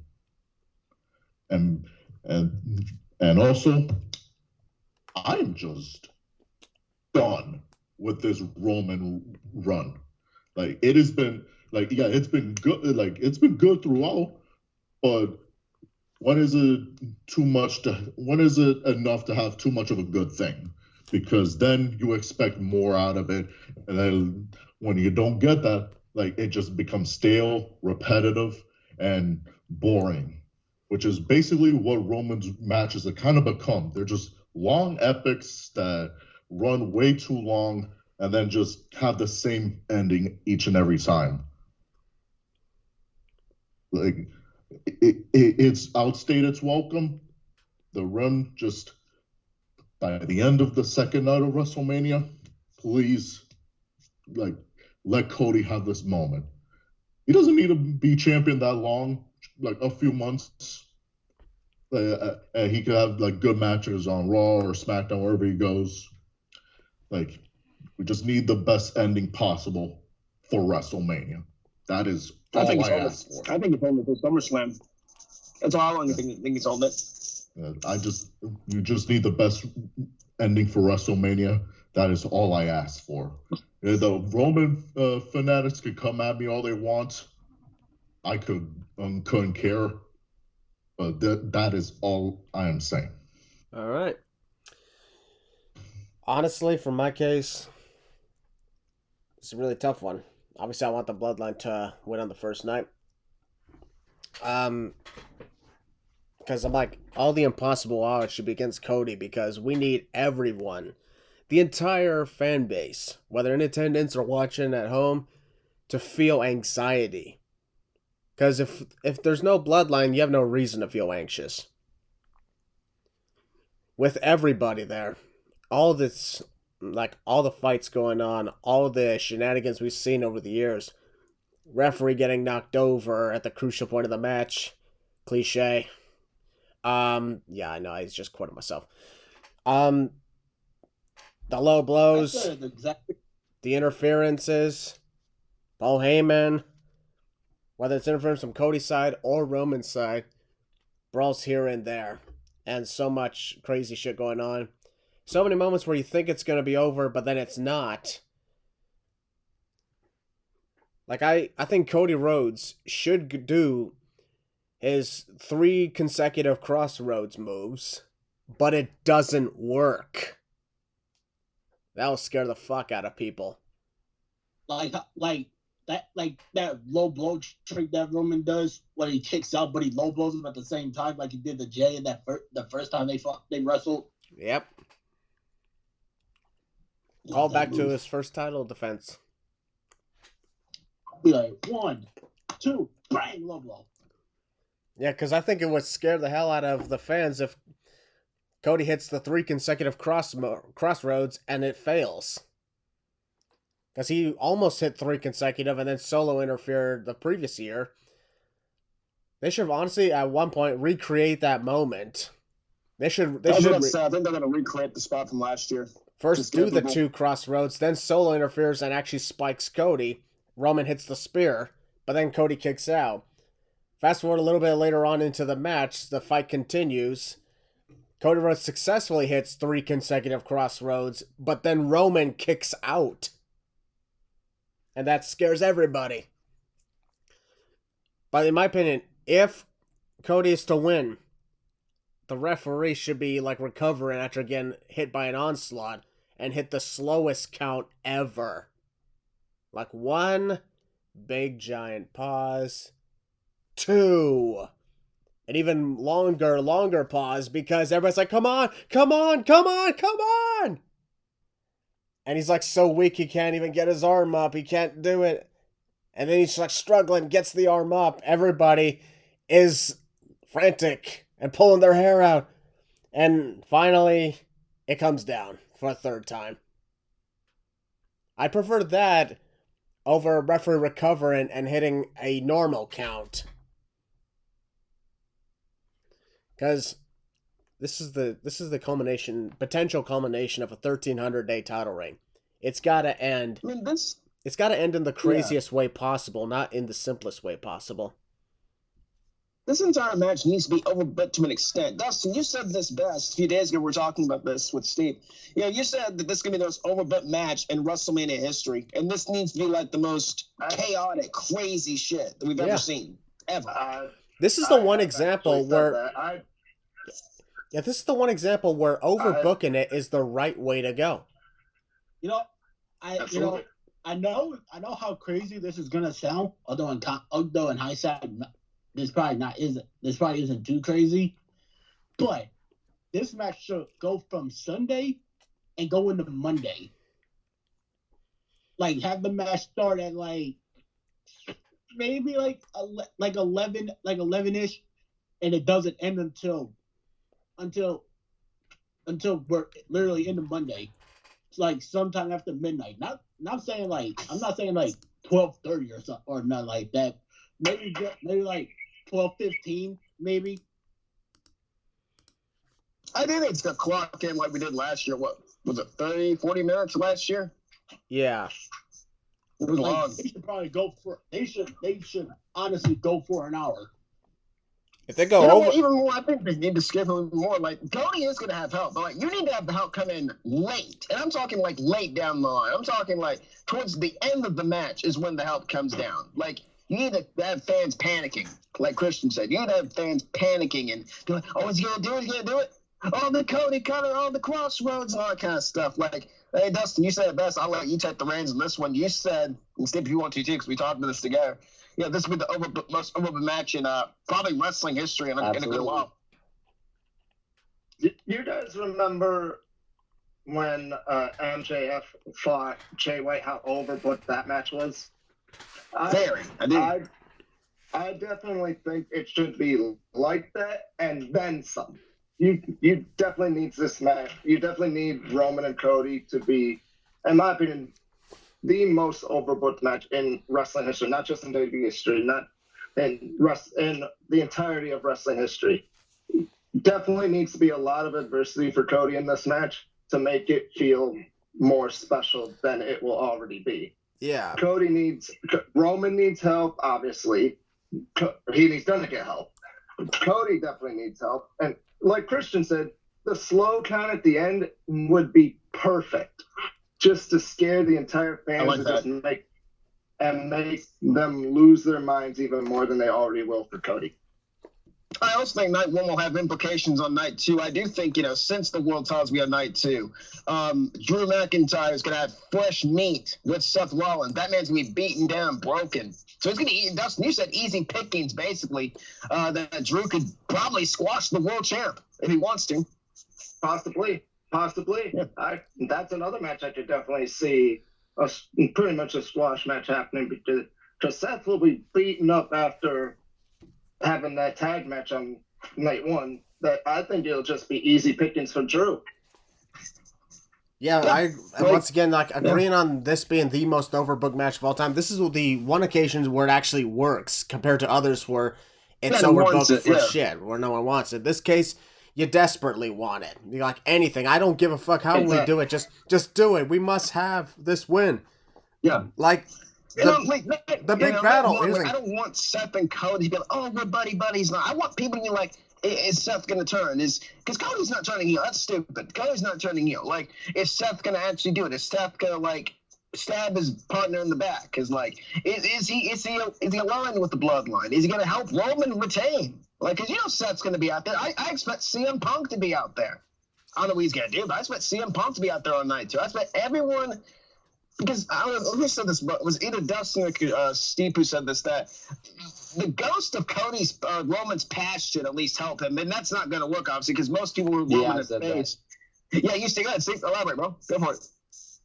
If just the ones who are here, if the people Roman has beaten, if they all come out when they're just all spamming finishers on him and they're beating him down, and then Cody will pick what's left, and then that's how he wins. Yeah, because I'm the final battle in Avengers Endgame was the most overbooked battle we've ever seen in cinema. Yeah, Cody. And it worked. And it worked for what we were given, too. Yeah, this needs to be Avengers-like. You need Iron Man, Captain America, and Thor.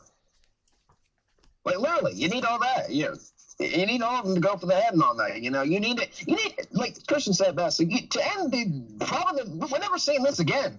We're never seeing around like this again, I don't think. Ever. Never. So this is why. Here's the thing. Another thing that could actually go to what you guys were saying about this match potentially going on for so long. There's been reports that night one will have 7 matches, but night 2 will only have 6. Correct. I think, this main event, there will definitely be an hour of airtime left as they start promoting it and getting ready. I also think there's going to be a long aftermath. I do think it's going to go off the air with Cody celebrating, but I don't think it's over after that. I think something else is happening afterward. I don't know what it's going to be, but I think something else is going to. Maybe, Kashawn, you might be right. What if Damian Priest cashes in? We're all saying the World Heavyweight Championship. What if Damian Priest cashes in on Cody Rhodes? There's so much wild shit that could happen for this, and that's why this is the most anxiety-driven match I've ever seen. And trust me, Will, if what I said rings true, a certain friend of ours, she's gonna lose her fucking mind. Yep. I'm not losing my the belt's gonna be in Judgment Day. And that means you got that story with the belt in Judgment Day. You could run with that. You could charge the ascension of Judgment Day. That's easy. Cody can chase. Like Christian said, Cody don't need to hold the belt all year. No, Cody can win it back. Yeah, I don't think Cody. Here's the thing. If Cody is to win that title, I don't see him holding it a long time. With all due respect, he's still to me not someone who would be champ on the length of someone like a Gunther or a Roman Reigns. Someone said best. I was watching a YouTuber saying this. The story about Cody is about the chase, not the. What's that old saying? The journey is about the chase. I think it is. That's the old saying, I believe. Yeah, it's you think at first it's about the destination, but it's actually about the friends. Yeah, it's about exactly. Yeah, it's about the friends we make along the way. Yeah. So Cody. Yeah. Cody's journey to getting the belt is like, that's the story. His story's not ending the bloodline. No. His story's not ending the bloodline. That's what The Rock and Roman. And I don't think The Rock is going to turn face. Do you think The Rock's going to turn face? A big man? That's going to turn face? Yeah. Oh, my God. All right. If The Rock and Roman Reigns are going to have their fight, The Rock will stay the heel. Roman is going to be the one to turn face. I think Roman gets ousted from the bloodline. Yeah. That's what's going to happen. Wait, I don't think he can make that decision. I think The Rock's the high chief. I think the only person that can make that, the only people in the bloodline that can make that decision on if Roman is ousted are the Wild Samoans, right? I thought The Rock has higher power than them. The Rock is the high chief. All right. He's above all. Yeah, that's why The Rock's here's the above thing. all. Here's the thing. This is something even Wait, Mama Maracle. I was like, guys, this is something that even Mama Miracle has noted, because she's been paying attention a lot to this too. It's like The Rock getting his own entrance over the bloodline, calling himself the final boss. You can see Roman Reigns does not like this at all. Good. So even Mama You Miracle sound like knows it. that something's happening. She knows. Also, this is the first time Roman has been, like, what's the word I'm looking for? Roman's been kind of put to the side. He's never had someone he can't bully around. Granted, he's never bullied around solo, but you can't bully. Granted, the only thing Roman's done so far is cut off The Rock. And he had the balls to do that. This man had the balls to cut off The Rock. Like, you don't do that. And, like, the whole thing, like you said, Christian, with the final boss, this new entrance, they're pretty much going to turn Roman face at the end of this. Like, and, like, you know, this whole thing is pretty much no story with The Rock and Roman. Like, that's where the whole storyline, the storyline ends. I mean, the bloodline's ending. Yeah, and Steve, I think you and Dustin said this best. Like, you said The Rock and Roman when, I think it was you, Steve, when that happens, you know, they have their final match, and that's the retirement match. No, I absolutely do think so. Like, yeah, like, where else can, like, where else? It's not ending with Cody. Like, Cody's not ending the bloodline. Cody's ending the reign. Nah, Cody's not ending the bloodline. Yeah, the story he's finishing is his own. Yeah, this could have been anybody beating Roman. I think it was going to be someone beating Roman. It just so happens to be Cody Rhodes. Like, you know, it is what it is. Nobody knows what's going to happen with this entire thing, you know, and Roman's going to go on. It's like, what's going to happen on SmackDown afterwards? Like, is Cody going to be champ for a long time? Is Cody going to be champ, like, heading in on the night after WrestleMania? Of course he will be. We'll see. Is Cody going to win? He better. WWE, are you listening to us? Do the right thing. We'll deal with, is Cody going to get booed? Is he going to get cheered afterwards? We'll deal with that down the road. Now, first we deal with Cody getting the belt. That's it. Like, you win the reign. That's it. I think Seth Rollins is going to go crazy after losing the title. I think he is. Seth isn't due for a long change. And I think Seth's going to go away. Seth is going to change his character again. And he's going to come back, well, different, I guess. I don't know. Seth needs to change. Drew, I think, is going to be champ for a while, maybe. He just wins the belt. You know, like you said, Cody Rhodes in this story, you know, it needs to end at WrestleMania. And we'll deal with it with the aftermath. But the whole purpose with this is The Rock and Roman. That's the real story. I mean, The Rock take time off his schedule and come back for this. We should be grateful this is happening. You know? The Rock's back. Like, I'm grateful. Oh my God, we see this stuff. Yeah, The Rock. I'm absolutely grateful for this, because this is Same. not something I thought we would ever see. I didn't ever think they would top something over The Rock and John Cena. Nope. Dude, I remember tweeting this out last year. I said when Brock attacked Cody, I'm like, you know they're building to Mania 40, right? And be like, no, what are you talking about? This is bad. Where are you now? Yeah, Exactly. this is a lot more driven than last year's by like 20,000. 1,000. Nobody saw The Rock coming back. Nobody. You can't tell me last year no one saw The Rock coming back. And Steve, I think I predicted kind of The Rock coming back. And I'm like, yeah, you did. I think The Rock's showing up, but here he is. I didn't predict he turned heel and be the final boss. Down with Austin Theory last year, and then day one this year, and then it's just been after that, appearance after appearance. Yeah, and I don't think he's wrestling just once, not twice. I think he's gonna probably pull a little bit more. I think Rock wants to put in the work a little bit. Yeah, honestly, here's the thing. I'm putting up this little prediction. SummerSlam, Cody Rhodes versus The Rock. Yeah, I wouldn't mind that. That's a big match. And Rock is costed by Roman Reigns as redemption for, turning on him and kicking out the bloodline.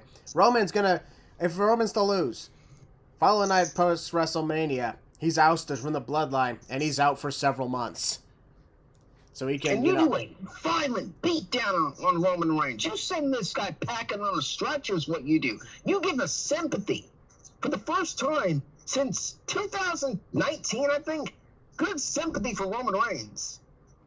And I'm talking babyface sympathy. That's where The Rock comes in. The Rock's the final boss. The Rock's willing to kick Roman out of his own faction. The Rock has more power than Roman. The Rock don't give a shit about Roman. I mean, he'll tell that dude to go swab. I think he will. The Rock's going to... Go ahead. We saw that video after Ryan. The Rock doesn't give a fuck. Fuck your The Rock don't give a fuck. Fuck your The Rock don't give a fuck. Fuck that. Fuck Just 'cause that. the show's over doesn't mean the shit stopped. Exactly. Steve, you take over, bro. What you got? This is your boy we're talking about. No, I absolutely think it's gonna lead to definitely Rock and Cody, and Roman's gonna cause Rock's gonna say he's been watching this entire time. He knows the type of person Roman has become, and just for that, he's gonna. I would take it as far as ousting him from the bloodline, but also just kicking him out the family and having the other bloodline members beat the hell out of him to the point where, I don't know, you have Jimmy Frost bashing him through a table and Solo spiking the ever-living shit out of him. Wait, I actually have an analogy for this. Go for it, because I think I know where you're heading with this. Go for it. Basically, this is going to be like Thor. Yep. What do I mean by this? Remember how in the comics and in the first Thor movie, Odin kicked Thor out to teach him some humility? Yep. That's what I think the reason is. That, I wouldn't say they're kicking Roman out as a punishment. I think they're gonna kick him out to teach him some humility.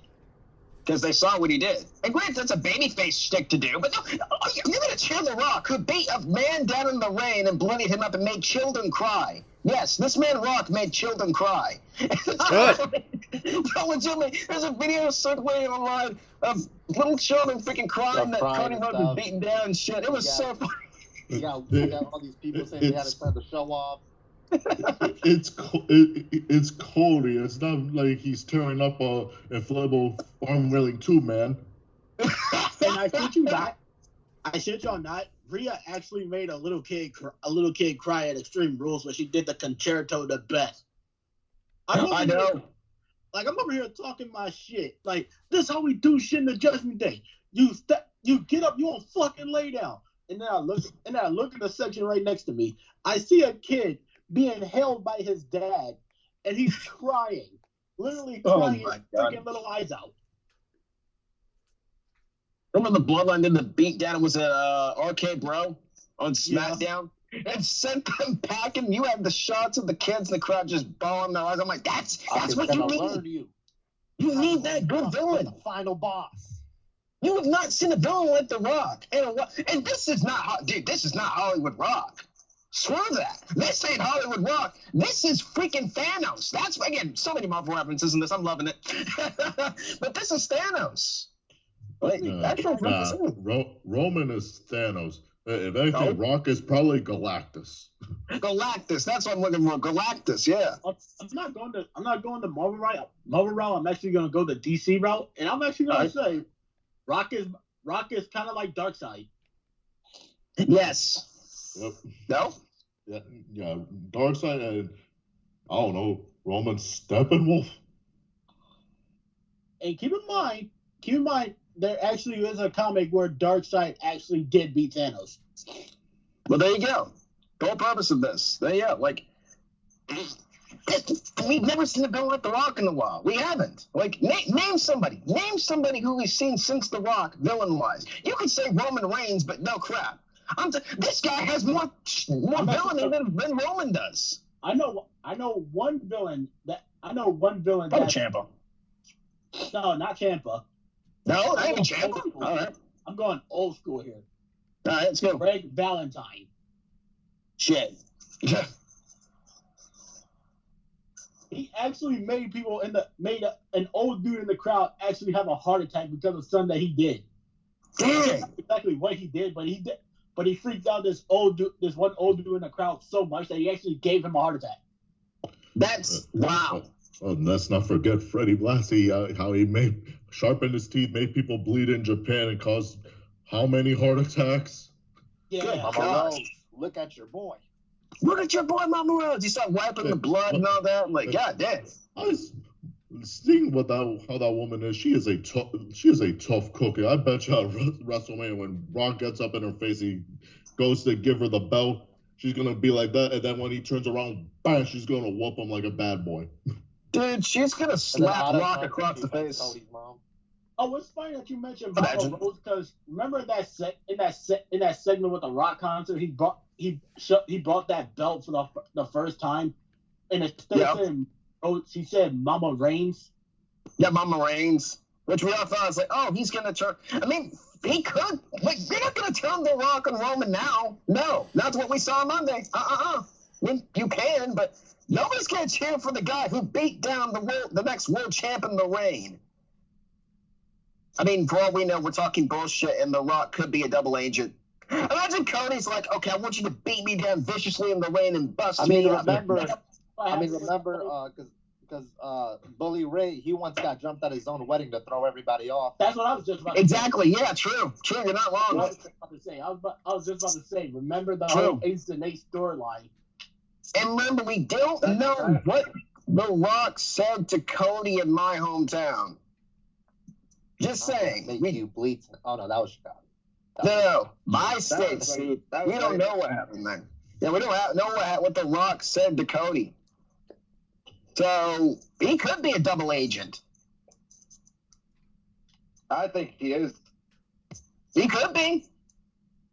I mean, it's The Rock. I mean, they're cheering him regardless. Like, he's beating down Cody in the ring. They're cheering him regardless. Rocky sucks. Yeah, Rocky sucks until his theme song hits. Now everybody wants to stand and record and be all starstruck, right? Right. I mean, it is though. I mean, it's The Rock. Like it's not often you get to see him. Exactly.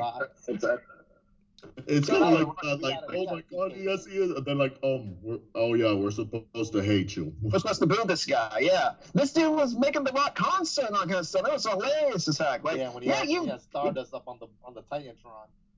Yeah. So you might as well be like the final boss and all that. You might as well be like the baby face and all kind of stuff. Like, do you turn Roman Reigns' face? You could.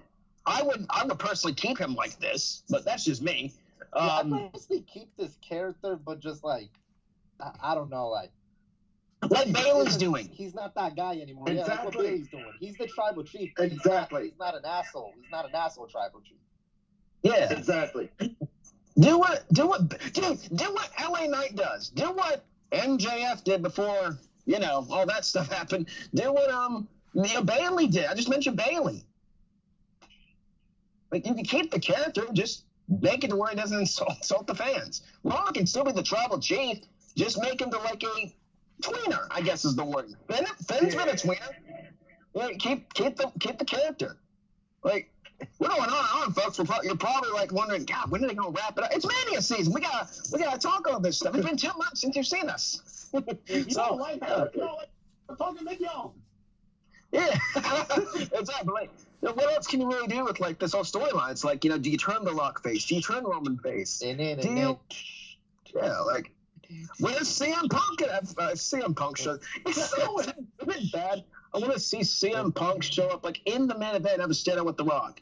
Just to see that visual of him like coming up and getting in The Rock's face. The Rock will beat you a third time, motherfucker. You also know probably at the old press conference a few months ago, you know dang well The Rock heard the shit CM Punk said.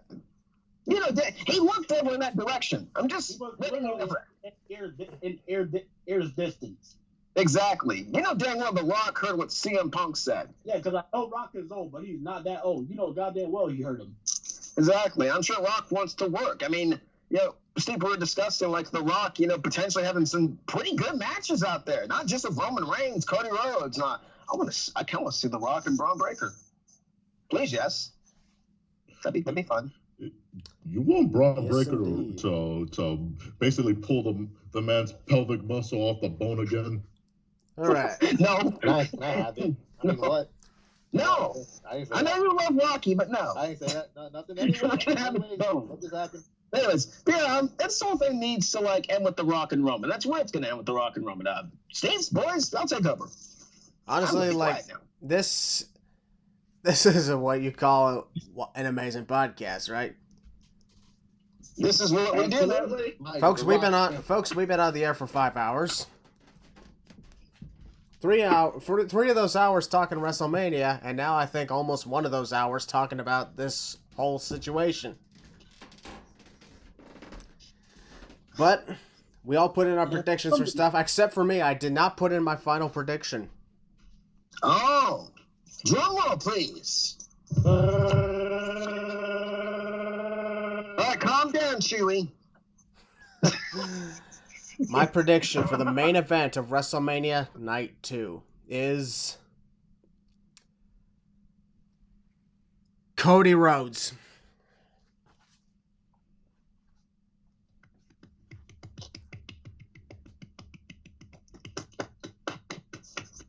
I'm sorry, one more time? I predict Cody Rhodes to win. No. Question, April 1st was a few days ago. Actually, no, it wasn't. Today is April 1st. Technically, yeah. No. At the time of release of the podcast, it is April 1st. But no, this is not an April Fool's joke. Here's the thing. I put in who I predicted would win. I did not say that's who I want to win. I want Roman to win. I did not say. There's a difference between who you want to win and who you predict will win. Sometimes they coincide, but sometimes they don't. True. I want Roman to win, but I predict Cody will win. And I'll be okay with it. Matter of fact, I'm having a good time with the character I've been playing on Twitter. It's been fun. Yeah, I saw that gift you put out and still, and it's Roman holding the title with the 40 graphics behind it.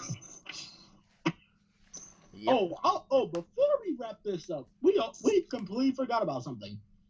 Oh, what we get? With this year of WrestleMania, Roman will officially have passed Hulk Hogan for the most Mania main events. That's right. This is number 8 and 9. Yay, Roman. So, and also, if Roman and Rock win at WrestleMania Night 1, that'll be Roman's 1,000th win ever. And before he loses the next night. And like I said, this man, I know it sounds like I'm glazing, but this man, if you don't know what that means, you can look it up later. If this man, when this man retires, he is going to be a surefire, not 1, not 2, but 3-time Hall of Famer. When it's all said and done. He's not wrong. As the tribal, as himself, as the Bloodline, and as the Shield. 3-time Hall of Famer. All the Roman haters, they can still be hating, but it does not change the fact that without a shadow of a doubt, this man is by the time when he's already over, when he's already done, when he's done and he's retired, this man will go down as an all-time great with everything because of everything he's done. Honestly, they can keep him all they want to, but it's not going to change the fact that this man will go down in the history books as one of the greatest to ever do it by the time he hangs the boots up. Honestly, Kishore, I think he already is now, even without him hanging up the boots. Exactly. He's not wrong. Yep. Roman's one of the greatest of all time. Hell yeah. This just goes to show WrestleMania 40 is something that we're always going to remember. Ladies and gentlemen, that concludes our predictions to WrestleMania 40 and concludes the Season 7 premiere of the Losers Lounge podcast. Now, as you guys know, I took mostly the last couple months off to deal with my mental health issues. I'm still honestly fighting it right now, but I think I'm good enough that I can at least come back to work with you guys. So I'm doing what I can. Doing what I can to make sure that I'm in good condition. Of course, bro. All good, homie. But yeah, All good. I gotta say, K-Shad, Steve, Dustin, Leo, you guys, without a doubt, the epitome of Losers Lounge guests. We should make them I losers one day. appreciate it. Well, what was that? Was that Willie? Yeah, Yeah, we should make them losers one day. We already had made a pact many years ago. There's only 5. And there's no way we can replace Ryan, Connor, and Kelsey. Nah.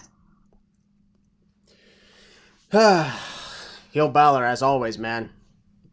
It's always good to have you around. Always here, homie. You know what's up. Yep.